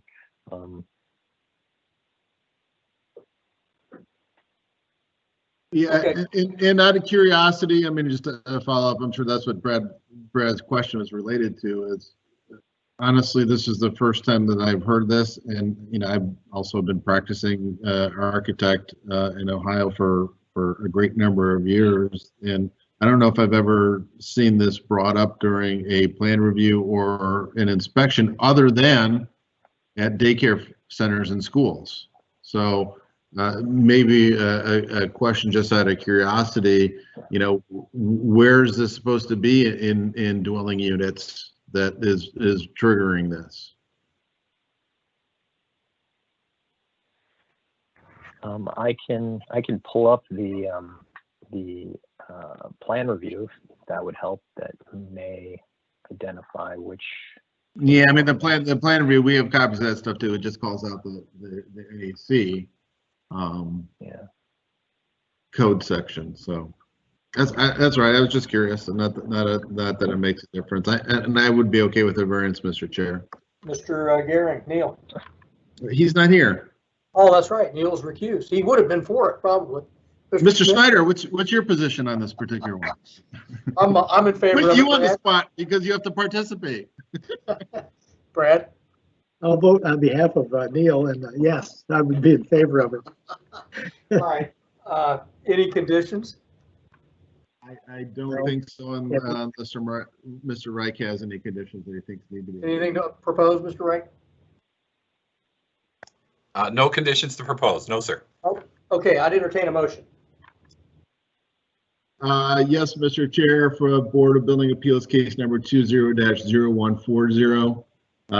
The appellant is Pinzone Towers LP for the premises Pinzone Towers Senior Housing at 21900 Addington Boulevard, Rocky River, Ohio 44116.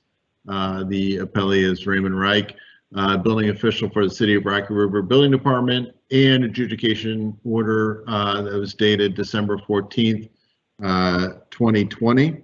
I move to grant the variance, noting the no objection of the building and fire officials. Okay, motion's been made. Is there a second, Brad? Second. Yeah. Motion's been made. It's been seconded. All those in favor say aye. Aye. Any opposed? The variance is granted. Best of luck to you, Mr. Grandport. Thank you. I appreciate it. And just, Thank you, just Mr. for Wright reference, and Inspector Williams. If there's nothing further to come before the board on this case, we will close out that case. We'll take a short recess, allow Susan to get with Neil, allow Neil to chime back in. And at the same time, Susan, you might want to make sure Ms. Damasar and others are ramped up and ready to go. And Susie will go off the record for just a second. Thank you, Mr. Chairman. thank you, everyone. This is Hillary Damasar. I'm ready to go whenever the board returns. Thank you, Hillary.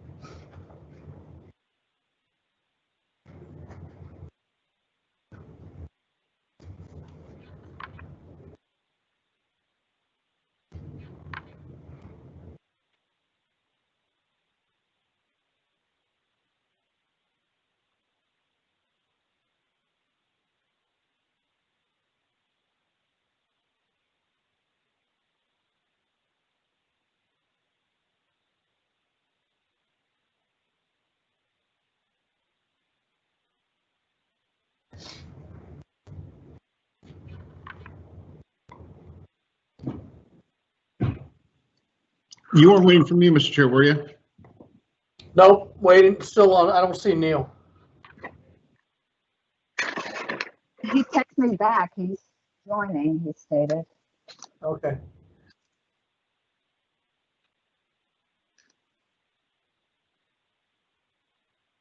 I think to the extent that we could see his office, we could have probably just sent him outside his office and avoided the disconnect, but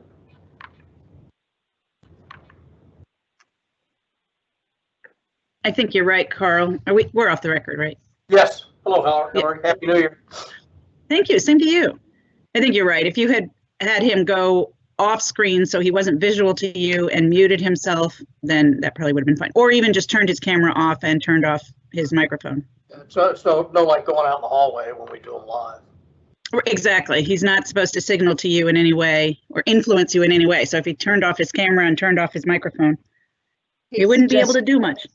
Yeah, but he's doing what I talked to Brian, so we're doing exactly what Brian stated we should do. Sure. But I understand what you're saying. I guess we could have done it either way. He just joined. I'm back. All right. Yeah. A success. Okay. Couldn't take a little longer. Hillary, your clients are present? Is Keith on? Keith Carochi? It shows he's here. He's muted. Okay. If those that are participating by phone, you could unmute yourself by, what is it, *6? He's not here by phone. It looks like he's here by his computer. Oh, okay. Keith is. I'm So here. is Jennifer. You need me? Thank you, Keith. Yes, I have two witnesses. Well, and Keith may not even testify, but I'll have Keith, if you don't mind being sworn. Oh, can you turn on your camera just to be sworn in, Keith? I could even do that. That would be lovely. Thank you. Yeah.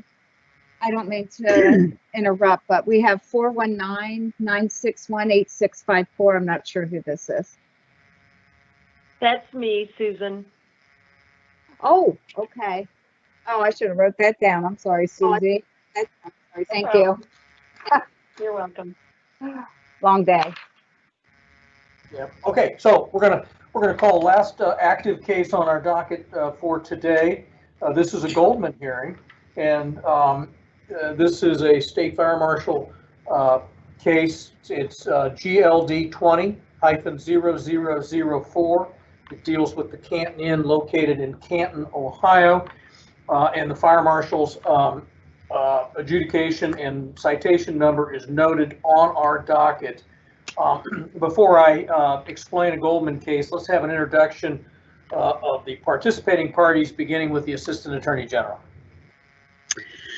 Hi, I'm Assistant Attorney General Hillary Damiser, Hilary. Damiser is D as in David, A-M as in Mary, A-S-E-R, and I represent the State Fire Marshal. Okay, if you want to go ahead and introduce your the client parties, if you will, you can do that. Sure. My witnesses and client representatives are Robert Jamie Snyder, Inspector, and Supervisor Keith Carochi. Okay, and then is Jennifer Smith going to be present? She's present, but she's at this point not testifying. I got you. Okay. All right. So Keith and Mr. Snyder, if you would stand and raise your right hand. Do each of you swear or affirm that the testimony you will give today will be the whole truth and nothing but the truth? I do. So, Mr. Carochi, where are you that you're in a t-shirt? I'm in my home office being safe. Gotcha. All right. It just looks like you got an outdoor facade. I'm really out. Yeah, that's the fuel tank at Morrow County Airport. Okay. Let me, for purposes of the record, indicate that this is a variant of our normal proceedings. It's a Goldman case, which is a creature of Ohio appellate court law that is good law to our knowledge. And so before we proceed, for the benefit of those who may be in attendance today, and there may be others that are participating via phone and listening in, A Goldman case is an evidentiary review and the citation process being used by the appellee to attempt to remedy an alleged violation of the code sections that are cited in the citation. The responsible persons in this case had an opportunity under Ohio law and under the administrative code to timely file an appeal before this board. As a result of not doing so, the responsible persons have waived their due process rights in this proceeding. This is a public meeting, and any person or persons representing the party listed as the responsible persons, as well as any citizen, is welcome to listen from the audience to the testimony. The board is not legally required, nor will it permit the responsible persons the opportunity to make an opening statement, present evidence, cross-examine witnesses, or challenge the evidence, or make a closing statement. And again, that arises out of 10th District authority and has been upheld for a period of time. With that being said, Hillary, I'll turn this over to you. Thank you, Chair. Let me do say this. I probably should get the consent to move forward. You understand we have a vacancy on the board as a result of Chip Welch's, the expiration of his term. That vacancy has not been filled. I assume the State Fire Marshal still wants to proceed with the Goldman hearing? Yes, we do. Thank you. Okay. Now you have the floor. Thank you. Thank you, members of the board. Hopefully you have received our packet of exhibits 1 through 12, as well as just this morning, or actually this afternoon, sent to Susan to send to you a list, a Word file of the code provisions that we're referencing in this case. I received my copy from Susan of the code provisions. I assume my colleagues did? Yes. Okay. All right. Thank you. Yeah, and I am not going to introduce that as an exhibit. It's purely for your reference, since we do not repeat the code provisions in the citation, and I know they're just difficult to get a hold of. As another preliminary matter, we are withdrawing violations numbers 1, 5, 7, 8, and 9. Thank you. The respondent in this case has come into compliance, and we are no longer pursuing those. Is Paul? Yes. Is Paul present?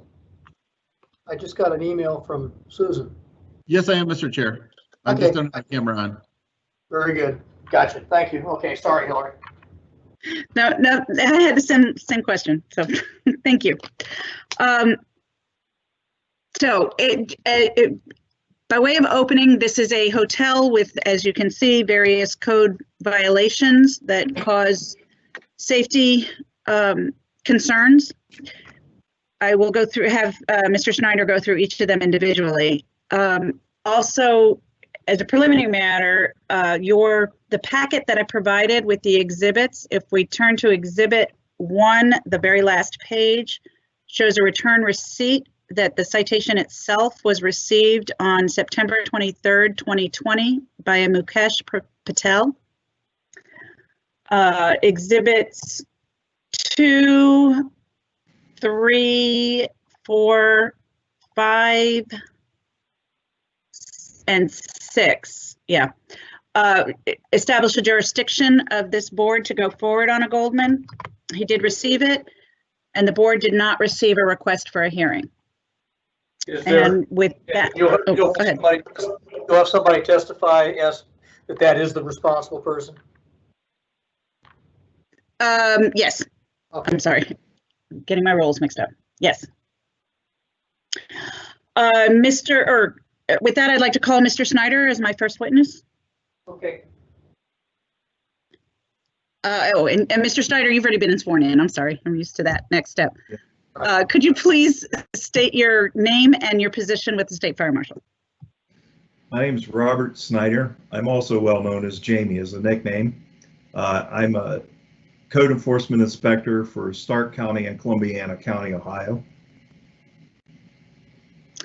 How long have you worked for the Fire Marshal? I have been with the Fire Marshal's office, will be 13 years next month, February. All in that same position? Yes. What position did you hold before that? Previous to that, I was the fire chief of the city of New Philadelphia for 7 years. That fire department I was a member of for 25 years altogether. Could you briefly describe your job responsibilities in your current position?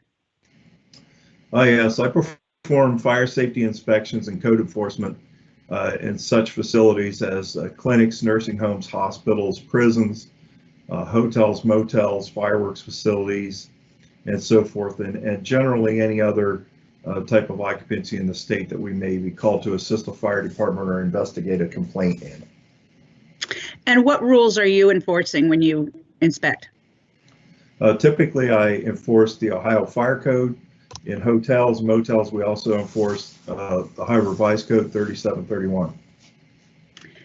Thank you. I'm going to quickly go through the documents. Oh, actually, if I could have control over my, or if I could share my screen is, I guess, the best way to ask this question. Yes, Ms. Demeter, you can do that, and I can put it up on the screen for you. Oh, okay. So, or if I can have, how do I, oh, there's where I share my screen. Got it.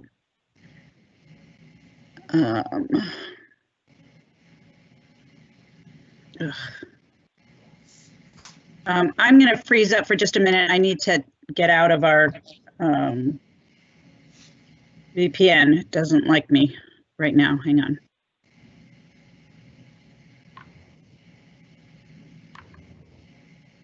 I do have your shared screen I can put up there. I know it's difficult when you're presenting. It's hard to see the There we go. There you go. I'm sorry. I had to stop our VPN. It was messing up with the signal. All right. So can you all see my screen? There should be the top of the citation. Yes. Okay. Mr. Snyder, this is, I'm introducing this as State's Exhibit 1. Could you tell me what this document is? That is the citation that I created on the Canton Inn, the owner being Mukesh Patel, at 1031 Tuscarawas Street West in Canton, Ohio. And how do you know that Mr. Patel is the owner? I do know Mr. Patel, and I also researched it on the Stark County Auditor's website, and he is listed as the owner of the property. Thank you. It mentions an inspection done on August 25th, 2020 by Robert Snyder. Is that you? That is me. Okay. Quickly going through, let's skip to exhibit, what did I say? Is that still? Okay, so exhibit 7. Do you recognize this document? Yes, that is. Scroll down a little bit. I can't see everything, Hillary. Tell me where you need to. Yeah, that is the inspection that the annual inspection that I created on August 25th, 2020. That's better. Okay. That's good. Okay, I'll have to adjust all of these. Thank you. All right, and exhibit, oh, so, excuse me, there is a signature at the end of this document. Is that your signature? Yeah, that is mine. I did speak with Gary Patel, who works for Mike. Gary is an Indian person. He has very broken English at times. It's hard to understand, but he did agree to allow me to sign that for him. When you said Mike, is that Mukesh Patel? Oh, yes. Mukesh is also known as Mike. Okay, thank you. Yes. Exhibit 8, and I will shrink it down. Do you recognize this document? Yes, that is the first re-inspection conducted on October 27th, 2020. Okay, and did you create this document? Yes, I did. And is that your signature? Whoops. Yes, also with agreement of. Okay, again, that's on behalf of Gary Patel? Yes, correct. Okay. And exhibit 9, same questions. Let me make it smaller. My dog is having a dream right next to me, so I hope he doesn't interrupt yes, you. I created that one. That I believe was my last inspection. Gary actually did sign that one. Okay. And what date does this inspection show? January 5th of 2021. And you created this document? Yes, I did. Okay. All right. Exhibit 10 appears to be pictures. Do you Yes. recognize these pictures? Yes, I do. And what are they? When were they taken? Whoops, I'm sorry to keep moving around. Those were taken on the first inspection, 8/25. Okay, I can make it bigger for you to read it. I'm sorry. Tell me if it's too small. No, I can see them. Okay. I noticed that there are, there's language below each picture. Did you draft that language? Yes, I did. I created that. Okay. Do these pictures accurately depict the facility at the time that you took them and as they look now? It accurately depicts them on 8/25. However, I have some revised pictures that accurately depicts it as of the 5th of this month. We will get to that in a moment. Looking at Exhibit 11, I've got the same set of questions. Do these pictures, yeah, it's only the two of them. Yes. Did you take these pictures? Yes, I did. And did you write the legends below them? Yes, I did. Okay, and what date did you take them? Well, that was on October 27th. Do they accurately depict the facility or these locations of the facility on the date on October 27th? Yes, they do.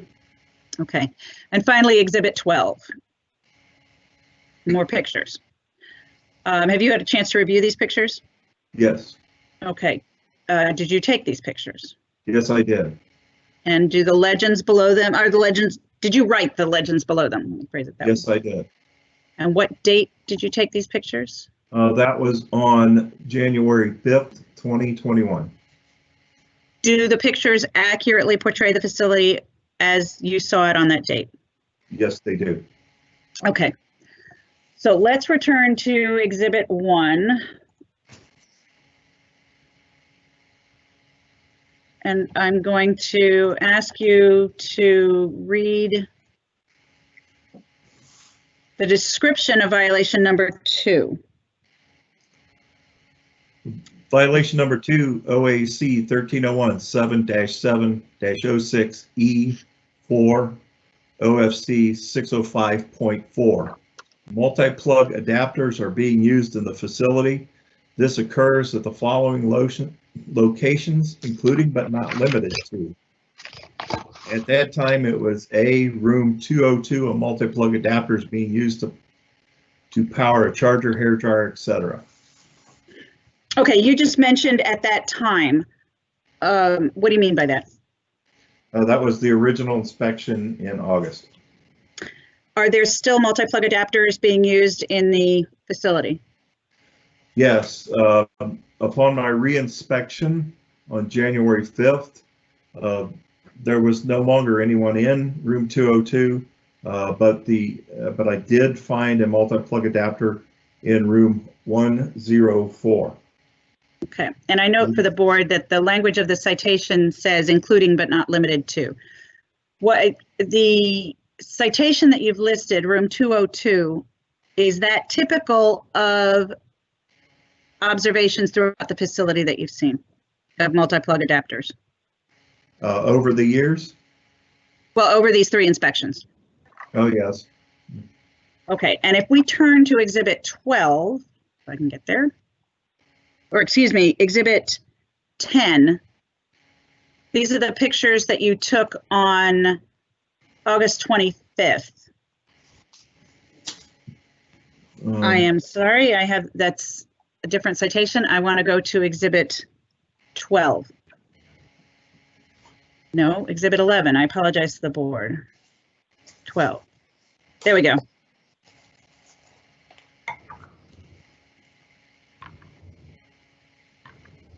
And I can make this bigger for everybody. That's January 5th, Hillary. Okay, right. Exhibit 12, is that multi-plug adapter the one that you observed most recently? Yes, it is. And did we have one in Exhibit 10?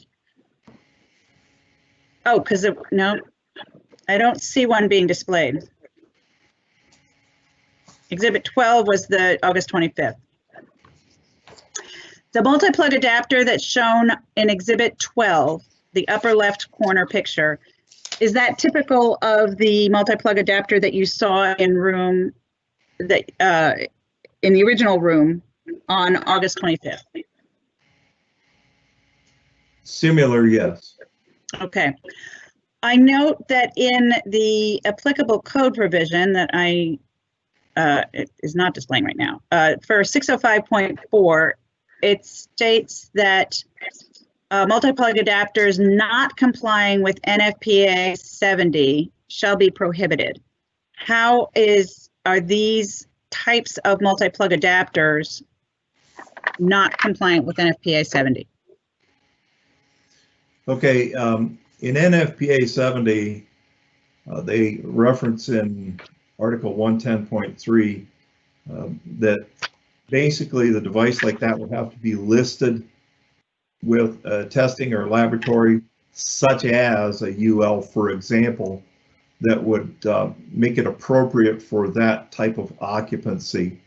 Over the years, I've seen many of these smaller type cube adapters.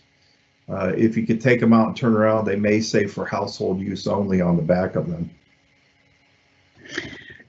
Thank you. Okay, going back to Exhibit 1.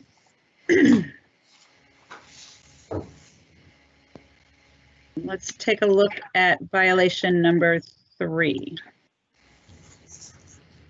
And you don't have to read the code provision, but if you could read the description.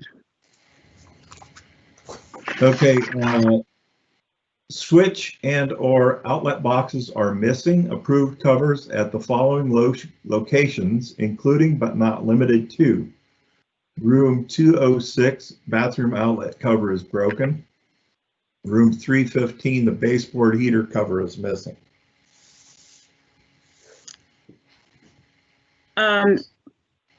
This was present on your August 25th, 2020 inspection? That's correct. Okay, do they continue to be in violation? Room 206 is still in violation. However, room 315 is not, but there are some other rooms that I found in areas that I found on the January 5th inspection that have the same violation. Okay. If we look at Exhibit 11, on arrow,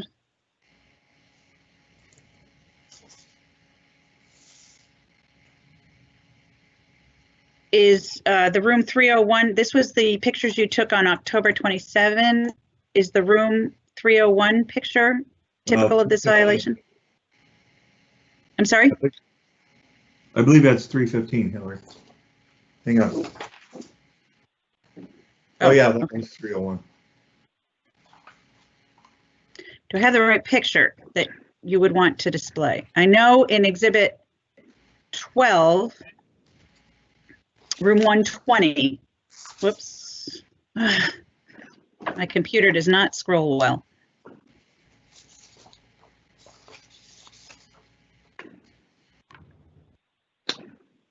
Okay, second page of Exhibit 12. You have room 120 identified as missing an outlet cover missing? Yes, that's correct. Below the air conditioner, where it's plugged in, there is no cover.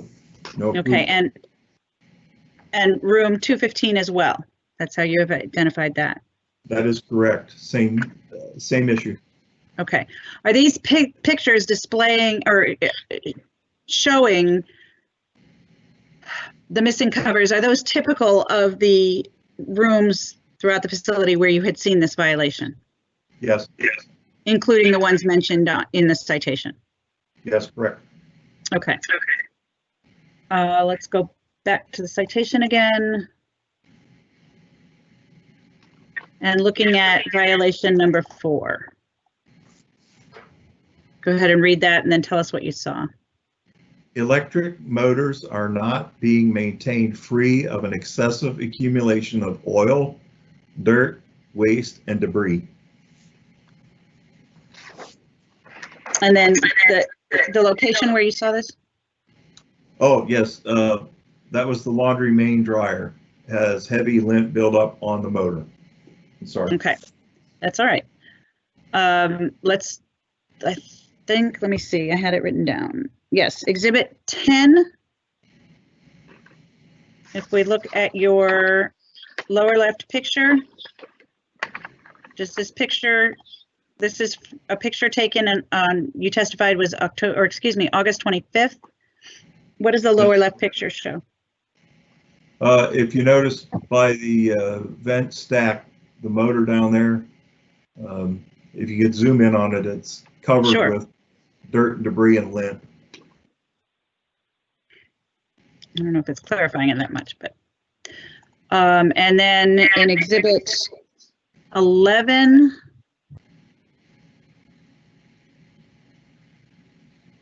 I don't have it. Oh, I see what I'm looking at the wrong thing.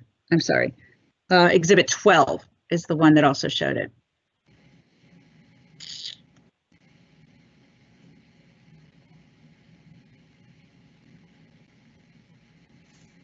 The picture on the upper right on the first page. Yes, that is the same motor photographed on January 5th, and you can still see the accumulation of dirt, lint on the end of the motor where it should be venting.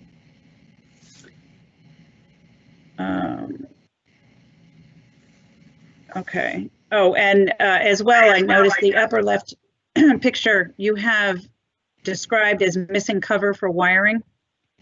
Yes, that was also brought in under 3. Violation number 3. Our outlet box covers are missing. On the first inspection in August, the cover was on it, and I think it shows that on the picture.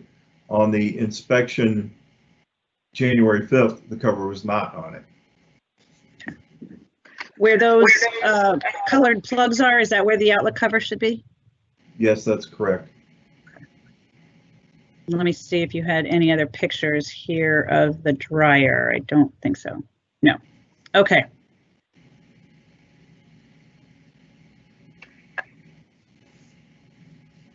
And finally, violation number 6. Violation number 6, automatic door closers are not being maintained. Ground floor door, east side to the stairwell door, closure is broken. Okay, could you describe your observations of this over the 3 visits? Yeah, when I first inspected in August, the closure was broken. I believe it was actually hanging there. The picture may not show it well, but it wasn't on the door the way it's required to be. When I returned here January 5th, the closure is in place, but the door does not close right. Okay, and let me go back to the pictures. All right, so this is upper right, Exhibit 10. Oh, excuse me, lower right, Exhibit 10.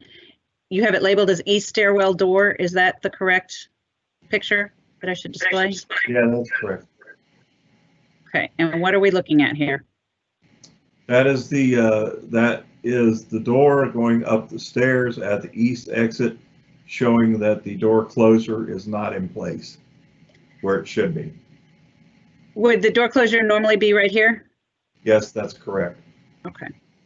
And I am pointing to, for the purposes of the record, the area where the top of the door, where it would attach to the door frame. Is that correct? Correct. Okay. Exhibit 11, I can make that a little bit bigger. The east stair fire door.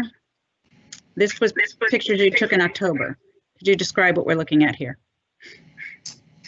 The door closer is in place, but the door does not close all the way. That it does not exert enough force to close that door. Okay, and how would this still be in violation of Fire Code Provision 703.2.2? 1 second.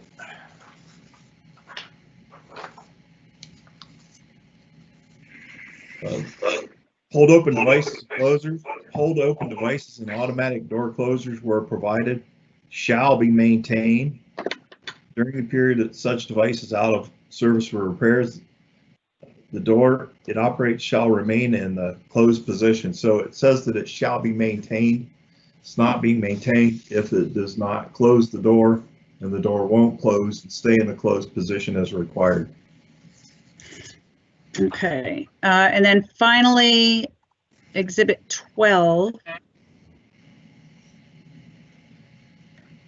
Here's a picture of the door. And can you describe to us what we're seeing there? Yes, and that was the inspection on January 5th, in which I found the door was in the same condition. The closer's in place, but it does not exert enough force to close the door correctly. Okay, and this was your final visit? That was my final visit, yes. Okay, I think that's the only picture that we have. Nope, this may be the same. Oh, it's just my cursor. Okay.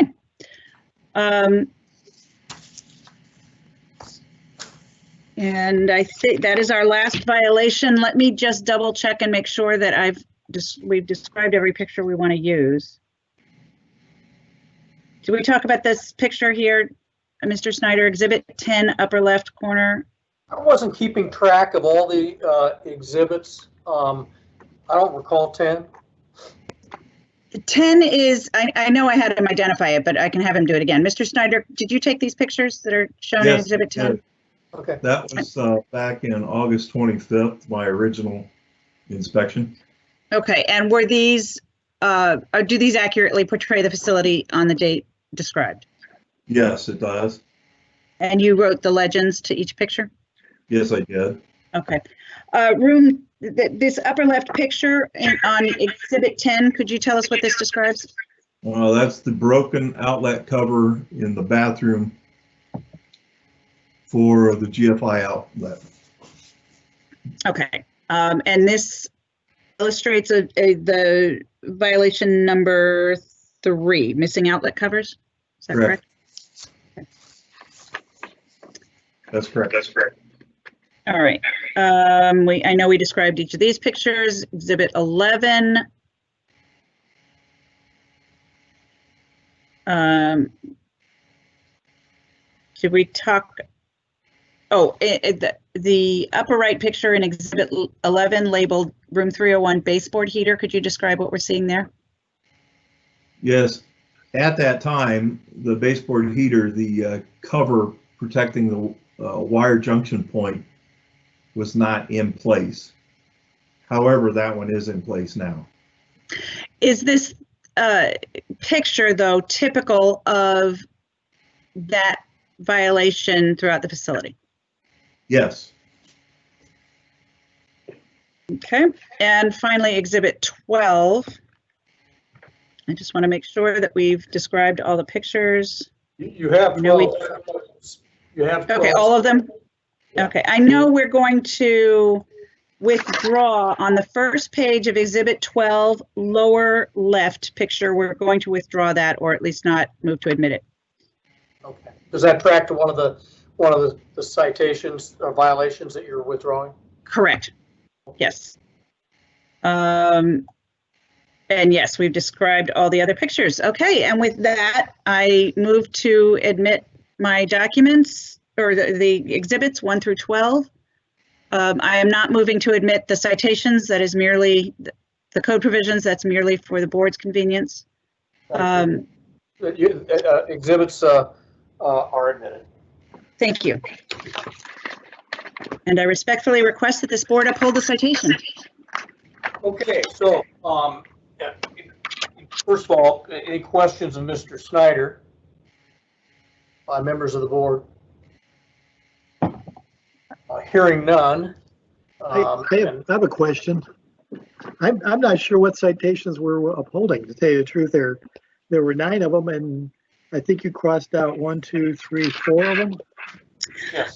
We are moving to uphold or requesting that the board uphold violations number 2, 3, 4, and 6. Oh, just 3. There are 3 4 out of them. 4. Number 2, number 3, number 4, and number 6.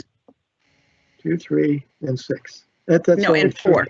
2, 3, 4, and 6. So we're doing 4 out of the 9. Correct. You know, and I looked at specifically on like later on, I think it was one of these 8, I don't know if it was a January inspection, but like room 202 was, when they went back, the multi-plug adapter was gone. And room 206, the outlet cover was repaired. And 315, a heater cover was repaired. That's number 3. I mean, so those specific ones look like they were fixed in the citation. That's true, but if you'll notice the citation, we use the language including but not limited to on purpose because we tend to see in these facilities what we call moving violations. And if we can't, we show up and one outlet cover is missing, that particular one is fixed, but another one is not the next time. Or we can't get into all rooms, and Mr. Snyder can speak to this directly as it pertains to this hotel, but if they can't get into all rooms, there very well could be the same violation existing in other rooms, we just can't see it on that particular visit. And Mr. Snyder, I'd ask you to speak more on that if you could. Yes, it's quite typical when I go to the Canton Inn. I take Canton firefighters with me. Sometimes it can be a little bit of a risky place to be in, and we don't always get into the same rooms over and over, but it is kind of difficult to find, such as the multi-plug adapter in 202, and then that person has moved on and I come back to check, and while I'm looking at another room, the same violation exists there. That's why I use the language in rooms that include but are not limited to. I mean, yeah, I mean, I was gonna say you could use that. Gosh, you know, that would be almost unlimited then. What? The other it may or may not be there. You know, that seems pretty broad to me. The important thing to think about though is that what matters is whether the violation existed on the date that we're citing in the citation. So as Mr. Snyder testified, on August 25th, 2020, these violations existed. Because the fire marshal tends to see itself as a compliance agency, we withdraw violations that we think they have come permanently into compliance, or they have brought permanently into compliance. When we see a violation that's repeated, the board is actually upholding that the violation existed, that the evidence proves that the violation existed on the date in question, which is August 25th. It's really not relevant that it's moved from room 102 to 204. It existed in room 102 or whatever it is described. I'm not stating it accurately, I'm sure, on the date in question, and that's what you're upholding, and the fines that would go along with that. When we see what we're doing with the added evidence is showing you that this is a responsible party who is not complying over a period of time, and that the fire marshal feels strongly that it needs to be upheld.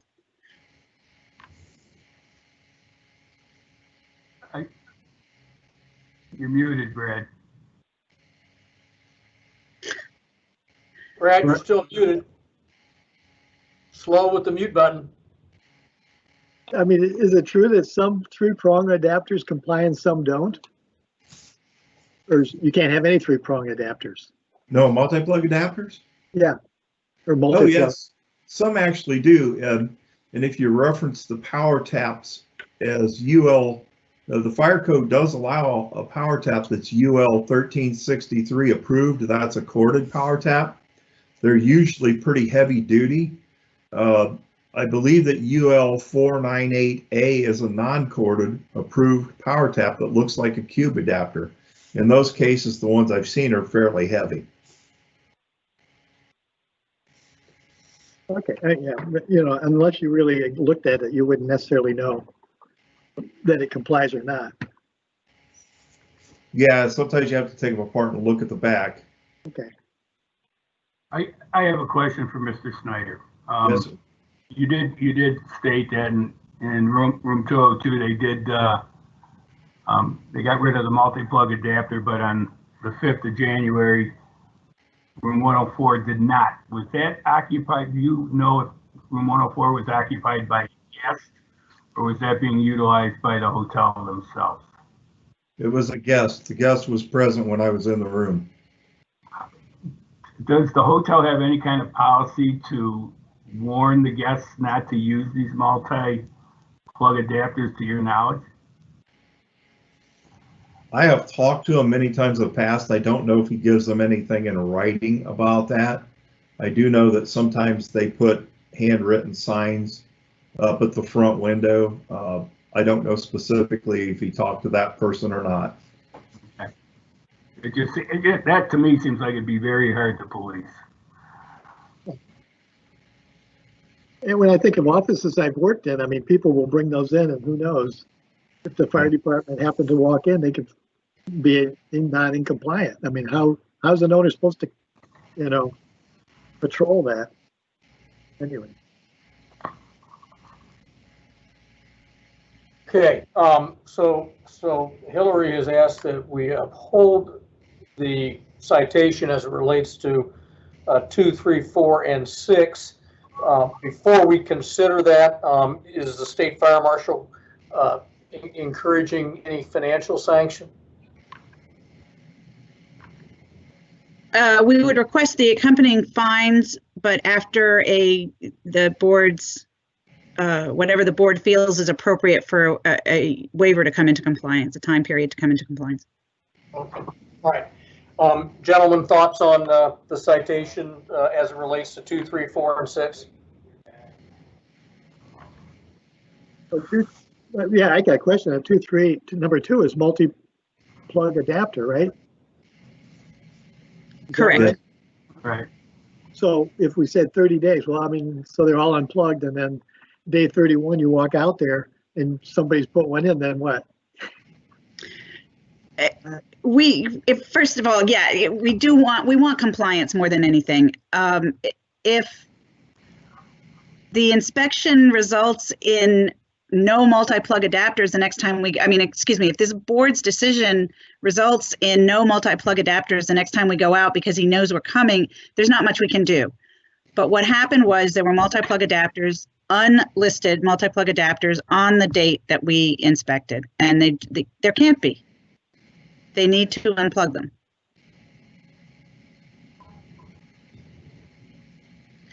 We're not ultimately looking for the fines here. We are looking for compliance. And what we found is the threat of fines helps us get compliance. And we respectfully ask this board to help us out in that. Okay. Board members, this is Paul Began. I would be in support of upholding items 2, 3, 4, and 6. I would contend that a one-time civil penalty of $5,000 be assessed after 30 days, and then an additional $1,000 per month penalty be assessed for every month after if the violations are not abated. Okay, we always go through this, so let's just clear this up now. 30 days from this hearing or 30 days from Susan's order? It'd be 30 days from the date of the order. Okay. Neil, Brad, comfort level with that? I don't have a problem with the fines and the proposed scheduling of them such. My only issue is with item 2.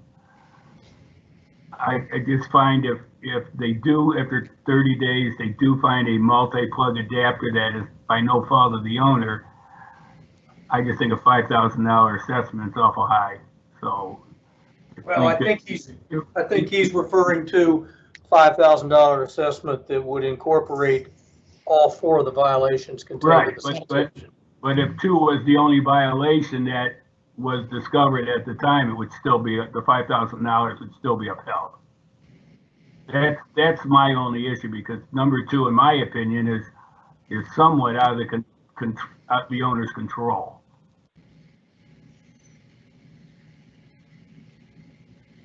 Even though it is a violation.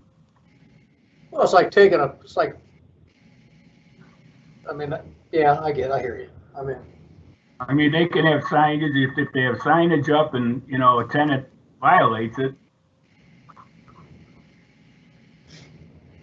And that's the only violation, I may have issue with that.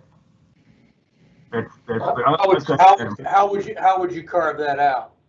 I would, in my motion, I would say something like, if violations 3, 4, and 5 are not abated within 30 days, one-time civil penalty of $5,000 shall be assessed. An additional $1,000 per month fine be assessed.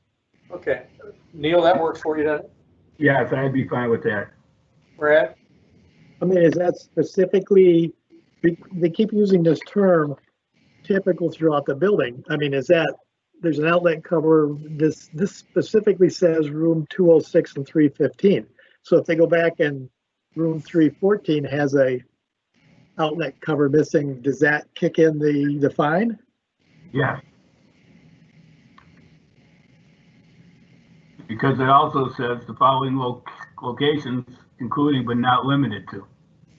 So if anyone building, you find an outlet cover missing, you get a $5,000 fine. But that's more under the owner's control, in my opinion. And there should be some obligation on the owner to ensure fire safety. Okay. That's exactly where the fire code puts the obligation on, is the owner, and it is the owner's responsibility to police the rooms or provide approved multi-plug adapters. If his customers need more plugs because the hotel is, doesn't have enough and the older hotels don't, and we're plugging in everything to charge now, he can provide multi-plug adapters and power strips that are UL approved. I mean, when I travel, I will routinely carry stuff like that because there are not enough plugs available in the room.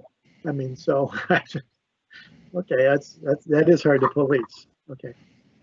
Okay. Let's try it. Let's try a motion, Paul. Yes, Mr. Chair, for Board of Building Appeals case number GLD 20-0004. The respondent is Mukesh Patel for the premises Canton Inn at 1031 Tuscarawas Street West, Canton, Ohio 44702. The appellee is Kevin Reardon, State Fire Marshal. For the State Fire Marshal's Office, and citation number 2020-549922. Due to the overwhelming evidence and testimony, I move to uphold items 2, 3, 4, and 6 of the citation, noting that items 1, 5, 7, 8, and 9 of the citation have been withdrawn by the appellee. If violations 3, 4, and 5 are not abated within 30 days of the date of this order. 6. Oh, violations 3, 4, and 6 are not abated within 30 days of the date of this order. A one-time civil penalty of $5,000 shall be assessed, and an additional $1,000 per month fine shall be assessed until violations are abated. Okay, I think you framed that correctly, but is there a second? Second. Okay, it's been a second. All those in favor of that motion signify by saying aye. Aye. Aye. Anyone opposed? Okay, the citation is upheld and that sanction is applied. Ms. Damasar, anything to come before us further? No, thank you. I appreciate you listening to our case. Is there some reason why you didn't want to put Keith on? No, he was backup. He purely is backup. Keith, you want to speak for yourself now? Keith, are you the JV? That's the JV. The backup. Okay. Just so you all know, this could be the last time you have to put up with me. I'm retiring. That is true. Oh, congratulations. How many years? 34. Wow. Well, you got to get to 35, don't you? Yeah, if you count all my firefighting time, I'm close to 50 years, so it's time to hang up. All right, Well deserved. Congratulations on that. If there's nothing further to come before the board, we will adjourn this hearing on this case, and the board will stay on to consider other business other than its agenda, other than its docket. I mean, thank you. Thank you. We appreciate it. Okay, gentlemen, do we have a motion to approve minutes for December 14th and December 15th, 2020 hearings? Mr. Chair, I don't know if we read about case number 20-0136. No, we didn't. We had a Mansfield Fire Department case, 20-0136, that has been continued. Otherwise, we heard all of the cases that was on our docket today. And then we do want to consider the minutes for December 14, 2020, December 15, 2020. Is there a motion to approve those? So moved, Mr. Chair. Is there a second? Second. All those in favor say aye. Aye. Any opposed? Susan, did you send those to me? I can't remember. Send what? The minutes for the 14th and 15th? Not separately, it's in Tumbleweed, but I'll get it separately for signature. Okay, yeah, I mean, my point is you hadn't already sent those to me. Okay, very good. And then before we, I suppose, approve compensation, it's been a long day, but I know that February is next month. Do you want to look at your calendars, or do you want Susan to maybe circulate something by email? I don't. I'm happy to throw out for consideration February 8th and February 22nd and 23rd. I cannot do 23rd in the morning. I can do it in the afternoon.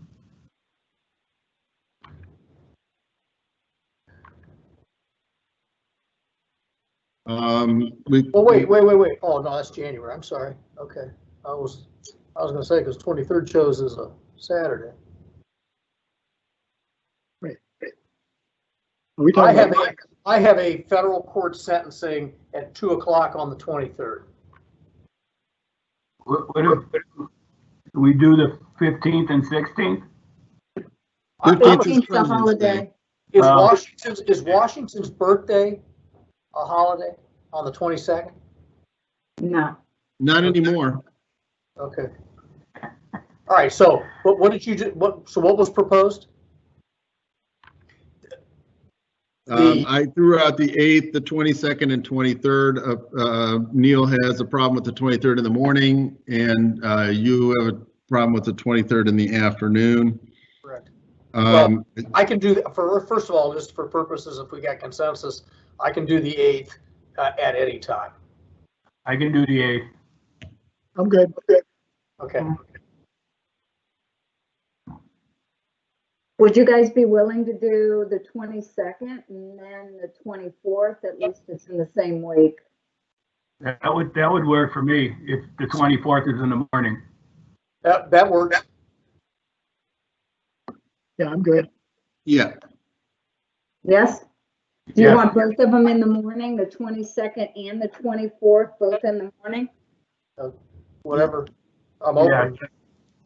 Yeah. Morning is best for me. Yep. Okay, Yeah, because if you schedule a day like today, if we have it in the afternoon, we won't get out till 7. That would be 3 hours past your happy hour. my God. Okay, that works. And that's the thing about virtual. As long as it works for us, we don't have to pack them on. You don't have to sandwich 2 days in a row. So is it the 8th, the 22nd, and 24th? Is that what we're talking about? Right, and then I guess it's the 22nd and 24th in the morning. Is that what we said? correct. I have the 8th, the 22nd, 24th, all starting at 8:30. Is that Okay. correct? That's fine. All right, well, we made progress on that. Is there a motion to approve preparation and compensation for our laborious efforts today? So moved. Second.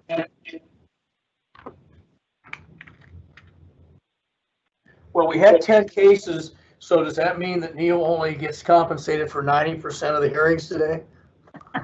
You were only in that hearing for like 10 minutes. Do you get paid for recusing yourself?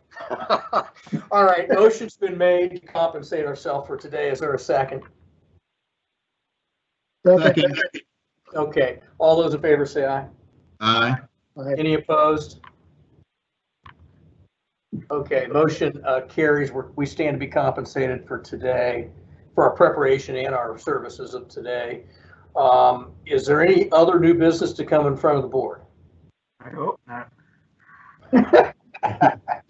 Okay, that being said, other than subject to announcing for purposes of the public record that our next hearing will be Tuesday, January 26th at 12:30 p.m., and that will be done remotely through Microsoft Teams, I would entertain a motion to adjourn. So moved. Second? Second. All those in favor signify by saying aye. Aye. Any opposed? Okay, we made it through the docket and the agenda. Susie, thanks for your efforts today. And thank you, Susan. And we'll chat next time. All right, thank you. Is there any indication, guys, of when we might, if at all, get back together again? In person? It won't happen until this summer. If we do go back at the end of May, I'm guessing June, July. If it's permitted, I don't know what the rules would be. Should we get the CDC to prioritize Board of Building Appeals members for purposes of vaccination? I'm for that. They did say lawyers and court personnel were like 1D or something like that, but I don't know when that would be. Yeah, I do have an opportunity to get vaccinated like Neil. I actually am on a board of a senior housing project, and they have said that trustees for senior housing facilities are able to get vaccinated. I have to decide whether or not that's something I want to do, but I do have that opportunity, strangely enough. Interesting. Okay. All right, I'm gonna sign off. And get to All right, thanks, everybody. See you. Go Browns, yeah.